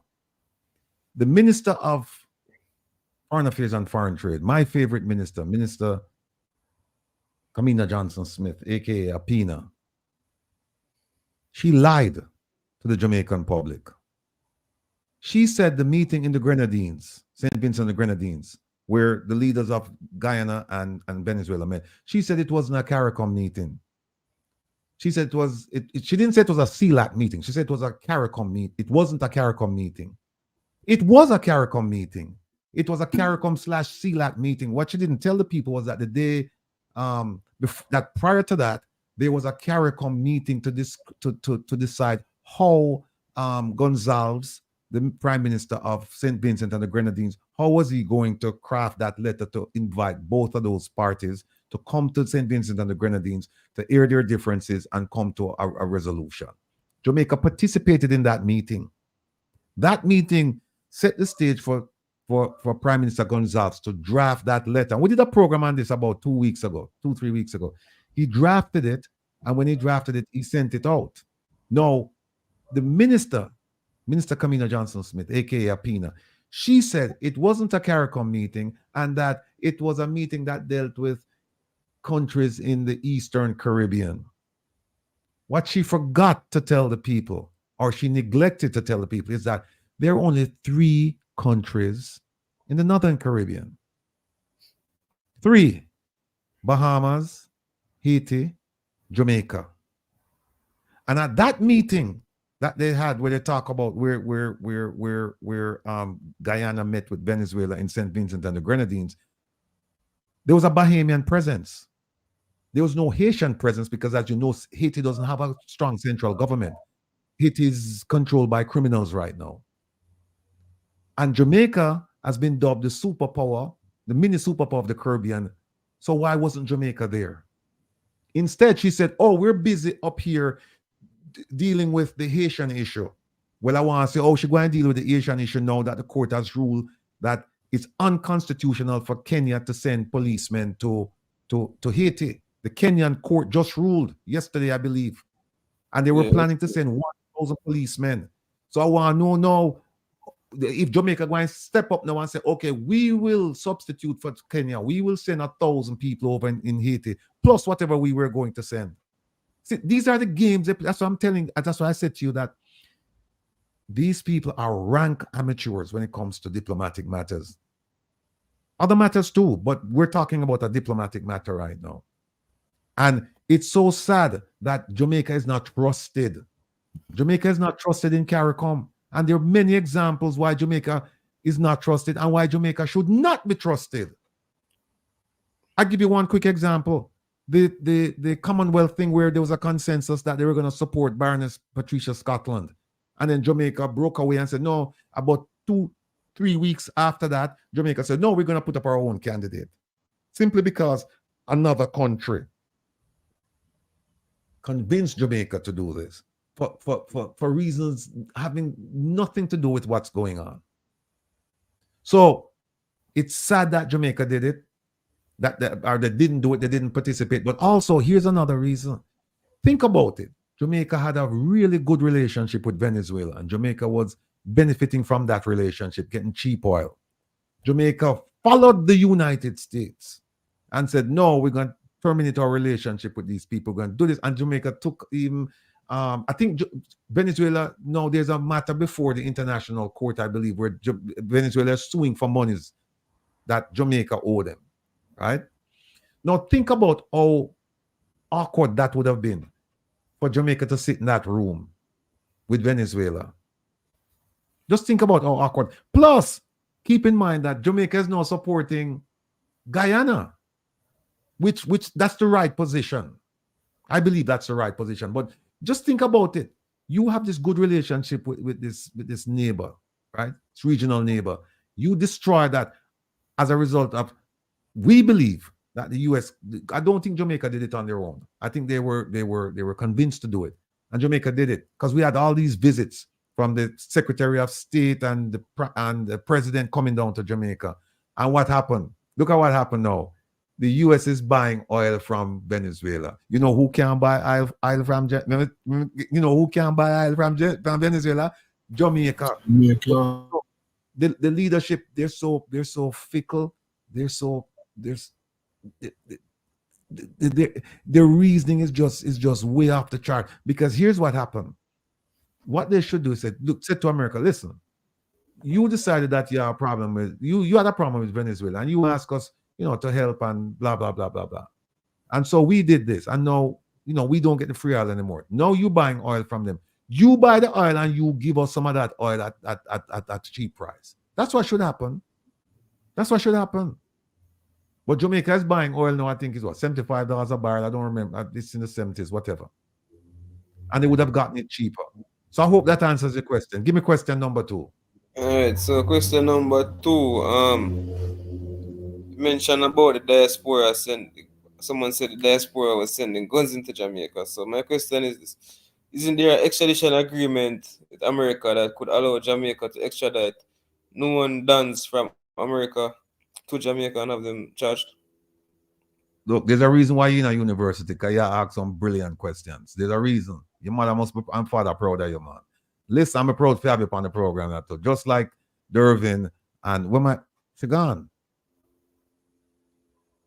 Hold on there.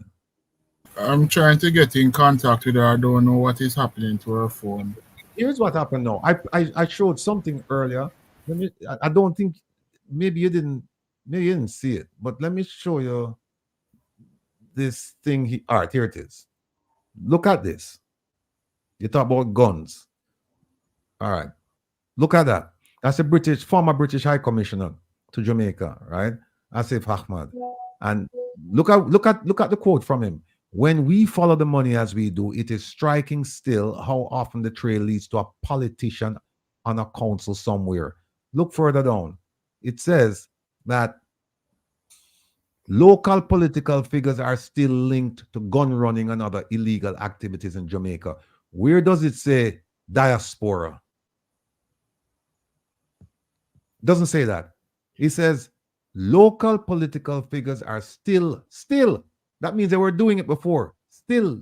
And he's saying this because he's got the information from British intelligence. Local political figures are still linked to gun running and other illegal activities. No. Let me go even further. Give you another answer to your question. Yes, there is an extradition treaty. And yes, December 2022, December 2023, the Prime Minister came to the United States, Washington, D.C. In 2022, he came with the police commissioner. He didn't come with the national security minister. In 2023, he came with the Minister of Foreign Affairs and Foreign Trade. Didn't come with the Minister of National Security. And on both occasions, he said, I'm here to talk about national security issues. 2022, he said, I'm coming with a list of dons in America sending guns to Jamaica. And we're going to talk to our American partners. And we're going to do this and we're going to do that. Right? And they put him them have a meeting in a big hall with a whole bunch of people. It's a stupid meeting. It's a joke thing. And we haven't heard anything from him. Remember, there was much fanfare when he left Jamaica, saying that he's going to America and he's going to be doing this. Then when he came here, there was much fanfare. What has happened since? We haven't heard anything. Then this past December 2023, he came with the Minister of Foreign Affairs and Foreign Trade. And he said, specifically, I'm here on a mission to deal with national security. We don't hear anything about that, right? No. The government in January 2020 established an organization called the Global Jamaica Diaspora Council, and they also established another one called the Global Jamaica Diaspora Youth Council. And they say, and in January 2020, there were 28 members, 20 of them appointed by the government of Jamaica. Think about that. 20 of them appointed by the government of Jamaica. Now, you as the government of Jamaica, you have set up this organization in America, right across America, Northeast, Southeast, Midwest, all over the place. Now, if you have an issue with diaspora sending guns home, wouldn't you think that's one of the issues you would raise with the organization you created? What better organization apart from law enforcement Instead of coming to me individually and Herb and all the other people and Tigo and you know, all of us and say, hey, we need to do something about this, we need to tell on the cousin and thing if it stops and go. Wouldn't it make better sense to go to the organization you created, the organization that represents us in the diaspora, and say, listen, as an initiative, we want you guys to start looking into this, right? Why didn't they give them training on how to develop sources? Why didn't they give them training and try to get the US government to deputize them and give them guns so that them can go investigate who are sent guns to Jamaica and arrest people? Why didn't they do all of them things? Why? Go back and ask, go back and look. Well, yes, there is a rep in Jamaica. They have a rep in Jamaica, but just go back and look and you'll find that the Jamaican government has never had this discussion with the Global Jamaica Diaspora Council about saying, we're going to deputize you guys. We're going to ask you guys to go out and check with the shipping agencies. And we're going to give you magnum, where you call the thing, the herb, magnum, can't pronounce it now. So what? You know me. Eh? You talk about Magnitsky? No. Metal detectors, something like that. Forgot you. Why them don't say we are going to send you? Magnometer. Yeah, why them don't say we are going to deputize the shipping agencies in America then? And we all give them metal detectors and we are going to give them training and we are going to do this so that them can go through all of the barrels them. Just search the barrels them. Just use them, the thing for magnets and open it up and look and say, why them don't do that? Why them I come to blame me? Why them I blame her? Why? Because them run out ideas, Giovanni. We're being led by a bunch of idiots. We're being led by people who have no idea how to fight crime. I heard the Minister of Foreign Affairs and Foreign Trade talk about Plan Secure Jamaica. Plan Secure Jamaica is not within the portfolio of the Minister of Foreign Affairs and Foreign Trade. It is squarely within the portfolio of the Ministry of National Security. So now you see what anybody can talk about anything at any time. And we have some idiots in the diaspora who sit down and listen to that foolishness and talk about them as support Jamaica. How do you support Jamaica? By being complicit in this nonsense, this excursion, this frolicking detour, this, going around the primrose path. How you help Jamaica by doing that? People need to wake up and start think critically. Tell them to go ask tell Minister Terrelonge, say, listen, you want to do something about guns? Go to the organization where you set up, where not him never set it up personally, but the ministry set it up. Go to that organization and tell them, say, we want to do all them things. And we're going to train and we're going to give metal detectors, and all of you guys who ship barrels and stuff, you can go through your barrels and you can go out there. Tell them to do that. Tell them to do that. Question number 3, Giovanni. We're on fire tonight. So, my last thing is not a question, it's actually a statement, really. So, it's about the US warning to the citizens about our health system. So, the response that the minister of health gave seemed to have been more about the well-being of tourists and not that of local citizens. It seems as if they are moving faster towards it now that it is affecting tourism. If Jamaicans complain about it, they say we are spreading lies. But when it comes to non-Jamaicans, they are concerned and ready to fix the issues. If they had listened to the cries of Jamaicans, that couldn't have been said in the first place. You know why, Giovanni?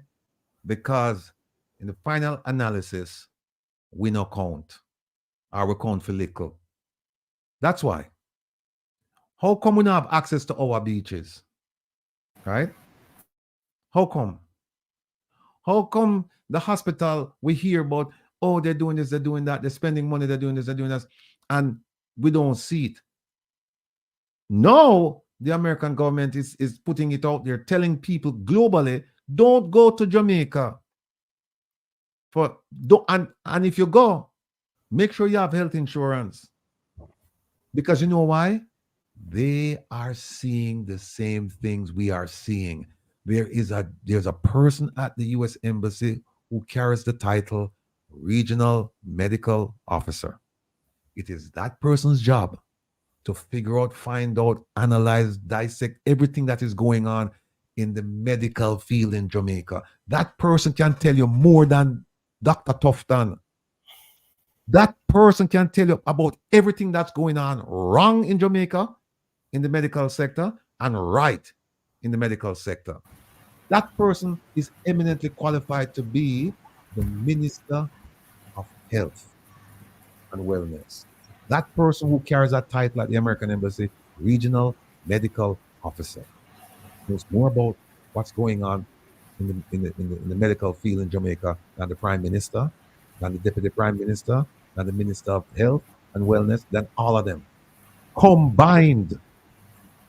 Not individually. Take all of the ministers them and put them in our room and say, tell us what you know about what's going on in our country regarding health. And I submit to you, you take that one regional medical officer, you put him across the table from them, and he'll be able to tell them things they don't know, or them say them don't know. You'll be able to expose them. And so now he's coming out and say, wait a minute, you notice you don't say the Minister Tufton come out and say, oh, that's a lie. We have the best medical facilities in the Caribbean, and we take care of our people, and we this and we that, because that is not the case. That is simply not the case. Giovanni, trust me on this. Trust me on this, Giovanni. If you want to know what's going on in the medical field in Jamaica, medical sector, just go to the U.S. Embassy and say, I'd like to speak to the regional medical officer. If you want to know what's going on with crime in Jamaica, just go to the embassy and say, I want to speak to the regional security officer.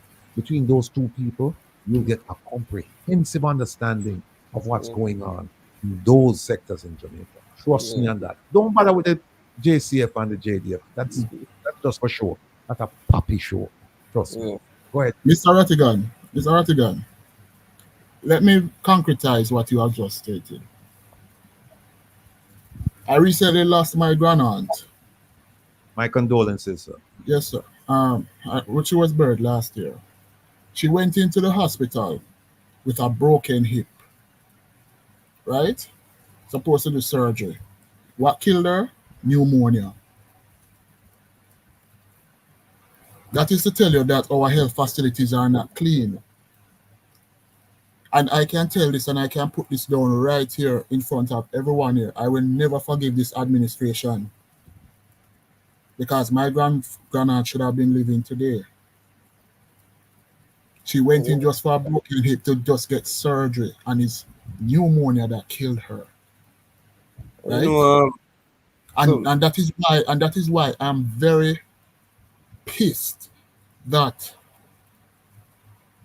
Jamaica got how much money in COVID funds, right? COVID funds. That funding was supposed to go to the hospitals to get the necessary cleaning agents and other equipment to protect the staff, right? And to use it to protect the patients, right? Where that money gone?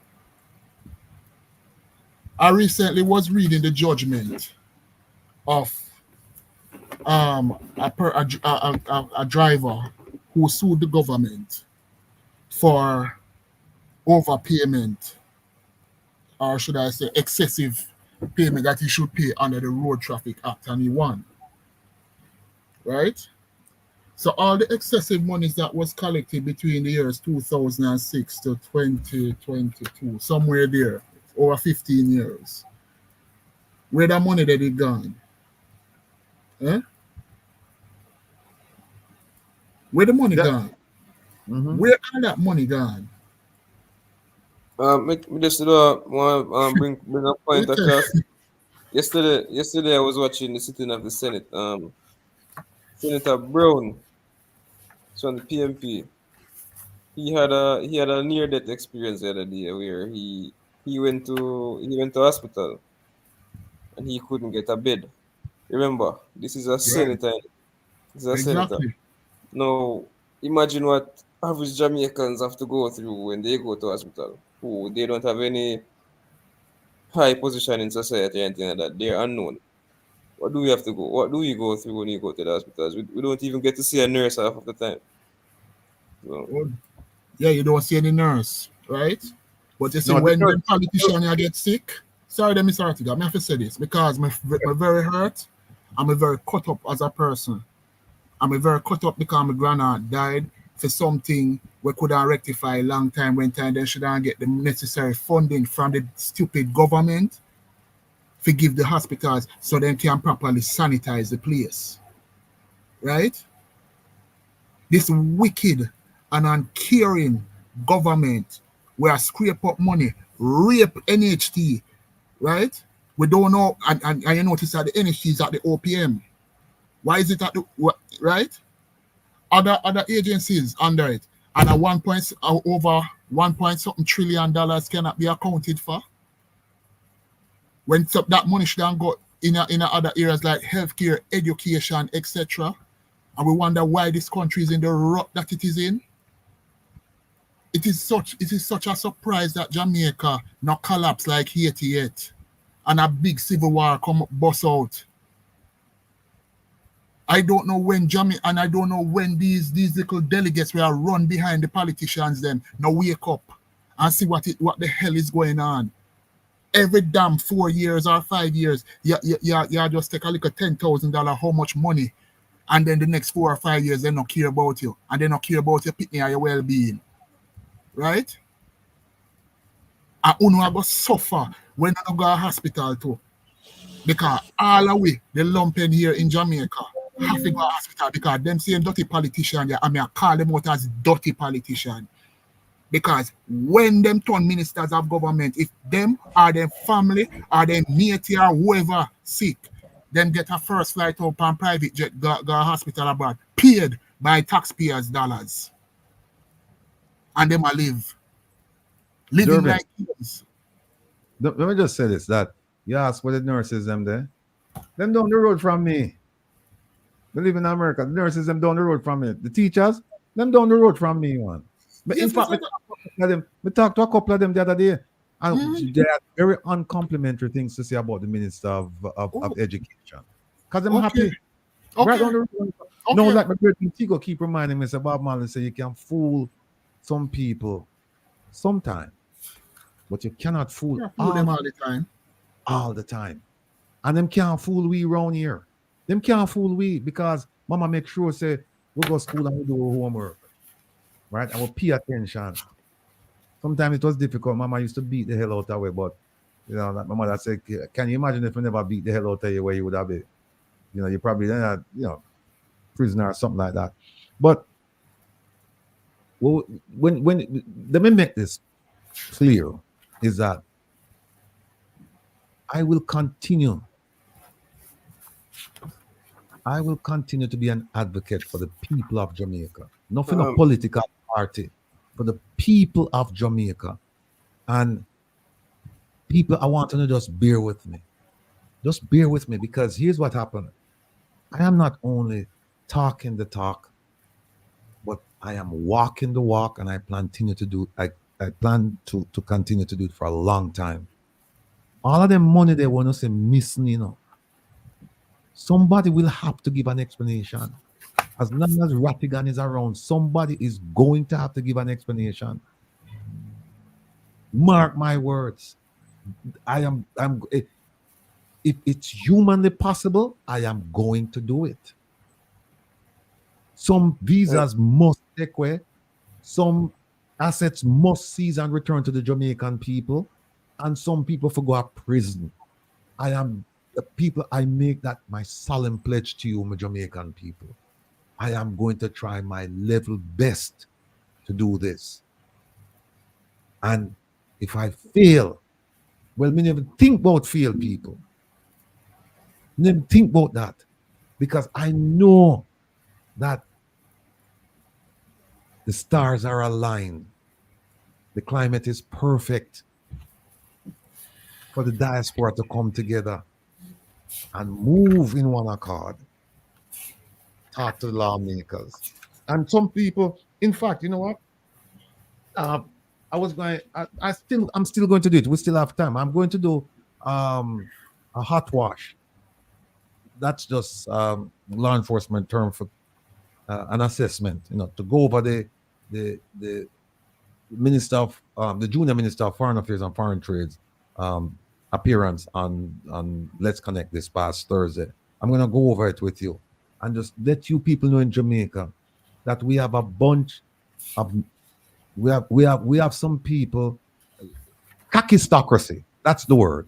Kakistocracy. Sir Rattigan. There's some Democrats, right, in Jamaica. People who are unqualified to occupy the position that this person occupying. Big up yourself, Kevin. People in the chat wanting to big up Kevin. Kevin do a program on Reggae Global Radio at 8 o'clock, from 8 to 10. So he have to shake out now. So he have flash right now. So him gone. So Kevin, big up yourself. I want to big up Kevin now. I want to big up Kevin. All right. Yes, Mr. Brown. Kevin, big up. See the Kevin. And Kevin, not because you finish at 10 tonight, if you come January at midnight, I see you do it a couple of times, but if you come more often, we'd love to see your face in the place. All right. So, go ahead, Giovanni. So me have one more thing more bring across to you. It's something about China will kind of catch my attention because I'm a fan of China, So I like China. So the thing with China now, Mr. Rattigan, I think China does a lot for Jamaica.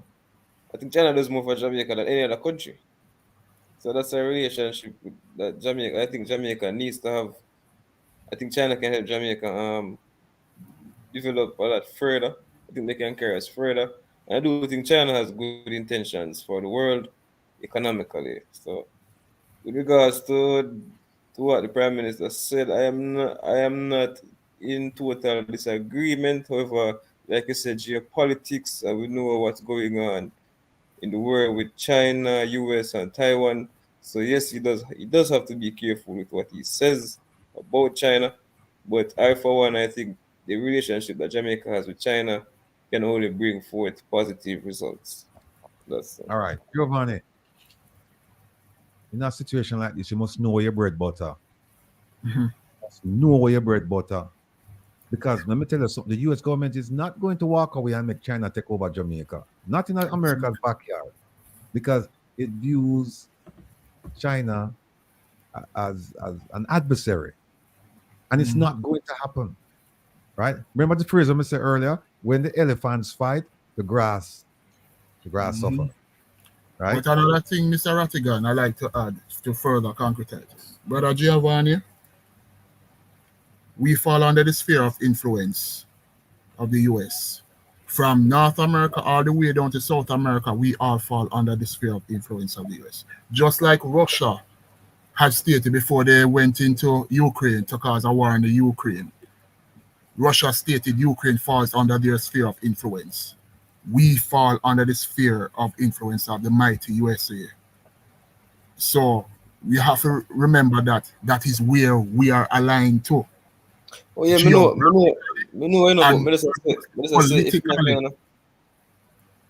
No, I'm just trying to give you a context for you to understand. I understand, but I say kind of unfair if we would not able to give thanks to those who are helpful. That may say. Giovanni, let me explain something because I've seen it with my eyes. Right? Take a look at Africa and see what China is doing in Africa. Oh yeah, I know about Africa and China. I know them build up factories. So why you think they come to Jamaica and be different? Why do you think they come to Jamaica? The business style, business. Also, look how stupid the Jamaican government is. You make the Chinese government build your your Ministry of Foreign Affairs headquarters, the place where you're gonna have your geopolitical discussions. You don't think China would have an interest in that, and you make them build that for you? I submit to you that no American worth the name American from the U.S. Embassy or from the State Department, even if they travel there, would go there and have serious, truthful, frank discussions. They wouldn't. They won't. And guess what happened? It's shared throughout the diplomatic community. So you see, the Five Eyes countries, the Five Eyes, Australia, New Zealand, Canada, the US, and the UK, them now have no conversation worth anything in that the building there. Mr. Rattigan, hold on, Mr. Rattigan. But remember, we have to remember this thing there, propaganda, because you might know more than me because you have your profession and all of that. You definitely know more than me, but I look at it, what a lot of things say in China, America, them always gonna have some bad things to say about each other. So obviously them are gonna spread a narrative, say, yo, don't do this with China, don't do that with China. But if you check levels, America do the same thing to other nations worldwide. Them are oppress countries same way, them are bring arms a countries same way, them are destabilize countries same way. But yet still them just have point the finger for China. As a black man who don't know for fire a gun, black people must stay out of big people business. If you're yard, I'm speaking directly to Giovanni. While you have opinions and your opinions matters, sometimes our freedom is within limitations, and where your backyard is. Just wait till when my generation is no longer around, then you can advocate for badness, and then Jamaica can be like Haiti. But just for now, as a lover, not a fighter, Michael Jackson style. Respectfully, that right here say right now, in the US backyard, we're not there. We're not ready for that. Giovanni, let me just say this, and I want to bring in Herb because I know Herb champ at the bit for coming at this. Giovanni, there are ways that you can play this diplomatically to your benefit, and Jamaica is not doing it. Now, let me share something with you with this one Jamaica policy, right? Very dear friend of mine, very, very dear friend of mine, sent me this thing. It says, it's important to know that most of the world's cutting edge chips today are made in Taiwan. And for that reason, many governments fear China's claim to territorial rights of Taiwan. You see what's going on here. You see how much resources America and other countries are putting behind Taiwan. They do not want this. They don't want this one China policy. They don't believe in it. They don't think it's fair. In fact, it's a threat to them. And then get up, look at Jamaica, the grass. You see two elephants a fight, and you're gonna say, "Oh no, I support the one China policy." See, that's madness. That's madness. And then you must know that there will be repercussions for this. You must know that, Giovanni. And Giovanni, if you see the minister of the junior minister and the minister of foreign affairs and foreign trade, Mr. Terrelonge, him talk about, oh, Jamaica is booming and Jamaica is doing that, blah blah blah blah blah. Open the floodgates tomorrow and say Jamaicans who can't leave and see where them are going. Them are going to go China, them are going to go America. Open the floodgates. Open the floodgates and say, don't make them fool you, Giovanni. What you need to do is you need to be smart about how you do these things, right? Here's the thing. I think Durbin said it. You're going to command our eyes. You're going to command the sphere of influence. Yes. You're going to command. You can't be totally independent, especially when you even grow your own food. You can't be totally independent. And you depend upon them people that give you money. Look at too much money USAID pumping at Jamaica, right? Then the Jamaican American are big money, right? And then you beg money and the people might give you money, and then you turn on and say, no, we support the other people them policy. We don't support your policy. Giovanni, we could bring this down to a personal level now, Giovanni. You have a neighbor, and you feed your neighbor. Your neighbor can't subsist without you and the people where you are and your friends that live over in your neighbor house. And your neighbor have an argument with somebody that's whether it's valid or invalid, and instead you keep your mouth shut. Your neighbor never ask if you come out and support him. It's one thing if your neighbor say, come and support me. But you jump in now and you go take the side of the person who have fight against your neighbor. What do you think your neighbor going to do to you, Giovanni? Or better yet, what would you want your neighbor to do to you? But answer that question there. What do my neighbor to do? Look for my other neighbor. All right, but what America should do then? I'm going to say America. Well, I think America should do. Look at what China is doing for Jamaica, then, and try to replicate what China is doing. Build infrastructure, roads, provide jobs, open businesses. Well, Hold they on, can. Giovanni. Let me stop you. Giovanni, that's why I'm saying you have to be smart diplomatically and politically because you're going to come under the sphere of influence. Either it's China or the US. You're going to come under it, but there are more repercussions if you come out and you support. I'm not saying don't like China, no, don't get me wrong. I'm saying you say I support the one China policy, you're putting yourself in a position where you don't want to be in. And by the way, you're putting yourself in a position where you didn't have to be in. Right. And you have to also remember, Giovanni, if push come to shove, who are we going to look to for help? China, they way over the other side, and US just there up above where can help with. So you have to understand the sphere of influence is always important under international diplomacy, right? And it has to be respected. And as what Mr. Rattigan says, in diplomacy is a chess game, and you have to be careful when you have to tip it toe, because diplomacy, and that is why we should have a person who has international relations background being the minister of foreign relations, because diplomacy is not about laws only. Diplomacy has ask your friend them up at UA who do international relations, they will give you a breakdown of how deep international relations is. And that is why it is usually good to have persons who have a background in international relations to be ambassadors and to be the minister of foreign relations. See, right? Because yes, let's say the nail pan it now. Let's say the US give Jamaica billions of dollars and exactly. You know what now, Giovanni? You see now when me walk in my congressman office, I say me want you to support my efforts with the State Department to take us some visas and for do this and do that because them support the one. I'm not saying no, them support the one China policy. It done. Game over. It done. Done. Come in, Herb. With freedom, there's always responsibility. Let us just remember that. And the other thing, Giovanni, you must remember this. You say America and China, them not have friends. Them have interests. We know that. Interest. And just because look what China do to Jamaica right now. We are giving the country to them. Prime land was given away for the finishing of the highway, prime real estate to the Chinese. I'm not saying you're not supposed to be friends with the Chinese, We can be friends. But you see this Belt and Road Initiative, if you don't make your payments, the Chinese will say, okay, since you can't pay, you have to give us this, you have to give us that.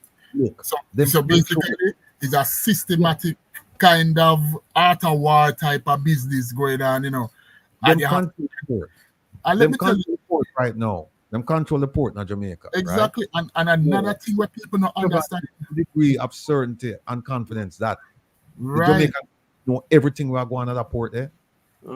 Thank you. And there's another thing, Mr. Rattigan. A lot of people don't know this. But they say maybe I'm a nerd and I don't care and I love being a nerd. But let me tell you something.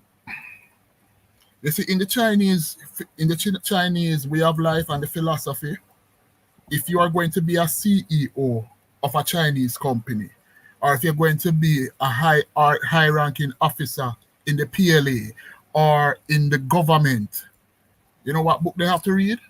Sun Tzu's Art of War. And if you don't read that book, you will not get there. You will never get a leadership post. You know why? And they study the principles down to the T. In their education system, they them learn Sun Tzu's Art of War. You know how me know about Sun Tzu? Because me love the book so much. Me have an audio book and me have the physical book when me read.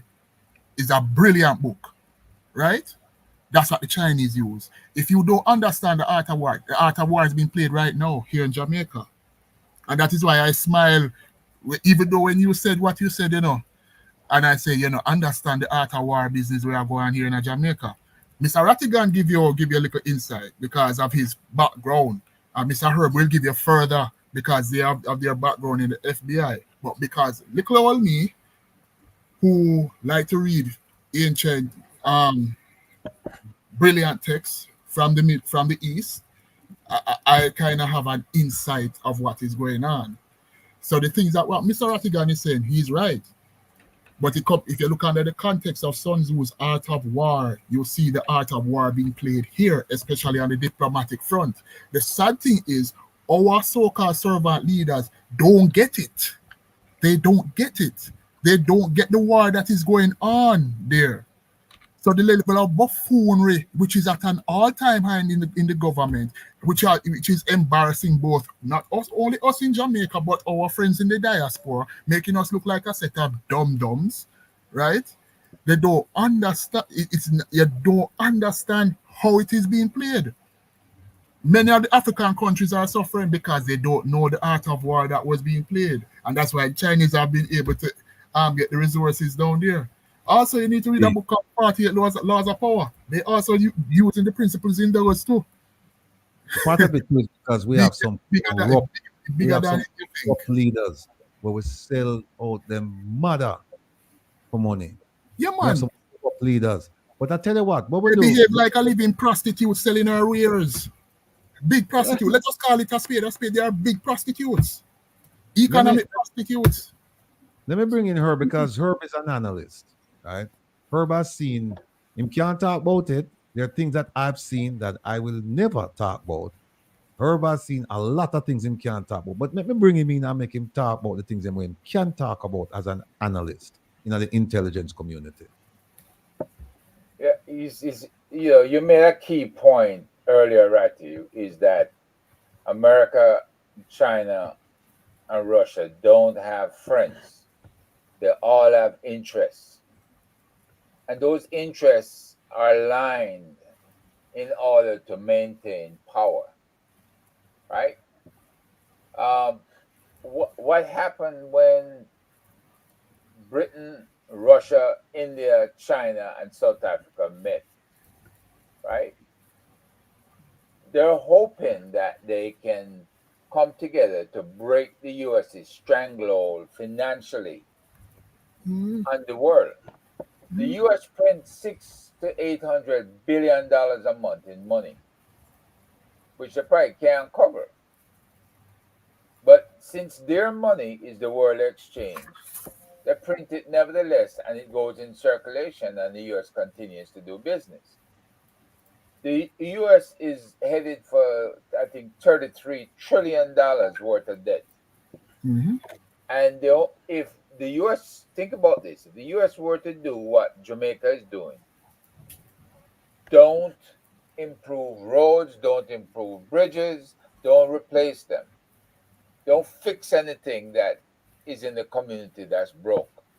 Just leave it all there, let it fall apart, and you'll bring your GDP into relative position that you can maintain and say, oh, we're balancing our budgets, we're doing this, we're doing that. It can't work in the US. And this is why, even now that you have the right-wingers and the liberals crashing in Congress, you can't get them cutting the budget the way it should be cut in order to come up with a balanced budget and in order to reduce the debt in a more radical fashion. So we are running up the debt for our children and grandchildren and probably their children to have to pay this debt down. So when the US maintains a friendship with Taiwan, right, it's not an official recognition, but it is one that keeps China in balance. In other words, the US can supply the type of weaponry needed in case China attacks Taiwan. And that will ensure that China will not walk in and do damage to the Taiwanese. It will ensure that the Taiwanese can defend themselves.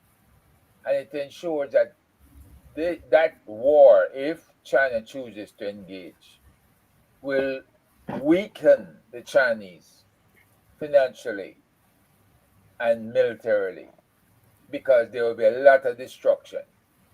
The US ensures the weaponry that Taiwan gets can inflict multiple damage on the Chinese, just like we're doing now with Ukraine and Russia. Russia's lost 30, 40,000 people. And a lot of their armor and everything that they thought was invincible, the US weaponry, the smart weapons that Putin fears so much, has been his worst nightmare. Right? There's so much damage being done. Every time Ukraine aims a missile, a US missile, inside of Russia, it strikes the target accurately. Why? Because more than likely the US uses its satellites to help them aim that weapon. And if you're painting a target, as we say, you put the laser on it, you fire the missile, and whatever the laser has painted, that's where that. So I'm just speaking in general terms. I'm not giving you all no secrets. But the bottom line is this: Iran has managed to stay above the fray and to inflict damage when it's ready. Why? Because Iran is working on their nukes, and Iran has a program to produce its own defense industries. Their weaponry has proven to be devastating because they fired missiles at a U.S. base in Iraq and did a tremendous damage on that base, and probably brought about crippling injuries mentally and physically for the American troops that were there. That was in retaliation when Trump killed or had assassinated that Iranian general who was visiting over there. Now, if you look around the world, look at how they maintain balance. The Russians are back in Cuba and in Venezuela. The Russians are in Africa. The Chinese are in Africa. The Chinese are in Cuba and Venezuela. So the US tries to maintain the balance with Israel over the Middle East, with Great Britain over Europe. Doc Francis, mute, please. With Great Britain over Europe. And at one point, it appears they were working to have Jamaica as the outlier in the Caribbean that could help to control the Caribbean. But that hasn't happened. Right? Jamaica has aligned itself with China to get its infrastructure developed and giving away much property. The big deal was Goat Island. Goat Island was a submarine base in World War II. The Germans had it. And there was no way the US wanted Jamaica to give Goat Island to the Chinese. Because if the Chinese got Goat Island, more than likely, they could do the same thing, turn it into a submarine base. What, Sir Herb? I think the US still has a lease on it, if I'm not mistaken, I'm not aware of a US lease on Goat Island because the US canceled all its leases in Jamaica. Okay. All right. Okay. The US lease would have been nearing termination in Jamaica. It was a 99-year lease there, 99 years in Cuba, Guantanamo. And so you know, Jamaica is a very strategic country for the U.S. Mm-hmm. It's in the right place, and it could be a jump off point to Mm-hmm. go against any Latin American country, Yep. right, in the Western Caribbean Yep. and and in the South as well. Now, if you look at all the countries that the U.S. has influenced, the U.S. has influenced a lot of the English-speaking Caribbean countries. They controlled Haiti at one point, and now they no longer want to have anything to do with the Haitians. Why? Because the forays into Haiti have all turned into failures, and it's created a huge mess. And they don't want to be blamed for Haiti anymore, even though they still are held responsible because they're the ones that took the gold and all the money out of Haiti and took it to New York and handed a lot of it over to the French. So that needs to be settled. But the balance of power in the world is based on U.S. interests and the interests of the BRICS nations. And something is going to come to a head sooner or later because the U.S. maintains its fossil fuels to feed the nation, and that most of it comes out of Saudi Arabia, and Saudi Arabia is aligning itself with BRICS. So Mm-hmm. you may have a big issue in the future, but you have to watch all of these areas and all of these countries that say they're aligned, but they're not really aligned. They talk a good game, but they want to talk a good game so that the Chinese help them, continue to help them, so that the Russians continues to help them. Mm-hmm. But on the other hand, the U.S. they owe U.S. billions of dollars, and they have to from the time of World War II. The U.S. was the one that provided all the logistics needed for the French, for the UK, for the Russians against the Germans. And the US is the one that rebuilt Japan, Germany after World War II. Right? So you can see where the power play exists in the world. And Mm-hmm. you can tell how far countries can go because China is spending $18 trillion. Mm-hmm. China is spending all this money around the world, and everybody had to get on the bandwagon and welcome the Chinese spending.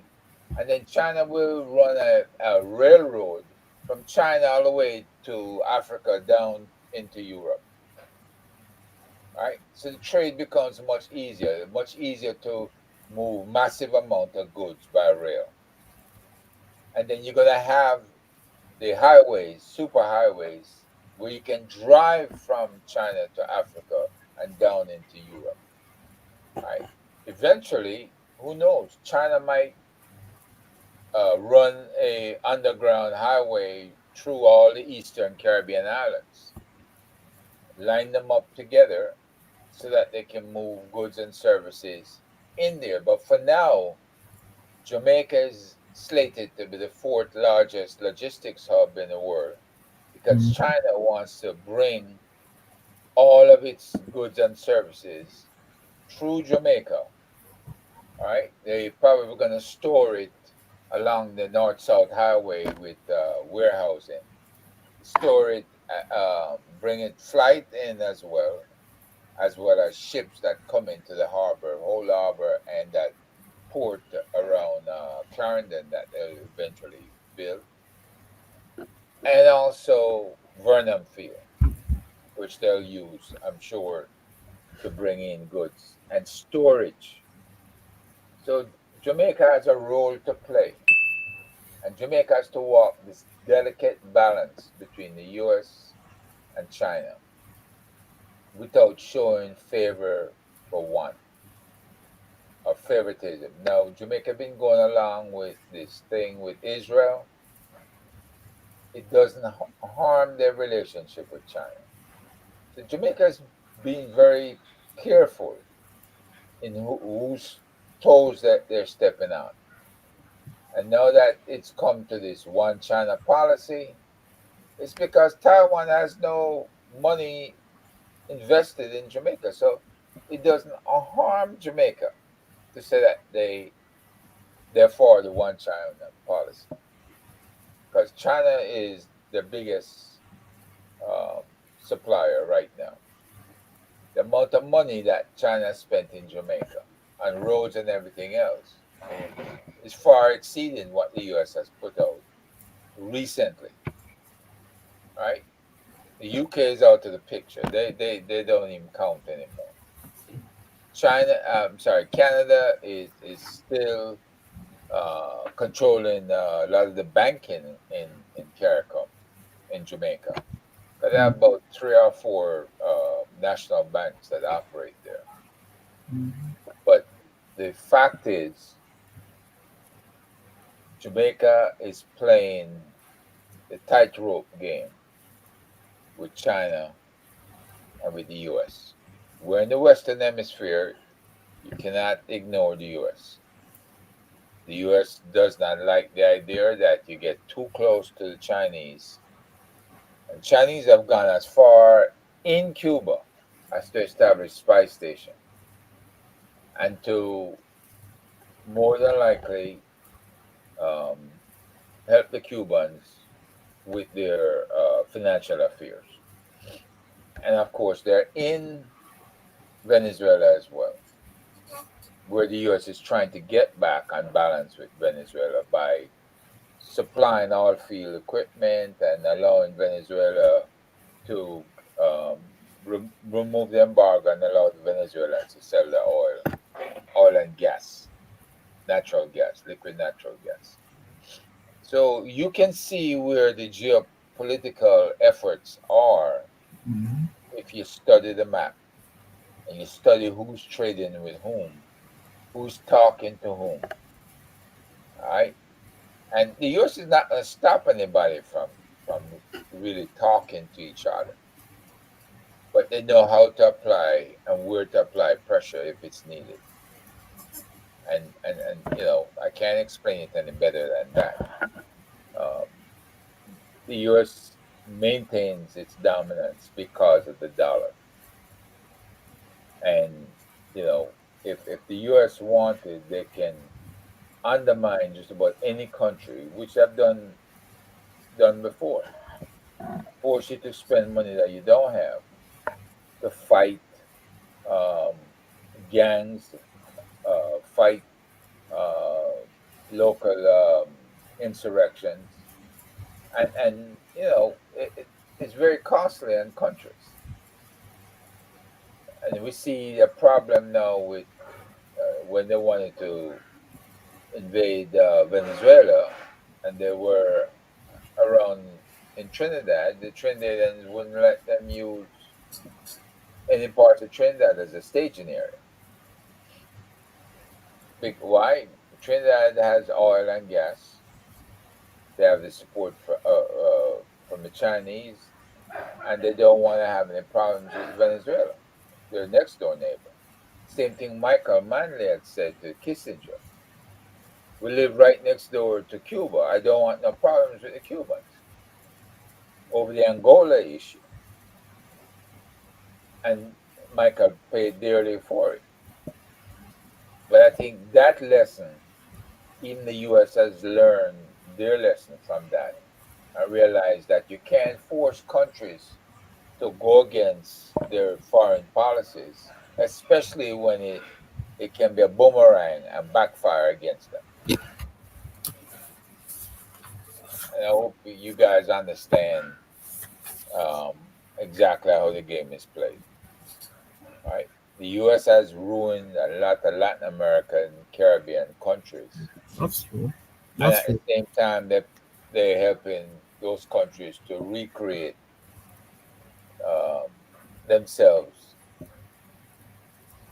at and it appears adapt U.S. type democratic principles. And if you want to experiment with the Chinese, yeah, go ahead, because the U.S. took their money. If you remember when the Iron Curtain went down and the Eastern European countries were free, the U.S. came to Jamaica and the rest of the CARICOM countries and said, "Hey, we got to go take care of our brothers in Eastern Europe. So we can't give you the money that was designated for you anymore. But, and they remove funding from a lot of the Caribbean countries. So in other words, what the white people in the U.S. was saying, we're going to take care of our white brothers in Europe. And you guys, I'm sorry, we can't help you at this time. But now you do have the Chinese that can fill that gap, because China has adopted some of the same capitalist principles as Taiwan that has made Taiwan successful. And China wants to maintain Hong Kong and Taiwan as its territory. But the U.S. is smart that it can support the Taiwanese and arm the Taiwanese and back them up. That will ensure if they start the war, they're going to end up in the same situation as the Russians and Ukraine. So it's all about a power play. It's all about the balance of power. And I'm sure you learned that in high school when you used to do the reviews with the British naval up against the Spanish, up against the French, and how they defended themselves back in the 18th century. That balance of power kept shifting. Well, the balance of power today will shift, but it's not a radical shift.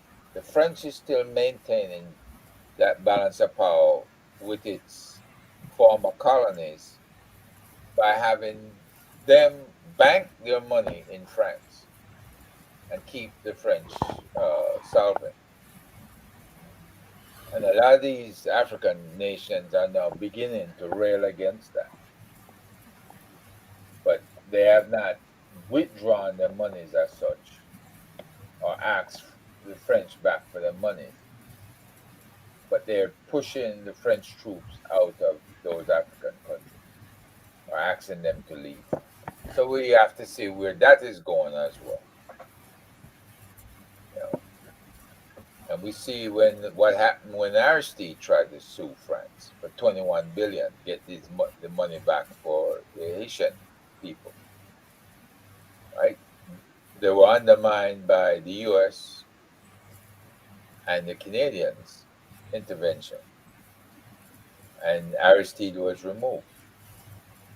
But today, maybe there's a chance that Aristide or somebody that he sponsors could make a return to lead Haiti.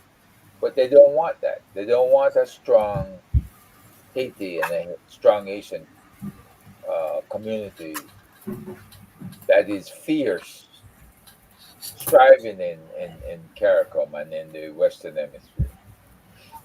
The U.S. really doesn't want to see that. They still want to take advantage of Haiti's various minerals, whether it's oil, coal, or whatever, and keep the Haitians in their place.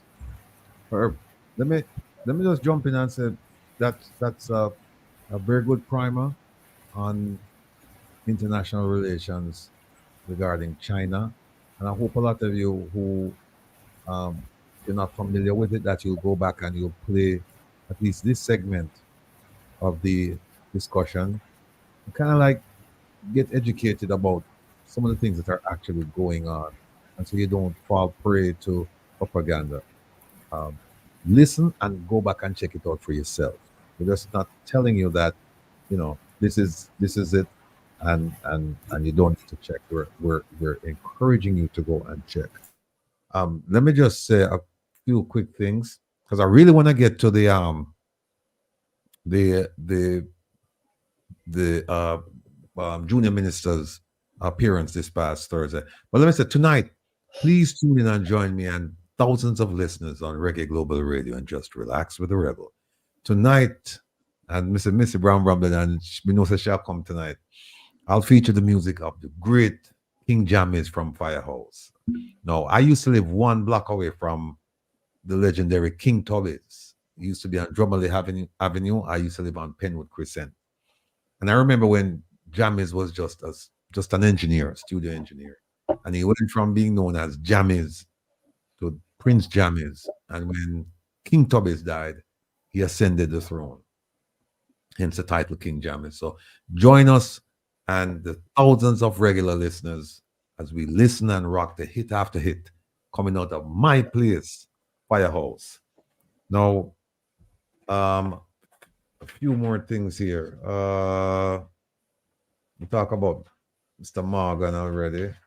Let me just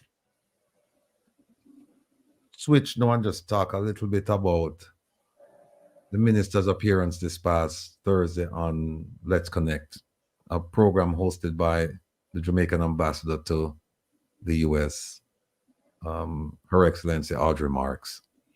No, I don't know. Herb, did you listen to it? Yes, I was logged in. Okay, I know Dr. Francis was there. Dervin, I don't know if you listened to it. Giovanni, I'm not sure if you listened. I know Tigo was listening. Unfortunately, I didn't get to watch it. I was very busy this week.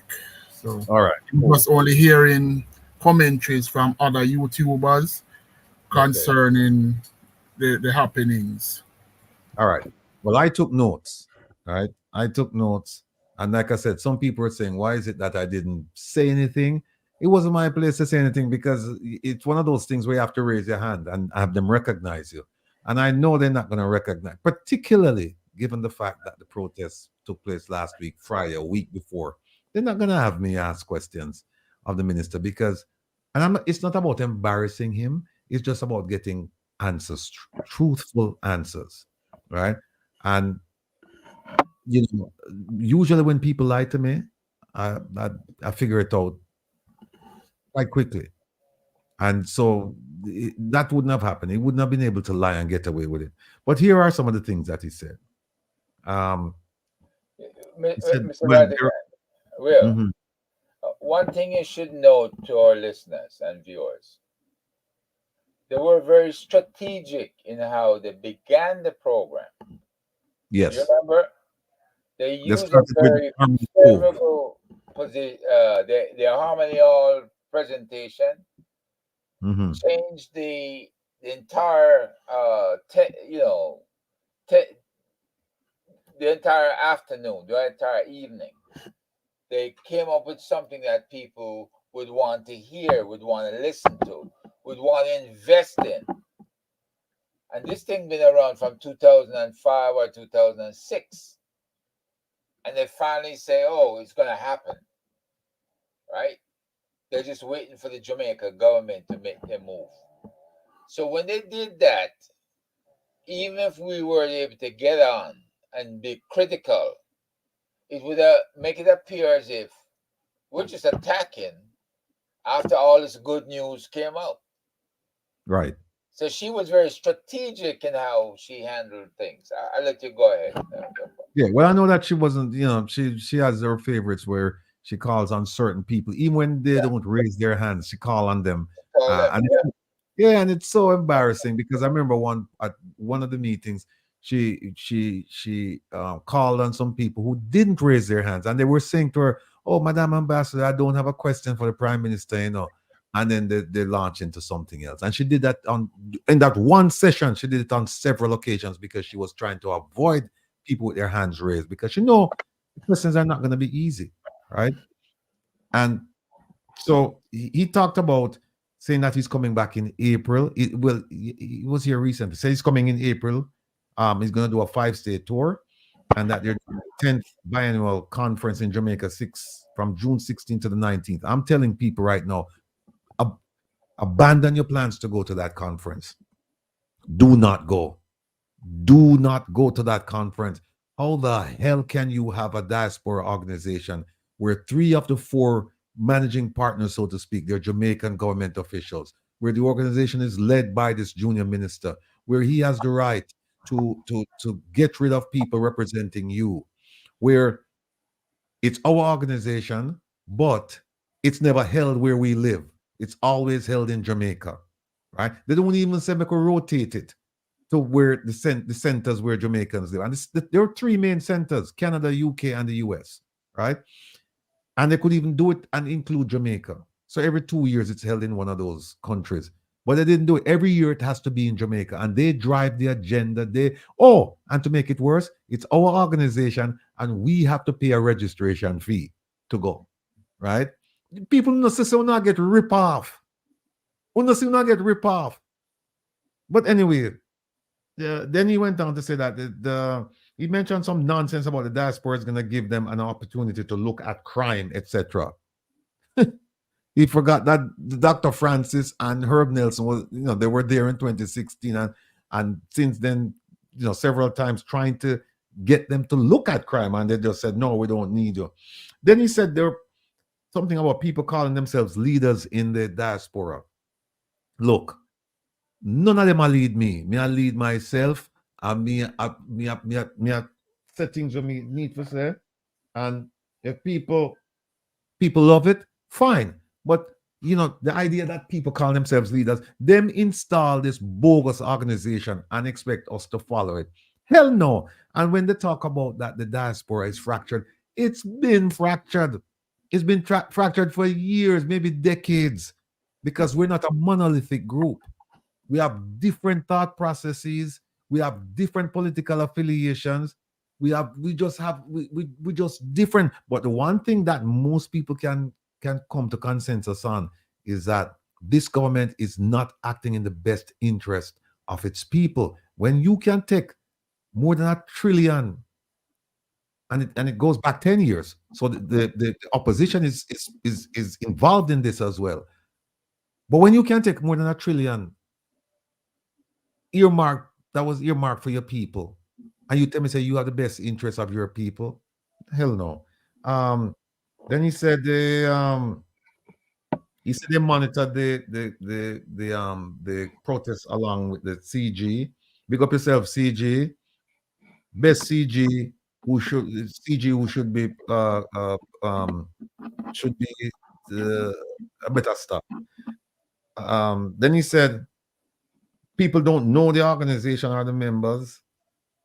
Something like that. I think that's my note, that people don't even know the organization or the members. But then he said a vast majority of the diaspora agree with the government's position. That's nonsense. That's frankly not true. Then somebody asked a question, and I think it's a gentleman by the name of Paul McFarlane. Asked a question about voting. He said, hey, I would like to see the day when Jamaicans can vote from wherever they live. Now, that promise was made, and this ambassador was in the room at the time when it was made. The government made this promise to the diaspora that they were going to come up with a mechanism to try and get Jamaicans to vote from overseas. I was there when that promise was made. So he said he'll put up $1,000 to help with the legal challenge because he wants to take them to court, because he believes that the Jamaicans living abroad should be able to vote in Jamaican elections, pretty much like how the Americans, the Israelis, and a bunch of countries around the world. They allow you to vote in your local elections from wherever you are. Now, the minister, and I tell you how these people are disingenuous. The minister came out against it because he was saying that, if you come and you vote, you don't have to live, and I'm paraphrasing him now, but it's pretty close to what he said. You don't have to live with the consequences of that vote, because you don't know who you're voting for. You don't have to deal with it because you vote and you go back to where you live, right? And so he was against it. Then a gentleman from, I think, from the Pacific Northwest, I don't remember his name. He challenged him and said that vote is a fundamental right, and he got the feeling that he was saying that we shouldn't vote, but we're all Jamaicans, we should vote. Then the ambassador jumped in and said, "Oh, I don't think that's what he was saying." Then he changed his tune. He said, "If you're registered, you can come back home and vote." Now, let me show you something. How much of a schemer and a liar these people are. The ambassador said, and I wrote it right here, she said, "I have friends with Jamaican passports who go back to vote." Well, Miss Ambassador, there's something called misprision of a felony, where if you know somebody commit a crime and you basically assist, or you know about it, you don't say anything, you can be locked up. I'm telling the JCF now that they should seriously look into locking up this ambassador. They won't do it, but they should seriously, if they really want to set the trend for law and order and justice, they should, because she's saying that she has friends who live in America who have Jamaican passports, and I suspect that she probably helped them to get the Jamaican passports because she's the ambassador. Some of them she's probably her office accepted the paperwork and sent it off to PICA, and it got done. No, I want to show you something. Look at this. This is registration procedures for you to vote in Jamaica. Right? If you think I'm lying, look at the first. Look right below registration procedures. It says the Electoral Commission of Jamaica publishes 2 voter lists, blah, blah, blah. So you know what we're talking about. Who can register to vote in Jamaica? Here it is. Every Jamaican citizen who possesses the following qualifications is entitled to register to vote. You must be 18 years or over and what? Look at that. And reside in Jamaica. See that? You must be 18 years or over and reside in Jamaica, or if you're a Commonwealth citizen, which doesn't apply to us. And it says if you're subject to an illegal incapacity, if you're crazy or whatever, you can't vote. So essentially, you must be a Jamaican citizen and you must reside in Jamaica. If you're a Commonwealth citizen, you have to live in Jamaica for 12 months prior to the date of registering, right? Let's go down a little bit more. Look at this. Look at number 3, residence verification. After you have filled out the application, the representatives and scrutineers will visit your residence at a later date to verify the address you gave. The registration process is not complete until your residence has been verified. If you live in America, how you live in Jamaica? It gets better. Gets better. It says right here, the law requires that registration takes into account the place where you are normally resident. This means the place where you call home, and it can be proven that you live there. See it right there, so. See it right here. And how do you get residence? You must be living there for 6 months.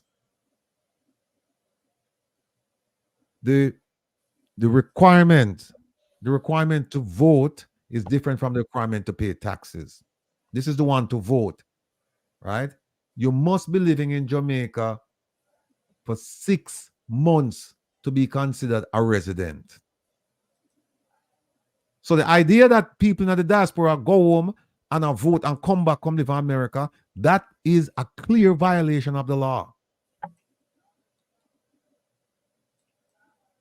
That is a clear violation of the law. So, shall I tell people this? Watch. If me try it, them are going to arrest me. But tell you that. Them are going to arrest me if me try it. And tell me say me I commit voter fraud. Because I don't live in Jamaica. It's right here. You have to live in Jamaica 6 months to establish residency. You have to be living in Jamaica. See it right there, sir? Right here. This first bullet. So, and this is put out by the Electoral Commission of Jamaica. So, the ambassador, she said it. It's captured. It's captured for eternity. She said it, that she have friends who go home and vote. She knows people are violating the law. She knows it. And yet still allowed to happen. Right? But we can move on.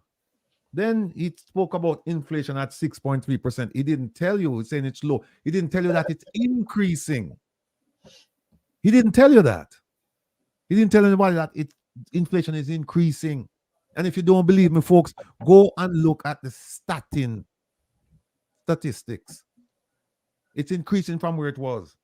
Then he says unemployment 4.5, more jobs created. What he didn't say is that what kind of jobs.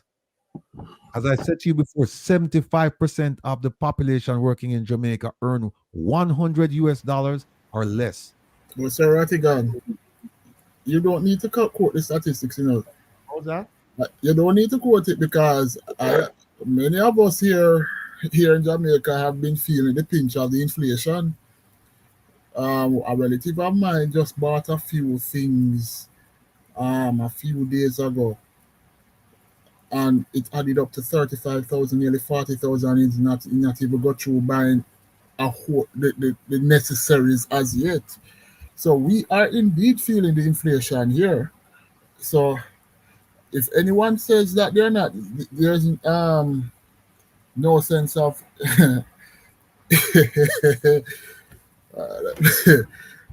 there's no inflation. Something is wrong with their thinking, or they need their head to be examined. Because as I said before, and I spoke to you earlier on concerning a teacher who was protesting, and she stated that she have to think whether to buy lady sanitary napkins and food, right? Because of her pay is so small and it is battling the inflation, right? Shows you that I don't know how can anyone say that the economy is expanding, because to me the economy is contracting. Well, because once you have inflation, I may not be a full economist because I don't have my degree in that. But one of the principles of in economics that your spending power has to expand. When your spending power expands, that means the economy is booming.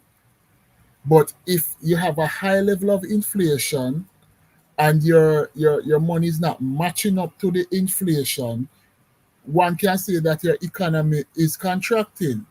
But maybe because I'm not a trained economist, maybe you should bring Ralston Hyman one of those days to speak further. Yeah. But Millicent was saying everybody who's doing so have a Jamaican address. Yes, Millicent, but again, the requirement is that you must live there. You must live there. Yeah, but Mr. Rattigan, I just want to say this, that that it is a misnomer, because I always thought that if you own property in Jamaica, but it does not say that, that means that whomever goes to vote is either they were targeted to go and vote in a specific constituency to improve that vote, or because I thought I could go back and vote in Jamaica because I had property. And now that's the revelation. But most of these things, is called misinformation. And as Herb might tell, it's called a red herring, and sometimes it's called a propaganda. And it is carefully shrouded in all the details to confuse you. If it is somebody who it would be an advantage to them, then they would approve it. If it's somebody who's a disadvantage to them, then it's absolutely not. And I've been listening to you. One more thing I want to say to the young people who are there and the not so young budding doctor. I'm messing with you, young man, Daniel.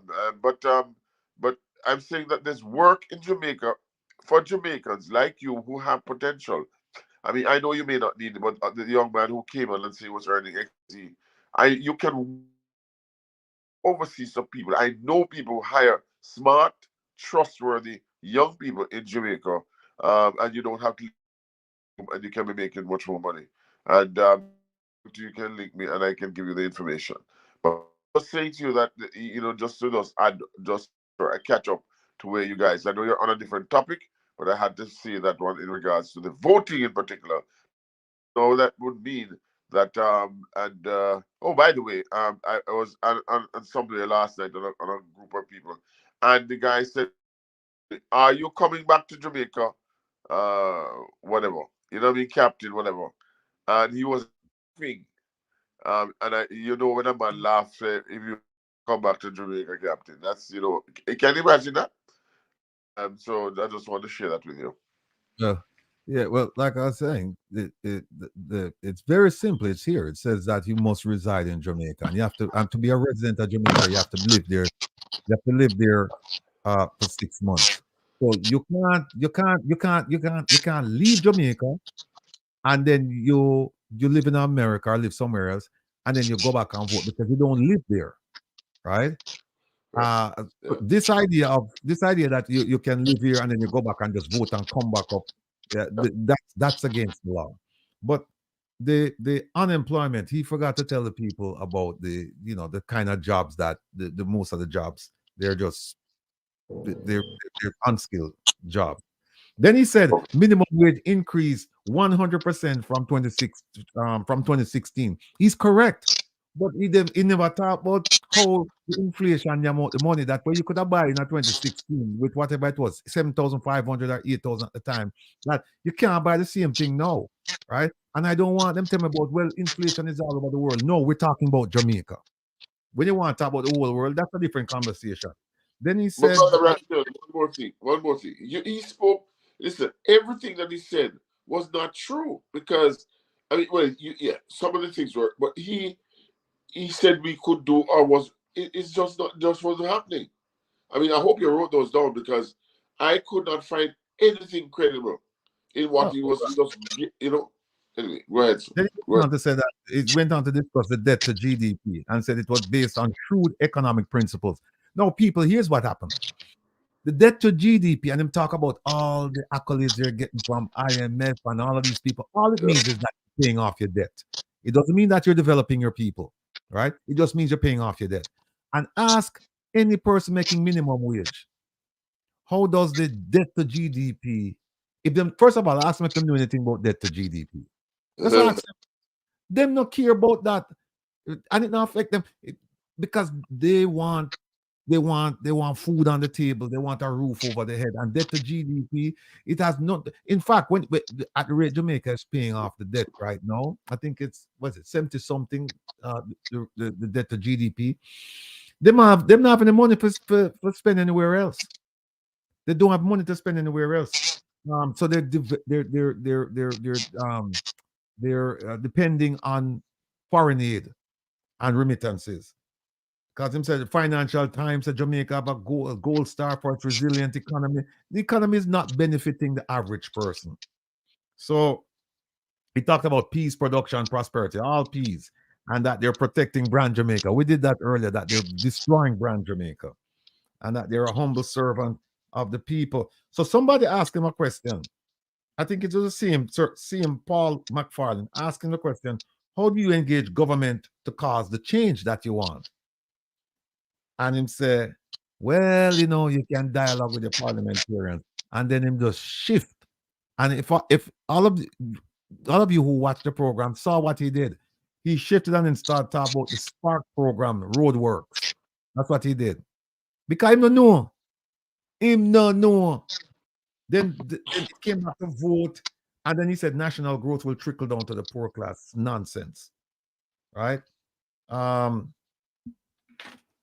me see what else he talk about. Murders down by 7%, trending down. What he never tell you is that when they when they took over the reins of power, it was 1,208 murders. They haven't seen 1,208 since. He not tell you that.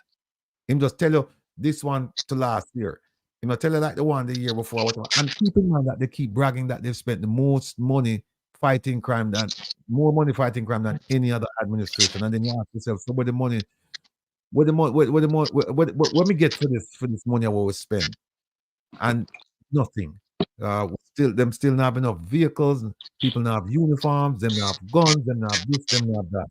Yeah, but they said they fixed up 144 stations. 144. Where? The man is no. He's not well. He's not well. No. Him also said that them have ships to protect borders. And them talk about border control a lot. I remember we have planes are flying and across. We have Haitians that come from rafts, despite the high-tech boat. Around that, I'm making that. The most of 11 helicopters, and which one has ever interdicted anybody or brought anybody in? No. Then the Let's Connect got a jolt. Got a jolt because Dr. Claire Nelson, they asked her to ask some questions, and she mentioned crime. She said there were some concerns about the speaker being the prime minister's wife. And then she mentioned standing. She mentioned the environment. And then the minister said that when she mentioned the prime minister's wife, it wasn't in terms of a question. She was just mentioned it, right? It wasn't it wasn't one of the main questions. She just mentioned it. And him jump off on that and says that she's one of the best MPs in Jamaica, and him start throughout all of the kind words and this and that. You know, I don't know. I don't think the minister really understood. As a junior minister, I don't think he understood what she was trying to say. What she's saying, it doesn't even look, something must not only be good, but look good. Right? Why is she there? And then she's still part of the Integrity Commission. Was that so? You said that she was also some overseer on I don't remember the correct term, on the Integrity Commission. Why is she in those roles? Is she supposed to stop something? And the speaker can. Right? That's the point. That's clear was speaking. What happened? Then he started talking about Project Star, vehicles, technology, legislation, and it's all nonsense. It's all smoke and mirrors. But then somebody asked him a question about the code of conduct with the Integrity Commission. I think it was Trevor Sosa Bone asking that question, and him choked on the bone. He couldn't answer the question. Him say we carry ourselves in a code of conduct, like him say, oh, as parliamentarians we do this. But the question was, did you sign it? Did you sign the code of conduct? Because you asked. He couldn't answer the question. Then he mentioned something. Said the ambassador is instrumental in Jamaica going from poverty to prosperity. I mean this. Oh, then he said something else here, which is crazy. He said that. Oh, he said economically they've turned things around in the last 10 years. Where them find them people are from? Where do they find these people? They're trolls. 10 years ago, this party was not in power, and he said that we've started turning things around in the last 10 years. In the last 10 years, correct me if I'm wrong, but there was another party in power before 2016. Yeah, the People's National Party. Right. So I guess he's giving them credit too. Listen, let me tell you something. I don't know. He's supposed to be the spokesman for the party. I don't know where they got him from, because he really has messed it up. And they better move. I'm sorry. He reminds me of my good friend Dr. Shan, because he is no security minister as far as I'm concerned. Can you go hear from him, the prime minister? How can the prime minister have all these portfolios under his watch? So what is he, a super prime minister? What can I say? What you have is you have all non-law enforcement people talking about law enforcement. You have the Honorable Minister Kamina Johnson-Smith, you have the Honorable Minister Dr. Chang, and then you have the Honorable Minister Mr. Terrelonge. And they're talking about crime as if they know what they're doing. And they have no clue. No clue. Then he lauded the Prime Minister for work in Haiti. This was Thursday. Now we have been advised that Kenya is not coming, as I mentioned earlier. So now the question is, since Kenya is not sending 1,000 policemen to Haiti, who will pick up the slack? Because remember, Jamaica said that we didn't pay attention to the Guyana Venezuela issue because that's in the Eastern Caribbean, and we're up north, and we're busy working with Haiti. Now I want to know what are the plans now going forward? Now that Kenya is not going to be coming, what are the plans, brother? How can he control gangs in Jamaica? And talk about him going to Haiti when gangs are 10 times or 100 times more dangerous. Why don't he lead the first gang to go and do it then? Why doesn't he? You tell me anyone who would be so stupid to go down there with these guys, the type of guns they have would supersede any gun we have except on our APCs, right?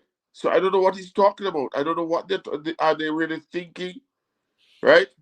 Well, how many coffins do we have to put on standby to bring back home men if they're so stupid to go? But there's another thing you should put in the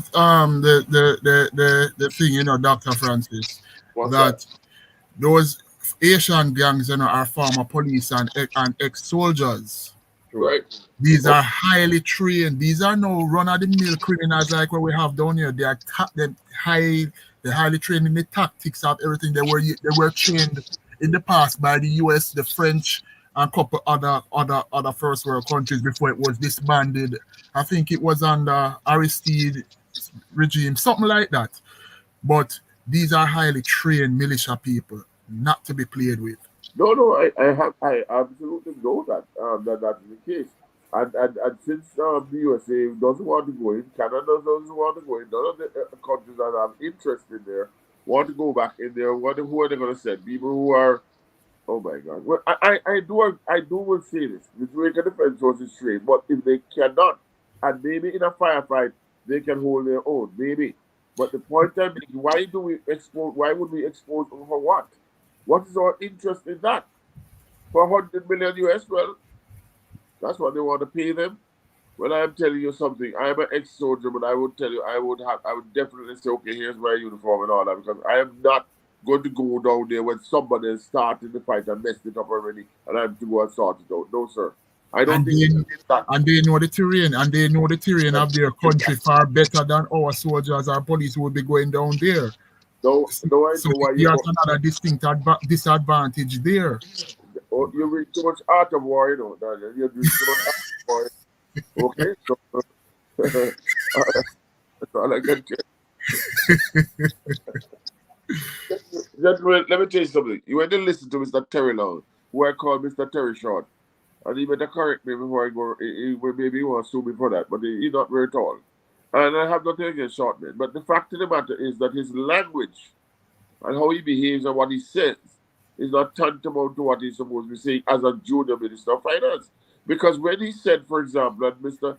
Rattigan don't want to remind us that he says it's our diaspora, he said it in his word. You can go back and hear the clip, right? Mm-hmm. I don't know if Herb heard it. He said our diaspora. That means it's Jamaica's diaspora, not Jamaica, not diaspora. As it is real context, right? And there's a thing to talk about context matters, right? We need to understand that the diaspora should be operating like other diasporas, right? We have to build a Nigeria, they're operating independent. India, France, what have you, they should be independent and they be complementing their island or nation, not the other way around. We're the other way. That's why we are in this fix right now. Mm-hmm. And they don't have to listen to us. So let's see. Look, I want to bring Herb in, but before I do that, you know what? I should just open the phone lines. The conversation has been going so well that I forgot that we have a phone line. Let me take a few calls. Hold on 1 second. Banners. So, all right, folks, the phone. I'm gonna open the phone line. The number is at the bottom of the screen. But when you listen to these people come and talk, I'm telling people that do not go to a boycott that thing. And then the members, I'm asking the members, if you really truly care about Jamaica and you really care about the diaspora, you would resign. You'd resign from that position. Let them find somebody else to do it. Oh, by the way, to remember this, you have something hanging over your head, something called FARA. Let me take this called Caller, good night. Welcome to Reasons Rattigan. Where are you calling from? From Virginia. Yes, sir. Go ahead. You're a first caller. Good. Yeah, bless up yourself, bless up the partner. Always thinking Jamaica, right? Get up and stand up.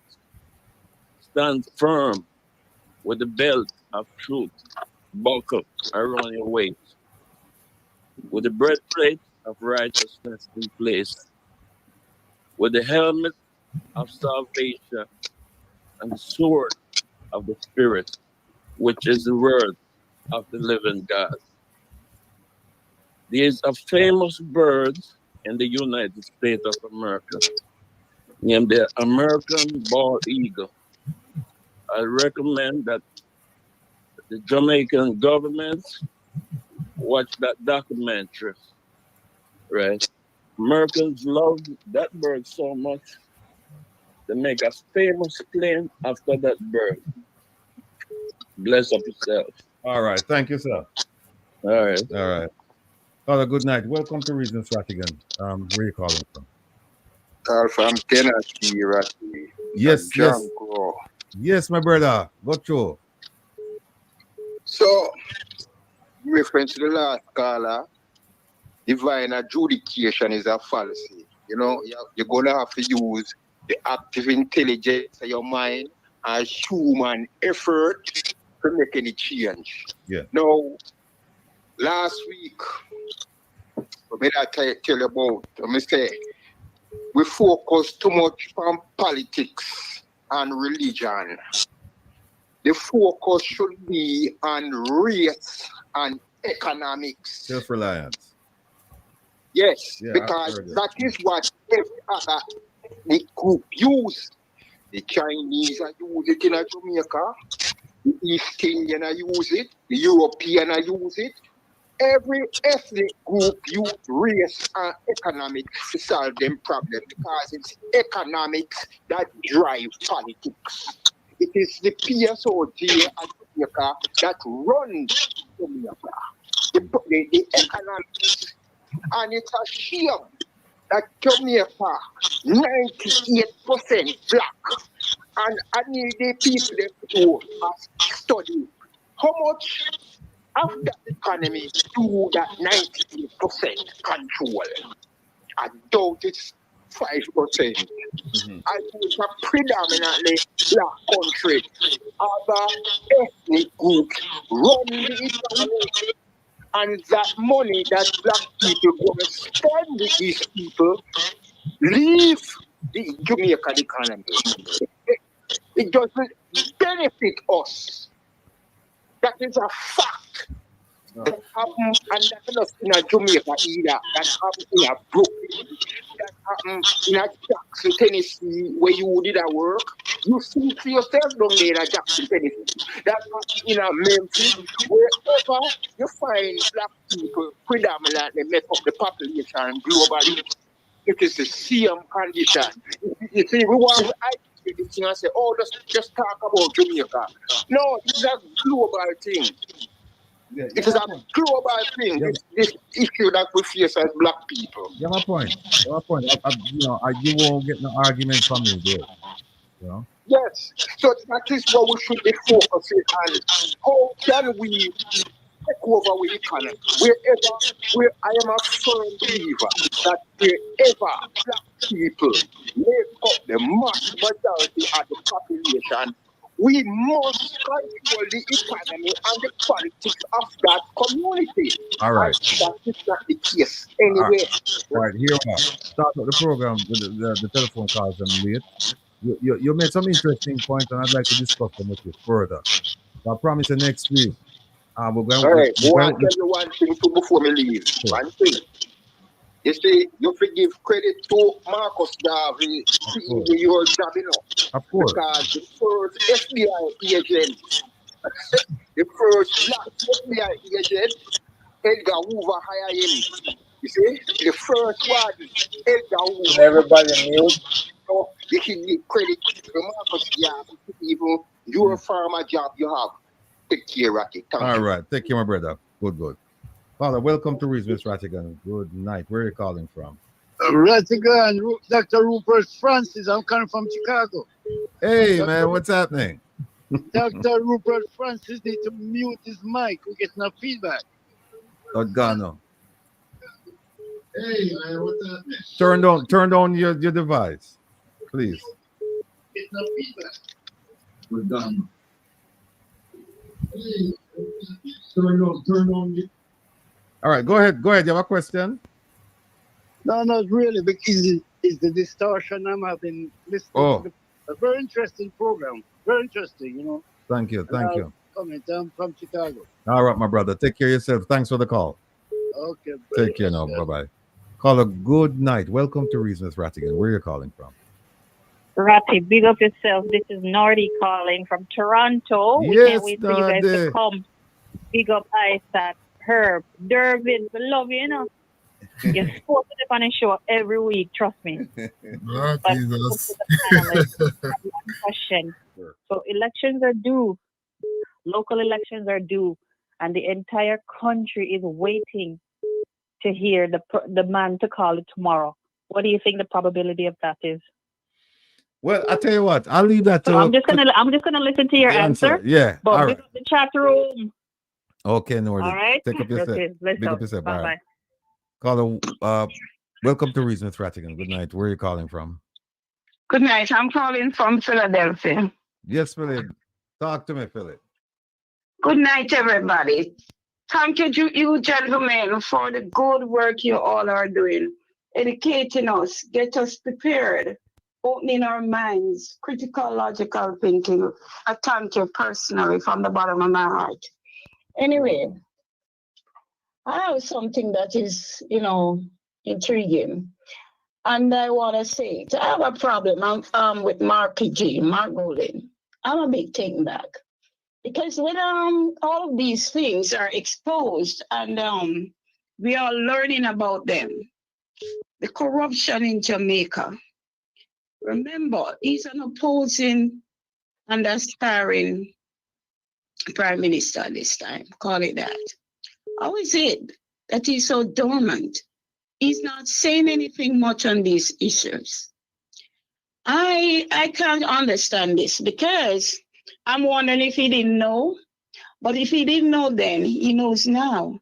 This is his time to shine, and he must make use of the opportunity, remembering that he's an opposing prime minister. All right. And whenever he wins, I can tell him this, that he will be opposed by the JLP in a strong way. So he better prepare himself. And this is his time. He must try and make use of his opportunity. He should be as strong as ever, opposing all of this corruption and this issue that is going on in Jamaica at this time. Right. He must be of relevance to the issues that exist right now. And I think this is a problem that people might have with him not being forefront and out to discuss these issues. I think that's the biggest issue that people are having with him at this time. Why some people think he's weak and he can, and manager would not be able to manage. All right. That's Thanks my so much. take on it. All right. I'm sure he has supporters listening, and maybe they can convey the message to him.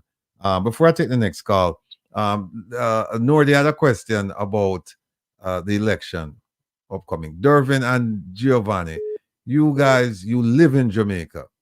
How do you respond to Nordy's question? About the elections being called? Jamaica right now, Ratty, in the US.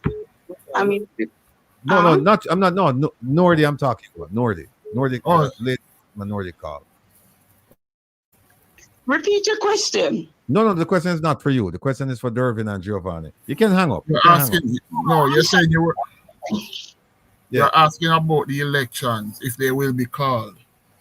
Well, how do you feel? How do you feel about it? Yeah. As I said, it is constitutionally due, so it needs to be called. Because I remember speaking to my professor when the government delayed the calling of the local government elections, and a few months later, the judicial precedence was set in Trinidad, in which the courts ordered the Rowley government to call for the local government elections there. So that precedence also applies to us.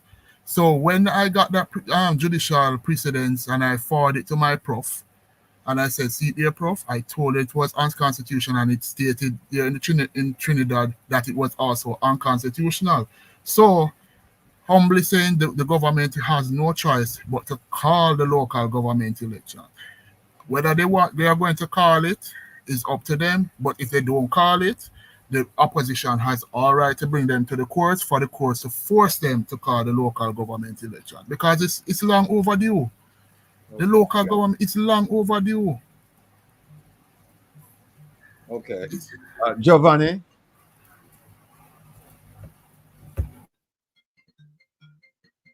Oh, Giovanni can't hear me. All right. Yeah, there's a lady I have to I left the stuff upstairs. The young lady's name. Caller, welcome to Reason. Ratty, let me that lady who made that remark. Mr. Rattigan. Hold on one second, caller. Hold on one second. Dr. Francis has something to say. Go ahead. The lady who made the remark about the opposition leader. From what we know, yes, we would hope that somebody would come forward as vigorously as she did with her remarks and clarify, because it's very important that an opposition opposes, and for us to believe that we're getting good representation. And so I'd love to hear from them as to what is going on. And so I thought it was a really good question. Thank you for raising it, man. That's it. All right. Caller, go ahead, please. Yeah. Good night to the panel. Good night. Good night.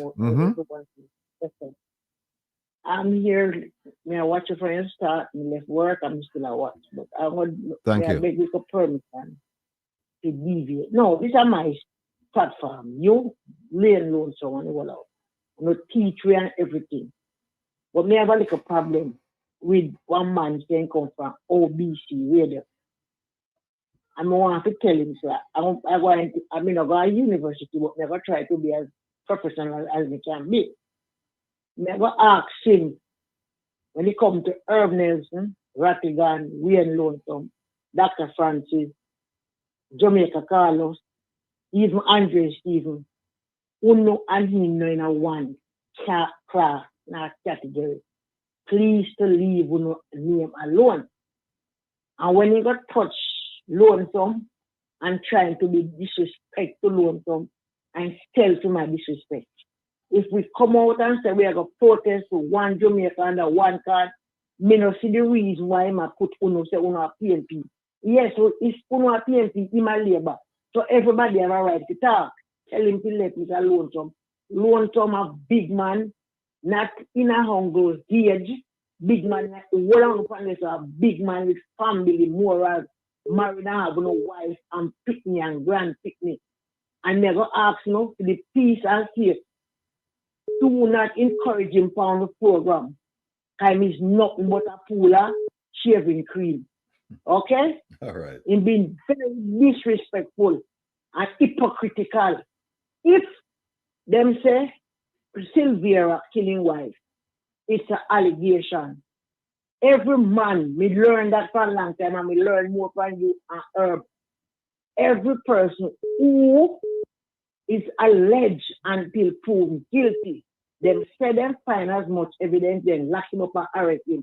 So be it. Now, make the court roll. Why Patrick Bailey? If you lock up Sylvia, and if Mr. Sylvia do it, if you go to prison. But Patrick Bailey, if you go to prison too. So if I'm not talk about that long before Sylvia wife dead. And we alone from the on TV and show from we long time a leak out from corrupt politician, whether you're PNP, you're Labour, anybody, anywhere you're there. And him a leak out in defend poor people, in help poor people. He never tell no man to go kill nobody, no woman kill nobody. He always speak the truth. And I want to left my brother alone.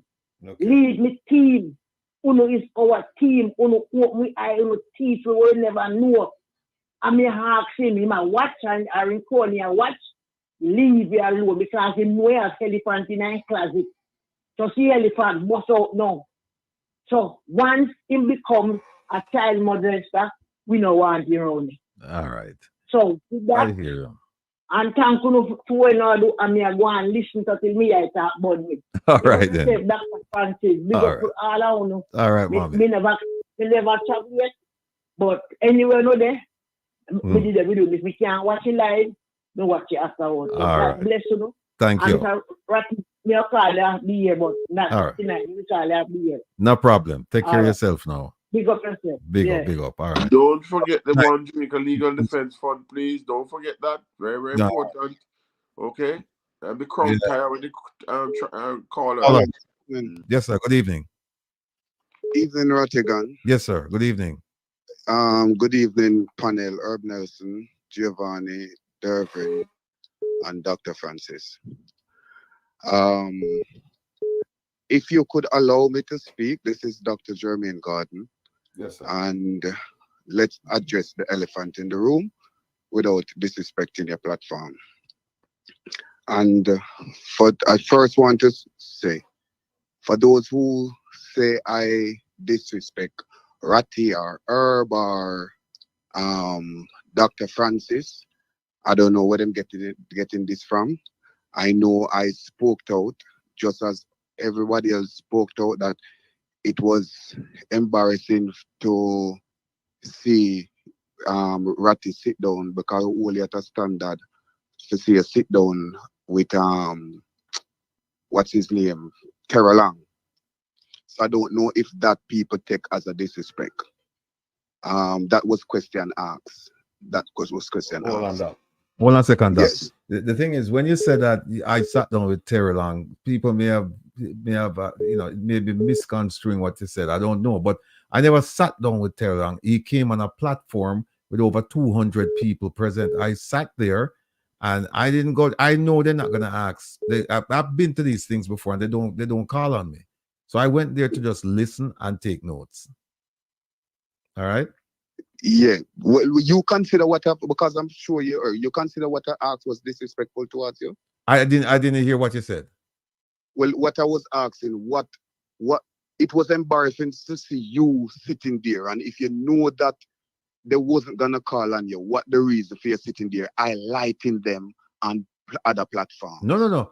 It's not about highlighting anyone. I went there to listen for myself. I didn't want anybody to tell me what the minister said. I wanted to hear for myself what came out of his mouth. And that's exactly what I did. And I took notes as he was speaking. So I don't have to always, when I go on a platform, I don't always have to say anything. Sometimes you learn a lot by just listening.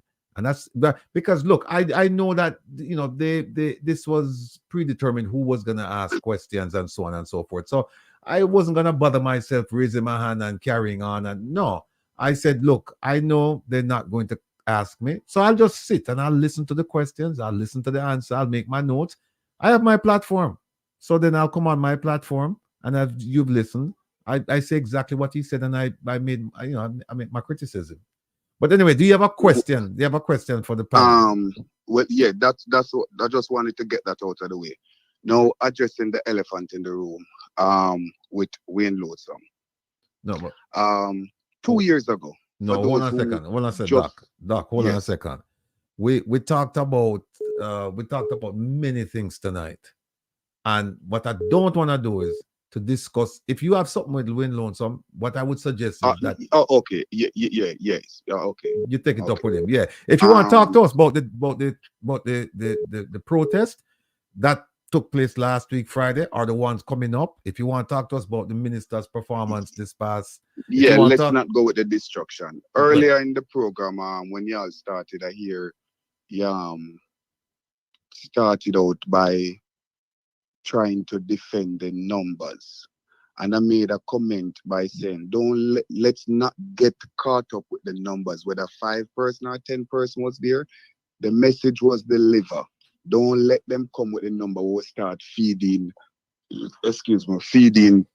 I know it was about 70 people that in total because I was there. You was there. Yeah, I was there. Mm-hmm. But let's not feed into the number, because when we start talk about the number, we are go straight into what they wanted, because they come and start talking about the number, not the message that was sent. Mm-hmm, mm-hmm. So I just want to encourage, say, with the protest that went on, let's not even discuss again about the number, what they said about the number. It's the message that was said. And we know it rattled feathers and rattled a lot. Let me read you something that I said in my opening, right?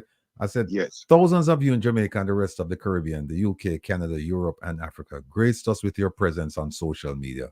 We felt the energy, received the blessings, and delivered a resounding message to all Jamaicans and the Jamaican government. I'm not worried about the numbers. And if you listen to me carefully, what I've said is this. If we've not one person out there, it's one more than we had last year, because it's the first time that the diaspora has protested against the government of Jamaica. And they were worried. I can tell you, there's some things that I can't talk on the air, but the Jamaican government was worried. And it's even more worried now, because we have more time now, and they know how the New York crowd is, and New York are my place. And they know how it's going to be when it comes when we get to DC, because DC are my place too. Well, I know big things gonna happen. I don't have to say. I get called and I sit down in Farah's office yesterday morning, and what I put out an affidavit, so an affidavit and record. All right. Well, I tell you what, Doc. I tell you what.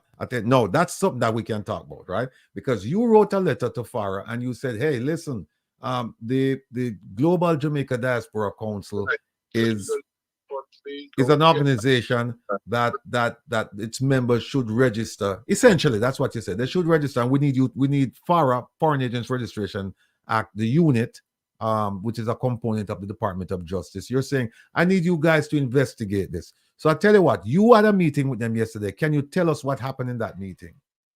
Well, I sat and I was told, they asked if I was okay with writing a sworn affidavit, and I said, better yet, I can go on the record.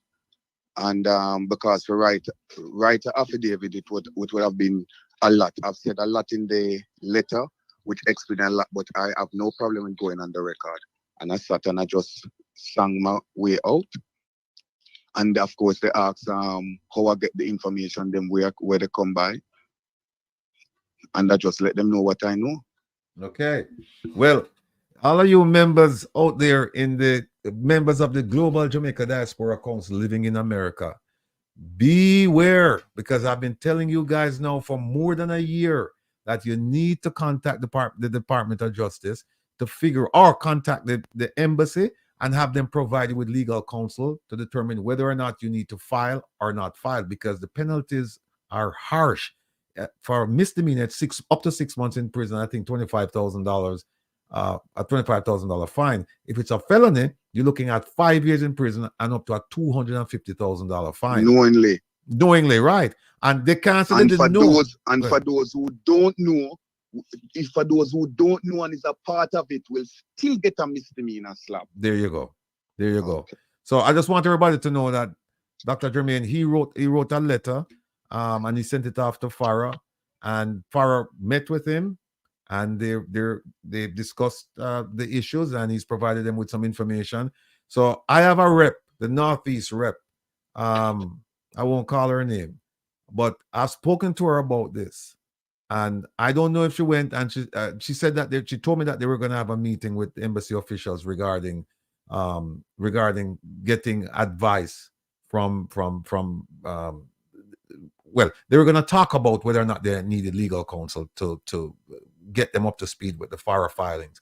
But I don't know. I haven't heard anything since then. But I want to thank you for taking that step. And I've encouraged all of my listeners to file with the ATI in Jamaica and ask for information, and also file with FARA and file with this, file with that, file wherever you can, because we need to get which one you just mentioned about no, ATI is in Jamaica, access to information. Yeah. I did that topic on that. Okay. Yeah. Hold on, quick question though, Doctor. No, not Doctor, but general question, including you, Mr. Rattigan. Once a person gets a criminal record, maybe it's Mike. Like the politicians, for example, would it be automatic for their visas to be revoked, or also they would not be able to get another visa again under American law? Just a question. Irvin is asking if a politician is convicted of a crime, does that hinder them from getting? First of all, will their visa be revoked? And if revoked, does that hinder them from getting a visa at some point in the future? Yes, because it's a felony. If you have a felony, you can. It's a felony charge, and it's a felony charge, an international charge, and you're a politician. So of course that's gonna block you from getting a visa, and you can't go get back any seat in the house again. No politician seat, and they get it because Obama have already went to Jamaica a few years ago to sign the extradition free flight thing where they all get free flight to come in the court over here in the US to charge. So it's not Jamaica court, them coming here handcuffed on the plane here, free flight to come here in America for answer to charges. Okay. And of course they're gonna be disembarked from whatever position them have. All right. It's a felony charge. All right. Did you hear that, Dervin? Yes, sir. Okay. Yes, sir. Well, Doc, look, I thank you for calling in and continue to do what you do. And, at the end of the day, we're hoping that the Jamaican government will be held accountable. So let me run and grab another call, but thanks for calling. Bless up yourself, and thanks for taking my call. No problem, anytime. Caller, welcome to Reason with Rattigan. Good night. Where are you calling from? Good night, Ratty. Yes. Hello? Yes, good night, Ratty. Awesome program. Thank you. Thank you. Yes. For a general question, Yes. and for the Jamaican men on the panel in particular, do you know whether or not the Constitution or the privilege for the Prime Minister prohibits the calling of the general even before the local government election?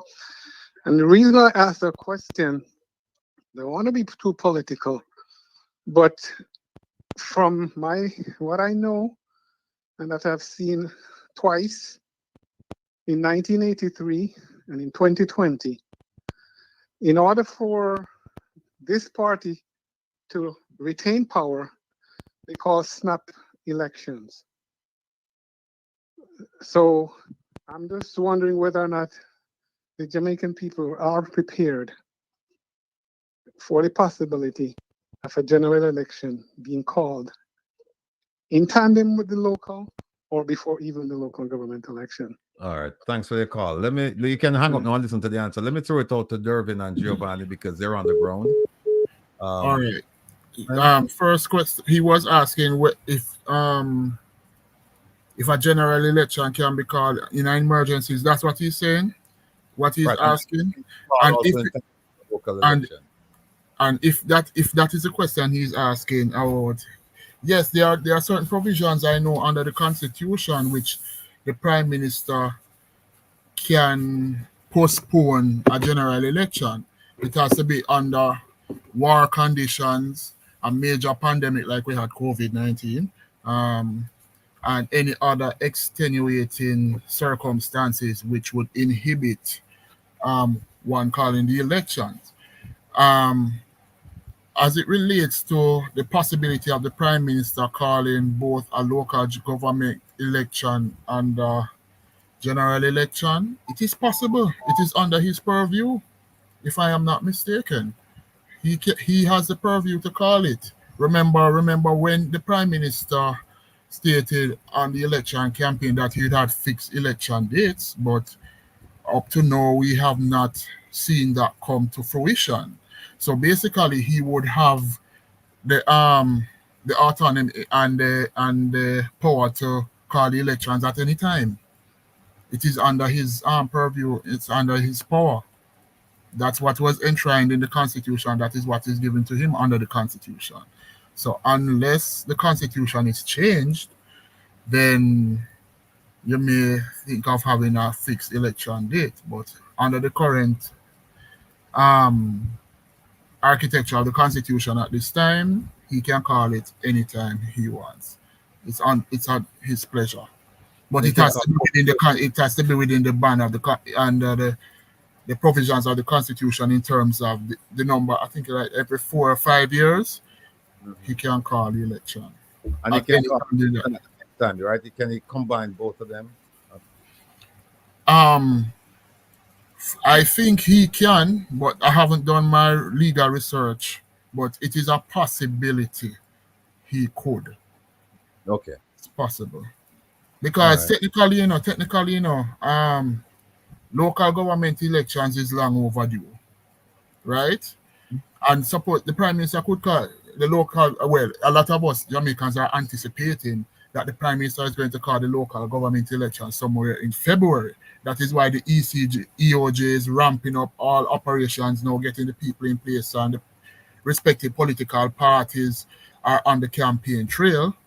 And he could call the local government election, and after that, he just say, boom, general election for about few months from there. Yeah, because I see Maxine is asking, he can't saying that.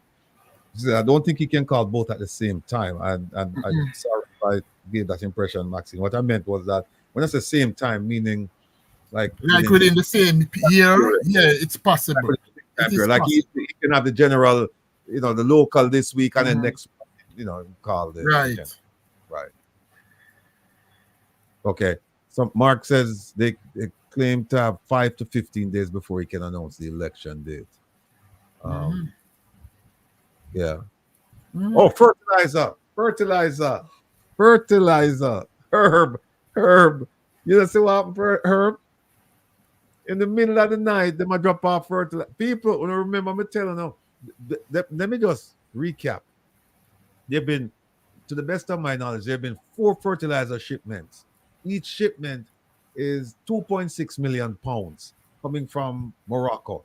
And if you don't remember, coming from Morocco, because Jamaica sold out the people of the Western Sahara, right? When I say sold out, they're fighting for their autonomy from Morocco. And the Jamaican government has always supported them, going back to 1976, I believe. And since 2016, we have changed course and we said, no, we are supporting Morocco. So we get 4 shipments that, to the best of my recollection. 3 of them we can account for in the press. 1, we don't know what happened to that one. 2.6 million pounds. And of the 3, there's one of them that the last one, they started giving it out in December. And there's one of them that are almost, somewhere between 200,000 to 400,000 pounds missing. We don't know where that fertilizer is. I remember one shipment, there's nothing in the press about that shipment. So we don't know. And then all of a sudden now we see, but you know what? Hold on. 1 second, please. Caller, good night. Welcome to Reasons, Rattigan. Where are you calling from? Good night. I'm calling from Florida. Yes, sir. Go ahead, please. Good night to you, Sir Ratty, Mr. Herb, and the rest of the panel, Sir Francis. Question for you. At the upcoming protest demonstrations, right? Are there any plans to have any local media there? Local media, meaning like Channel 7, Channel 10, Which one? CBS, those type of those media outlets. Which one? You mean the one in New York? Yeah, the upcoming ones. What about New York, Maryland, and so forth? But the reason why I asked, because I was hoping that at the one in Florida, here in Miami, I anticipated that probably you guys will probably have one of the local outlets, but it actually was not. Yeah. To the best of my knowledge, it actually it was carried. Somebody told me that they saw it on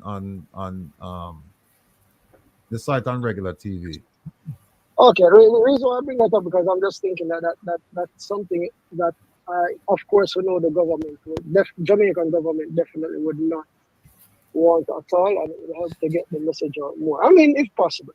I know you guys in the background are planning to go to, Congress and so forth or whatever. So regardless if it's carried on the news or not, regarding that, then that's neither here nor there. But as far as exposure and letting, seeing it being televised, and even the citizens of Jamaica the ones who may not, the multitude who may not know or be aware, I should say, then I'm just thinking that would be a great spotlight for them to have them aware, you know. All right, my brother. Thank you so much for Oh, the call. also, thank you for the picture. I was there. I only caught the last 30 minutes of the protest, but thanks for the picture. All right, no problem. Bless up to all you guys. All right, man. Take care of yourself. All right. No. Hold on a second. Caller, welcome to Reasons Rattigan. Good night. Where are you calling from? Hey, right here, Joe Blogs. Yeah, Joe Blogs. Talk to me now, brother. I have a quick question here. I was on the platform the other night with yourself listening to the good ambassador. Yes, sir. And the business proposal that they were making, the gentleman says waiting on the Jamaican government to do something in order for the hotels to be built. Mm-hmm. It seems as if they've already made a deal, but the Jamaican folks don't know what the Jamaican government is planning to give to this entity in order for them to come to Jamaica. Right. Are we giving up a prime land location again? You know, are we giving tax exemption? You know what, Joe Blogs? It's funny because I'm looking at my notes here, right? And one of the questions I had, what concessions were made? And they didn't tell us. They haven't. No. She was just smiling and giving the last piece soup as she normally do, which is annoying. I think she should be removed as the ambassador. I agree. But it kind of strikes me that Jamaica is doing business with a large entity, and the entity is coming with this flowery presentation, but nobody has said to the Jamaican people or whomever, listen, this is going to happen. This is what we're giving up for this to come so Jamaican can benefit, but we have to do this because X, Y, and Z. All right. It's just, all I hear the gentleman say, we need the Jamaican government to do what they need to do so we can do what the hell do Jamaica need to do. Mm-hmm. And then he's saying they're coming with billion-dollar investment, but still they're doing an IPO. Based on my little knowledge from the financial sector, an IPO is where a company go cap in hand to beg money to basically do with their venture. So are they coming with billions, or are they coming to beg money so they can do their business? And if you remember, he said that they don't need to have investors, but they're just doing it to get local people, Jamaicans, involved in the project. But they don't need money. And he also said that. And he also don't know if I buy that one, but never make you talk it, because as far as it sounds to me, they don't want to put up their money. They might beg money. It's as simple as. But you remember also somebody asking about the guarantees, and I said there are no guarantees regarding investor dollars. He said you just have to trust. Plus, you have to trust them on their track record. That's what he said. They can't guarantee, and the gentleman even asked, so, okay, are you going to do what Sanders does in terms of having an institution that trains these people he said no. in the sector? And he said blatantly no. Yeah, I remember. On one hand, he's not doing anything for the people, but on the other hand, we're going to give the people the best of what we can give them. I don't believe you, sir. I did not believe it then, and I still don't believe it. All right, my brother. But, all right, blessed. All right, Joe Blogs, big up yourself. All right, folks, let me just show you something, right? Everybody has seen I'm sure everybody has seen the truck. Let me just take this. This is probably the last call for the night. Caller, good night. Welcome to Reasons Rattigan. Where are you calling from? Calling from Atlanta, sir. Oh, I know this voice. Go ahead, sir.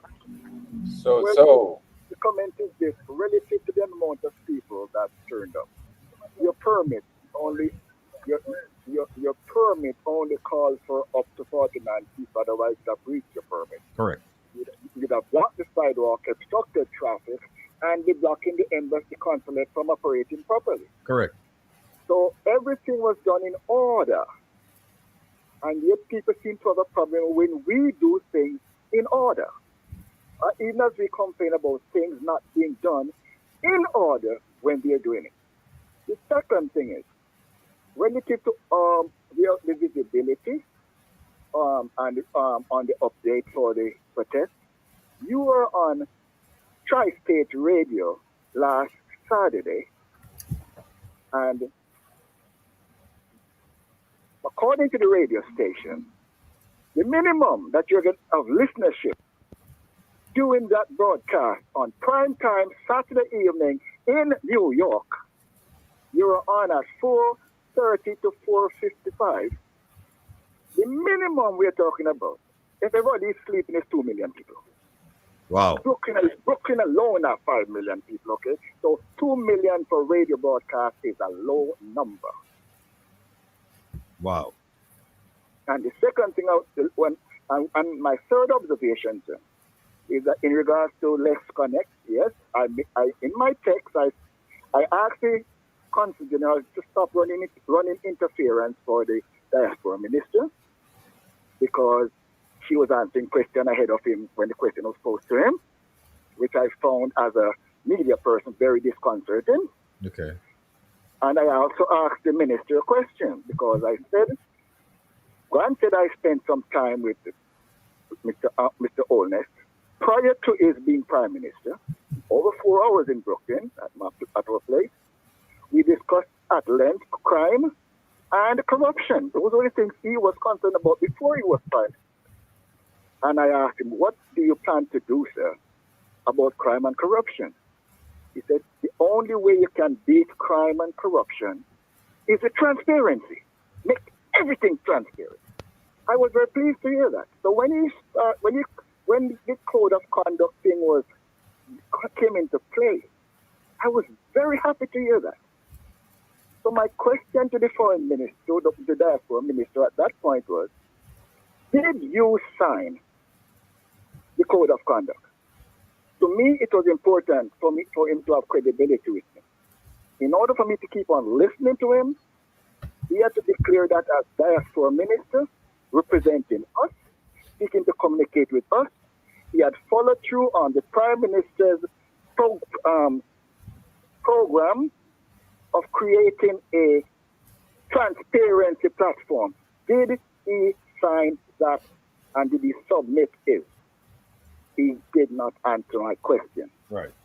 So my message to the diaspora is, until he can tell us that he's willing to be transparent, we should not listen to him. I agree. Okay? We should not listen to him. That's logic. I agree. How can we be talking about corruption and crime and all the other things down in the island, and you come to us to represent us, and we say, here's what we want you to address for us. But are you clean? You can't answer the question? Are you taking the fifth?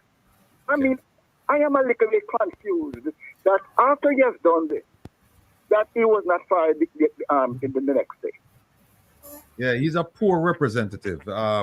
And most of them are. There are some good ministers there. I mean, some people take umbrage at some of the things I say about, liking some of the ministers. Like, for example, I like the Minister of Tourism, and I tell you why I like him. If for nothing else, the fact that he's visible. He's always out there doing things. Now, is he perfect? No, because I happen to know some things about him that we're looking into, and they're not good things. But as far as the Jamaican people is concerned, on a whole, he's doing what he was paid to do. And then again, we really don't give him a whole bunch of accolades, because that's what he's being paid to do. So, but he didn't sign it either. He didn't sign this code of conduct. And that is quite concerning to a lot of us. Hey, listen, what he proceeded to do was to explain to you that when the Prime Minister had that committee to study the code of conduct, and that included the IC, that he was a member of that panel, and that's all he was trying to explain to you. But he never said he signed it, and we know none of them have signed it, and we know also that his boss, had she become the Secretary General of the Commonwealth, that code of conduct was patterned off of those 7 requirements of the Secretary General's office, and she hasn't signed it either. So it's ridiculous that he could not even answer you, because they're all in violation of the very code of conduct briefing they had that they asked for voluntarily, and then all you have to do is, you sign it saying that you had the briefing. But they refuse to do that. I don't know if they believe a signature is going to be grounds for them to go to jail or something like that. But, they have no credibility whatsoever when it comes to the standards and integrity. None.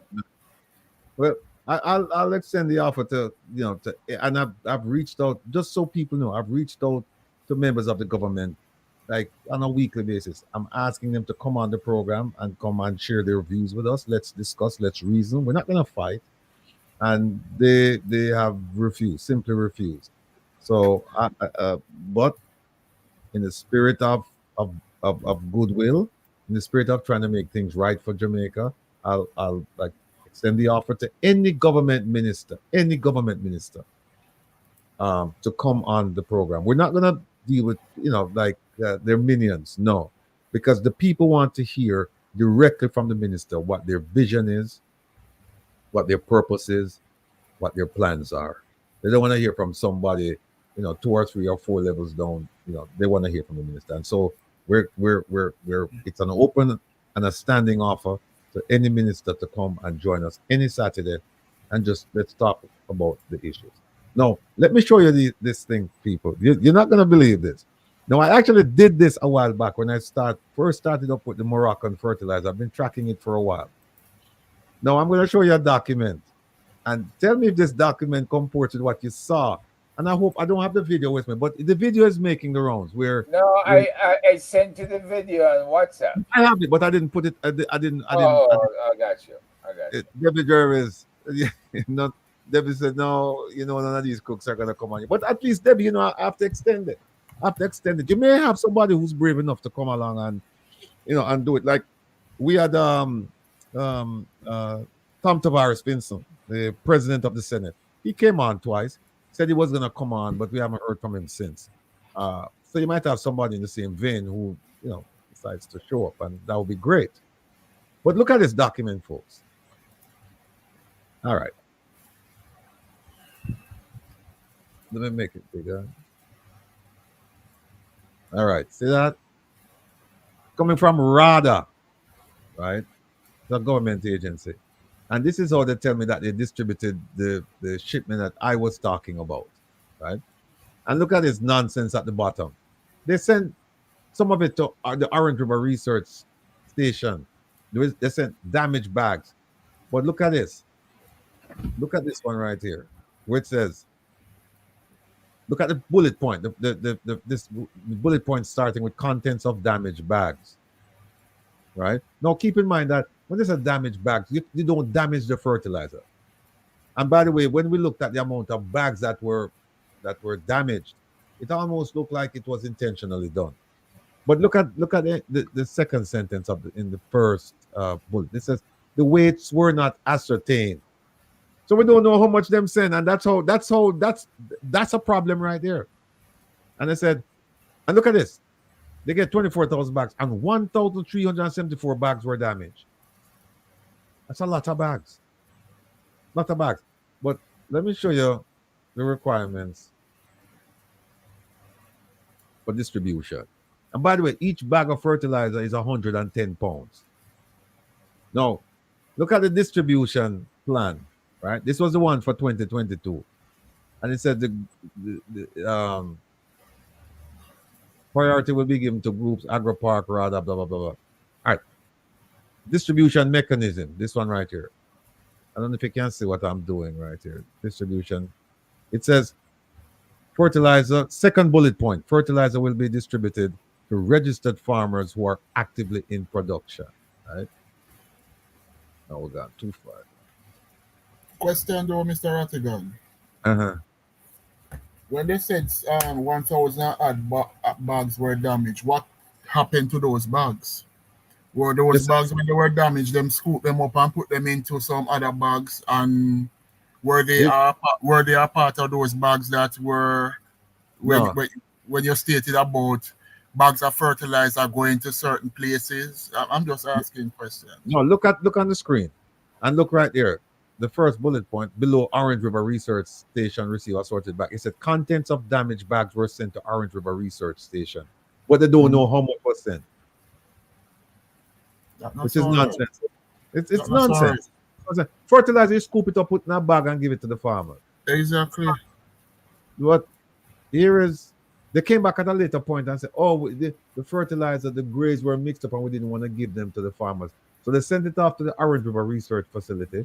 We have over more than 100 and approximately 150 acres, I believe, of fruit trees, and they said they're using it to fertilize those fruit trees. So I want to know what happened to the fruits, them. But anyway, take a look at it. So they tell you what you must do. In order to get the fertilizer, you must be an active farmer. You must express and give commitment to attend training sessions, and blah blah blah blah blah. Now, I have some things highlighted. Look at this. The amount of fertilizer each farmer receives will be no more than 2 bags. Look at the first highlighted bullet. The amount of fertilizer each farmer receives will be no more than 2 bags. What we saw in that video, many more bags. Mm-hmm.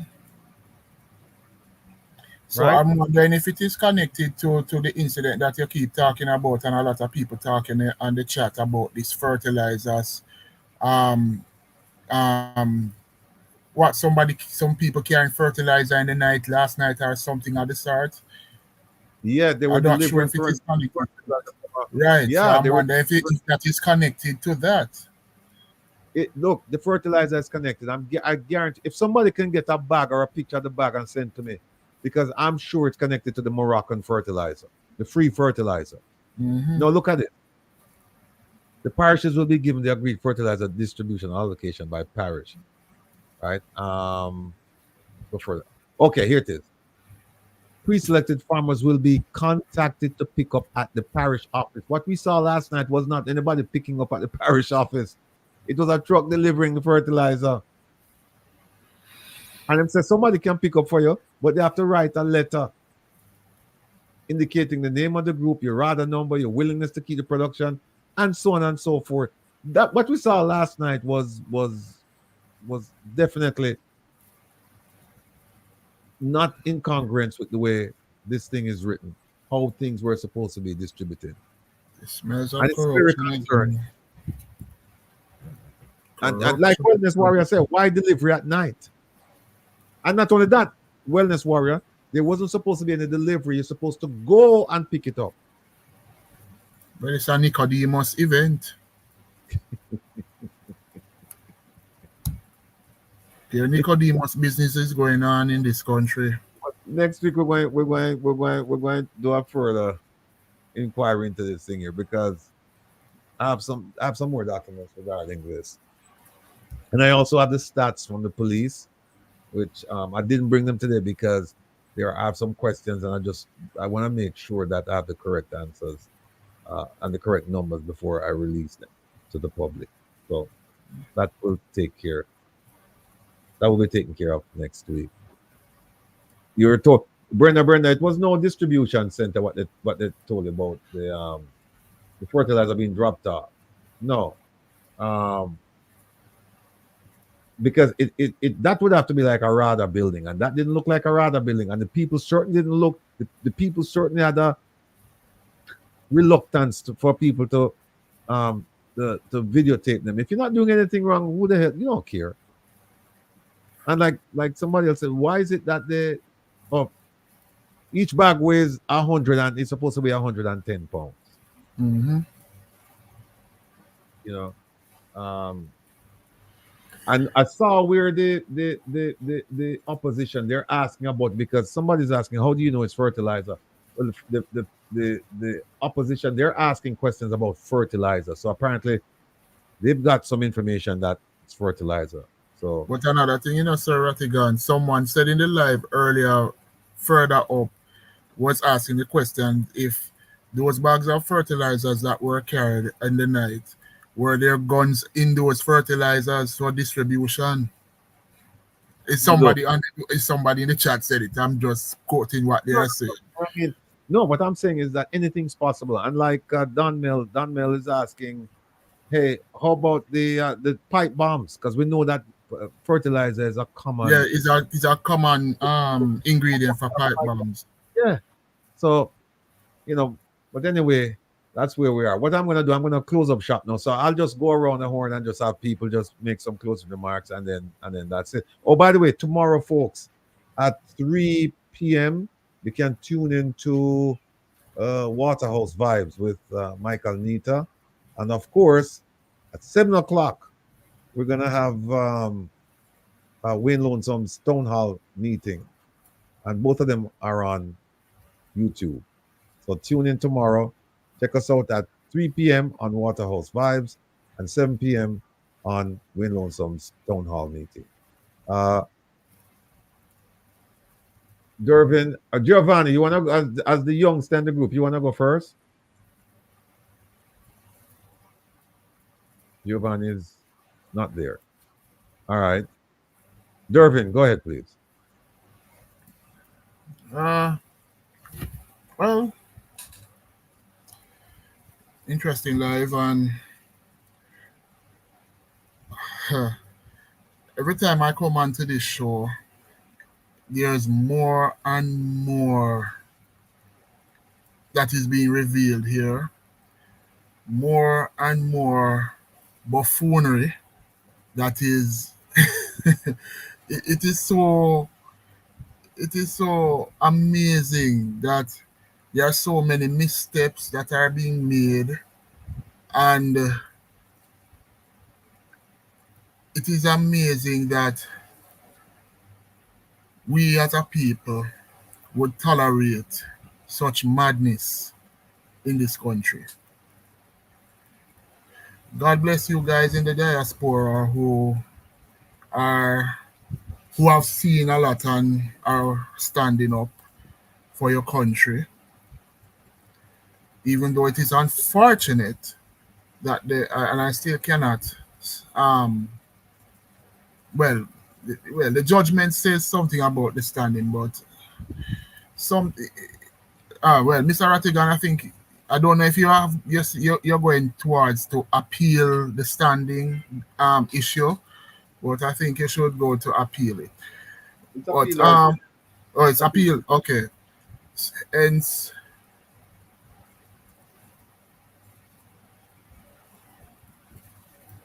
I am just speechless. I'm just speechless of all that is going on. As a citizen, as a young person, watching how our servant leaders are behaving in this country. Also, seeing that a cabal that was set towards Dr. Francis. I saw that YouTube video. It was posted by Mr. Tavares, and it got such a huge backlash that he had to take it off YouTube. The level of disrespect Dr. Francis was getting from a couple of men ganging up an old man, which I find very despicable.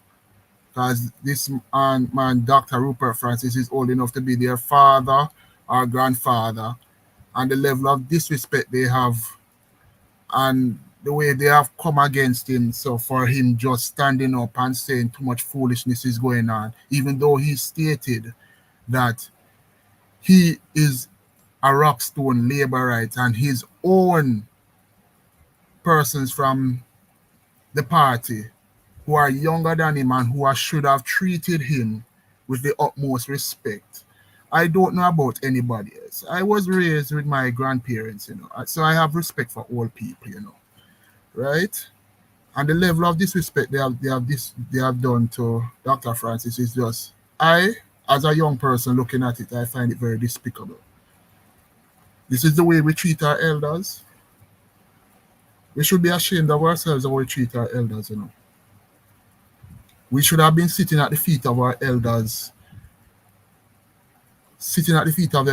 to listen to their wisdom, in part of the wisdom that they would have given to you, right? And inculcate the wisdom of the years of experience that they have on this earth for you to make yourself a better person, right?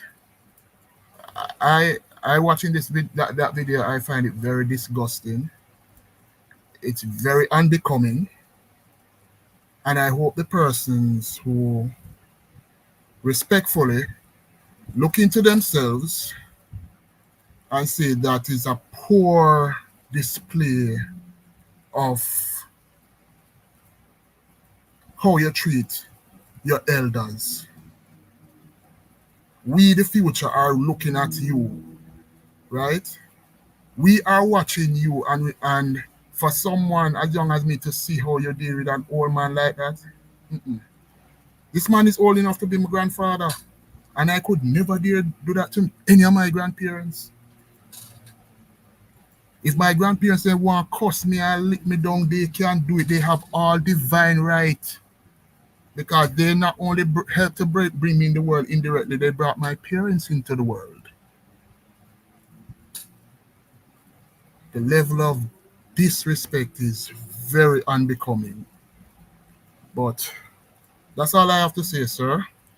But please keep continuing on doing what you do, Dr. Francis, and all of Mr. Rattigan, Mr. Herb Nelson, all the other persons who are supporting you on this, because our country is in a deep crisis, and must commend you all for standing up to help to clean up this country, because this can't continue.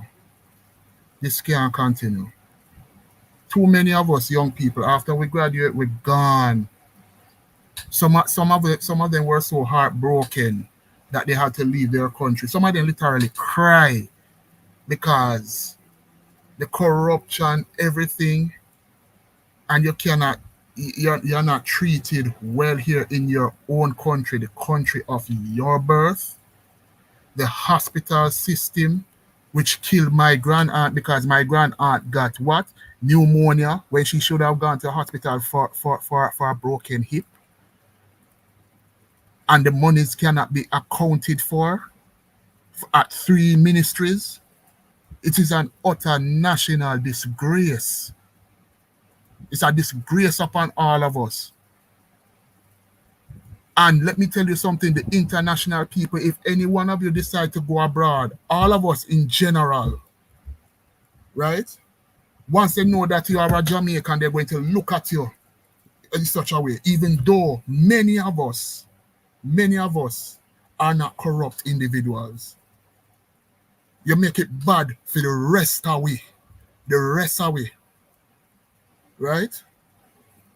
And I'm speaking from a place of hurt, because my grandaunt died in that hospital because we never clean the place properly. We never use the money where we get. The monies were unaccounted for. Right?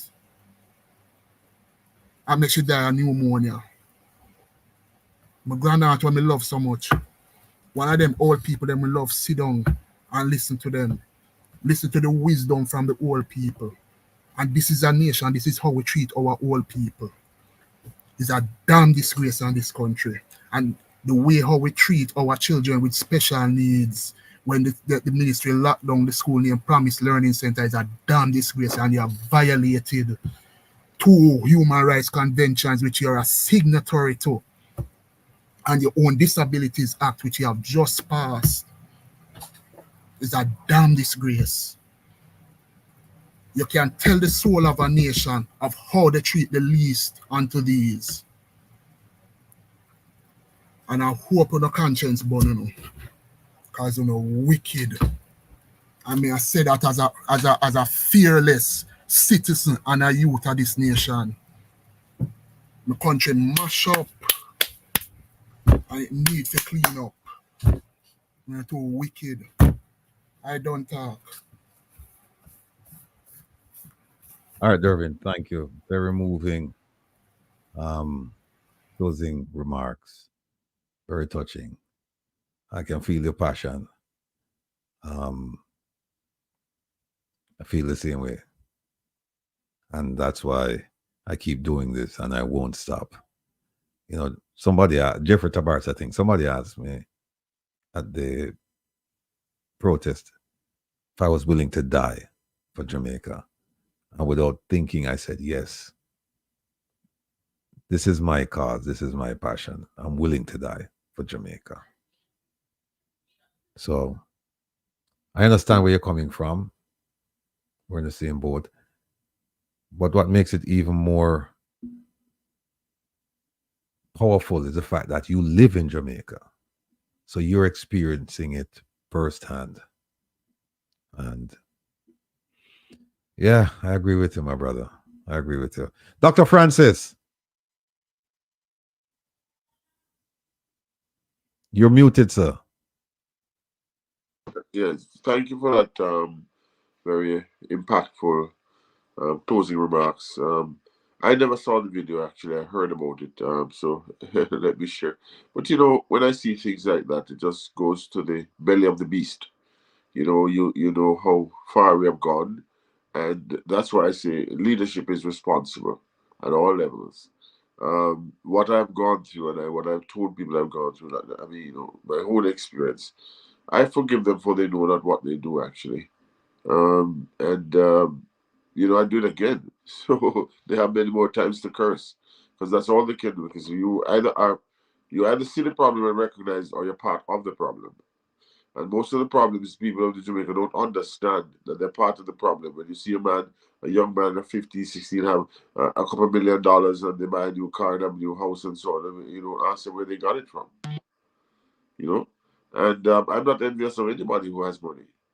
Okay, I'm just saying that there's a right and a wrong way, and you have to set the stage for the next generation and the generations yet unborn, and we have to, you know, we have to bell the cat, and we have to get back our Jamaicanism. I knew Jamaica was long. Yes, I'm older, but I knew great people in Jamaica, and they didn't have to have money, right? They just had to have ethics and dignity and respect for each other and for those around them, and you know.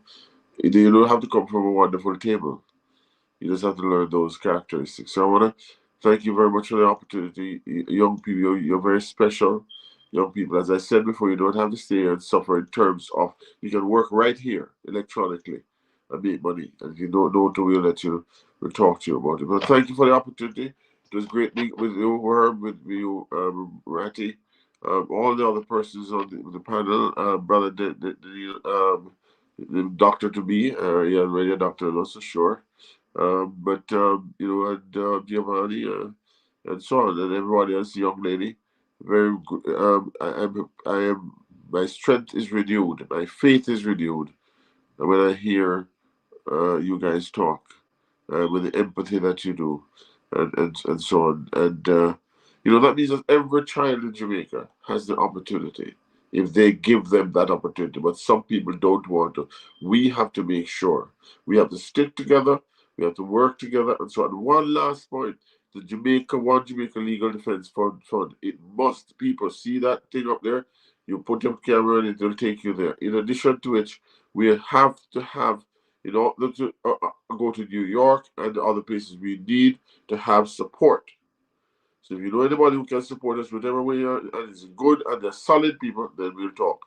We'll talk to you. Thank you for the opportunity once again, Ratty. Did I miss anybody? Wayne, we were in the background. Thank you very much. Anybody that I missed? All the other colleagues, well, have a good evening. It was great. Thank you. I wasn't feeling well, but I'm feeling better now. Thank you. All right. Oh, I forgot ISAT. Kentucky. Don't give me the Kentucky. You lose weight. Bye. Tigo, you still there? Tigo's there? Okay. I think so. Okay. Bye-bye. Have a good one. Take care, Dr. Francis. Tigo gone. All right. Herb.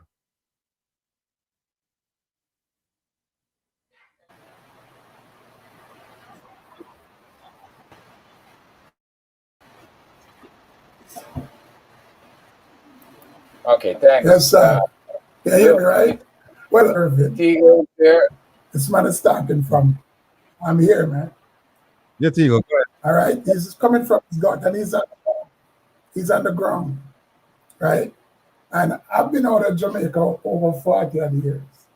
And I'm still cultural, and I feel it hard. You know, my heart fell in to his speech. So could you imagine how this man feels?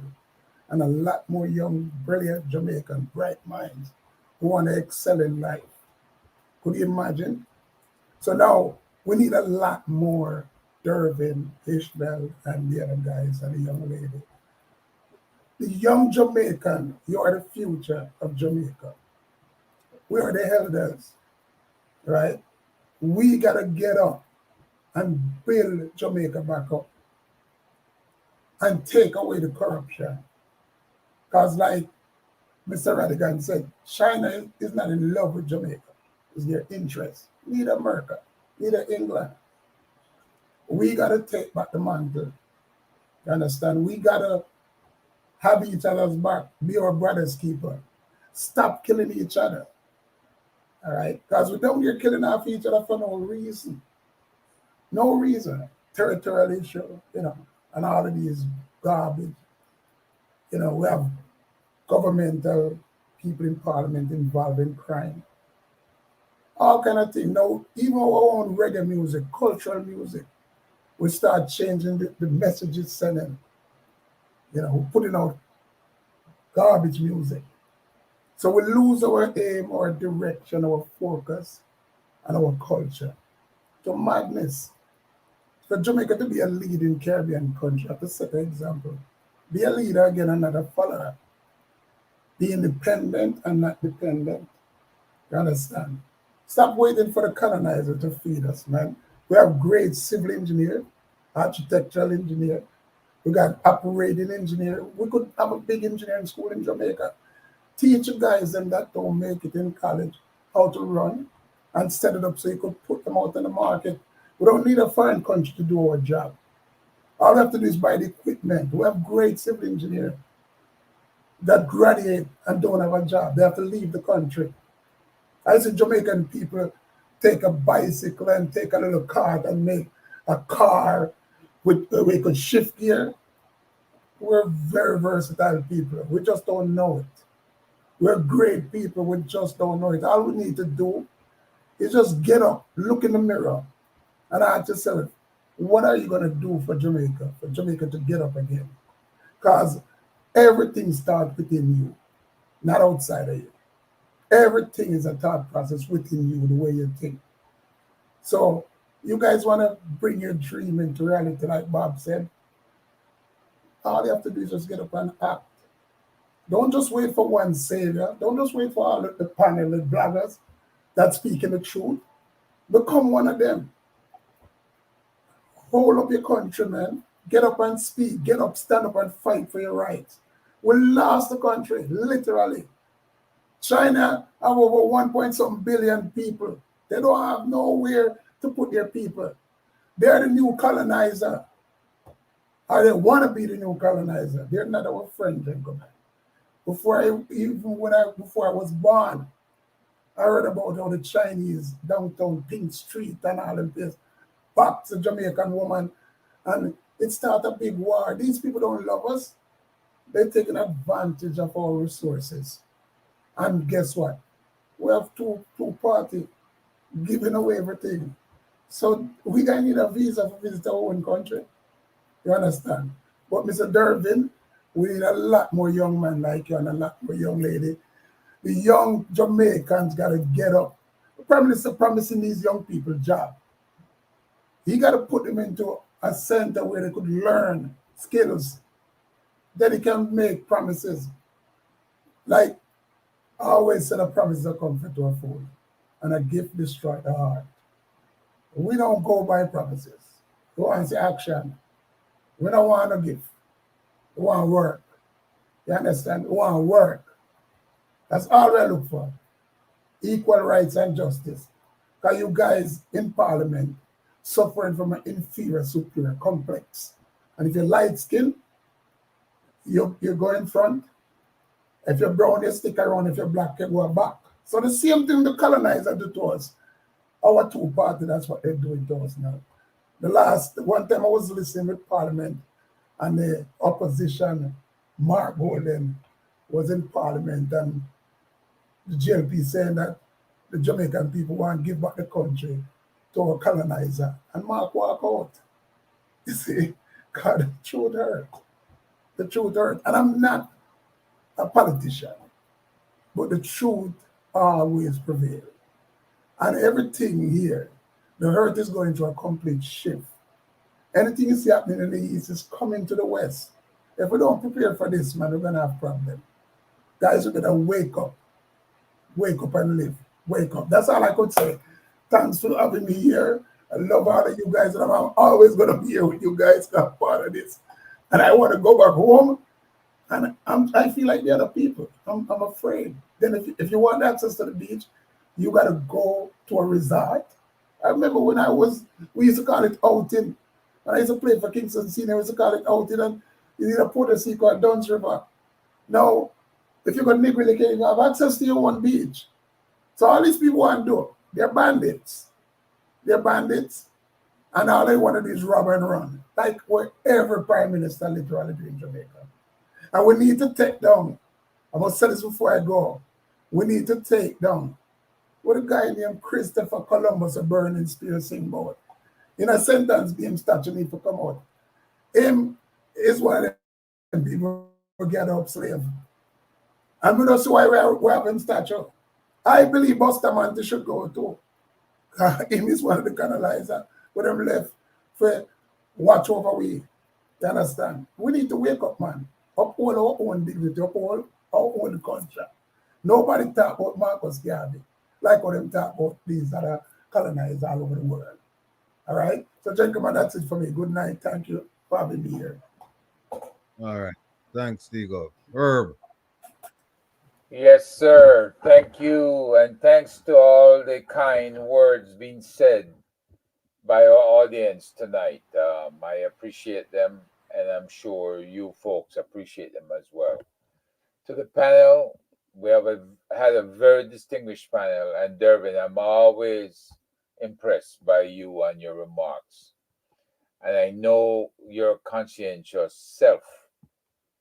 Once you start to grow in that environment in Jamaica, you can influence an entire community and onto an entire nation. So you keep getting some airtime, and you keep talking to the people, and you keep being as sincere you are, and protect yourself. You don't want to get hurt by people who play on your self and give you a lot of pitiful arguments just to get close to you so they can hurt you. But you stay strong, my friend, and you'll go a long way. Now, I know we talk about a lot of things tonight, but last night, Will, I spent 3 hours at the home of Colonel Baptiste, Joseph Baptiste. You've been there before. And he is a member of the Haitian diaspora community. And we have done presentations to the State Department. And the reason we went there last night, the ambassadors who support Haiti, they came together. The Kenyan ambassador, the Grenadian ambassador, and the Asian ambassador, all three were there, along with a major general, retired major general from the Marine Corps, who has always supported issues in the Caribbean. He's not from the Caribbean, but he's African American, and he's very supportive. And one of the main things that we were reassured by the Kenyan ambassador is that the High Court ruling is going to be challenged. And the Parliament will challenge it because the decision to send troops to Haiti was made by the Parliament. The National Security Council in Kenya also voted to support it. So the executive and the legislature supports it. Now, there are 2 more steps to go. They're going to challenge it in the Court of Appeals. Court of Appeals in Kenya will have 12 judges, not one. One judge made the decision in the High Court. So it moves to the Court of Appeals, and 12 judges will rule on it there. And if anybody loses at that level, then it's open in the final court, which is the Supreme Court of Kenya, where you have a 7-judge panel. And so we await that process. They expect that it's going to move very rapidly now. And sometime in February, it will be before the appeals court. And then we'll see where it goes from there. But the Kenyan ambassador was very gracious, and he spoke highly of our team, because we were there and we briefed him at the Kenyan embassy about a month ago. And he realizes that we all are intent on getting the job done. And the irony is, I'm sitting there and I'm looking on and I'm saying, my God, what if Jamaica ever comes to the level of where Haiti is now? How will we be able to rally our support in the same manner the Haitians are doing right now? Because we have so many disgruntled people in the Jamaican society, in the diaspora. And it's very difficult to imagine that this disgruntled set of people would be coming together to support Jamaica in the way we would want them to. But the Haitians are doing it. They're pulling, and they're pulling hard to get the support, required support. Now, Jamaica would most likely be one of the candidates asked to boost its numbers of the support troops if Kenya had to pull out. So we would need a replacement for about 1,200 people. And I'm not sure if Jamaica is prepared to go the full distance to support Haiti. But Jamaica is the only country with that capability right now, unless they're going to include the Cubans. And you know, the U.S. is not about to fund or support the Cubans going into Haiti. So we're now in a situation where things might become dire if the Kenyan Court of Appeals refuses to hear the case or turn down the request. But there's precedents. Kenya has deployed to about 5 or 6 areas overseas where there's combat, including Somalia, including Kosovo. So they have deployed before. So the High Court judge saying that, you know, it's against the Constitution for them to deploy, that is a total mistake. There's no such thing in the Kenyan Constitution that would prevent them from deploying. And as such, there's lots of confidence here in Washington that that is going to be a reality. So again, folks, thanks for listening, and I appreciate your attention. Have a good night. All right. Thanks, Herb. Let me just say thanks to everyone on the panel, the young people and the not so young people. I don't want to say old people because people might take me to task for saying that. I want to big up Yvonne from Canarsie, otherwise known as Dawn, because good family friend, was around my mother, and really want to show my appreciation for all the things that she did. Well, we've covered quite a few subjects today. Kevin was telling me that we're not going to finish, and we still have a few, you know, but we will push them over till next week. But most of what we wanted to achieve, we did. And it's always important to hear from the young people, because you the cliche, they're our future, and you heard from them today that there is no future as far as they can see in Jamaica. And if the floodgates are open tomorrow, they're gone. And who can blame them? And the idea that there's no brain drain, just look at the number of vacancies that they have for teachers. Look at the number of vacancies they have for doctors. And then you look at the workforce and you see most of them, they call them like elementary work or whatever. It's work where you don't need any skill. It's mostly manual labor type of stuff.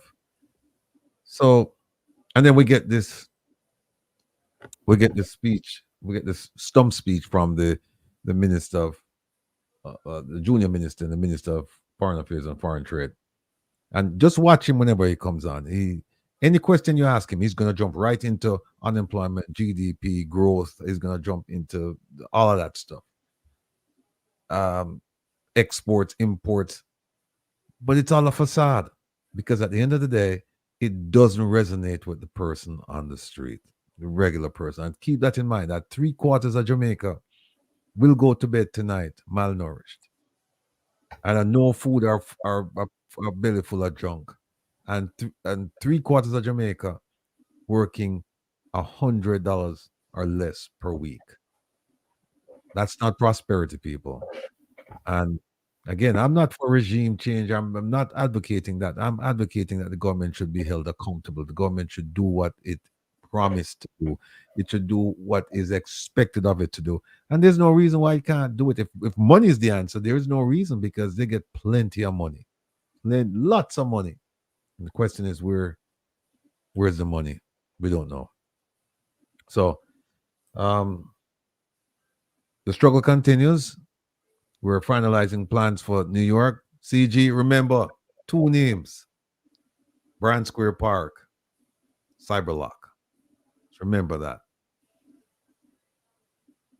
And with that, we're going to close out. So tomorrow you can join us at 3 o'clock, YouTube, Waterhouse Vibes, or at 7 o'clock on Win Lonesome's Town Hall meeting. And then tonight, in about an hour and a half, I will be back on Reggae Global Radio,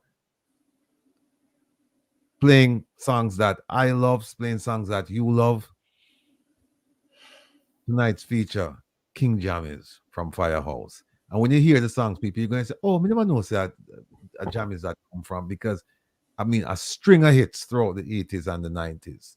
And all from one little studio on St. Lucia Road, King Jammies. So tune into that, and we'll see you tomorrow. You won't see me tonight. You'll talk to me in the chat, whatever, and you listen to the music. But tomorrow you'll see me. So take care. Be well. Have a nice night. Gentlemen, take care of yourself.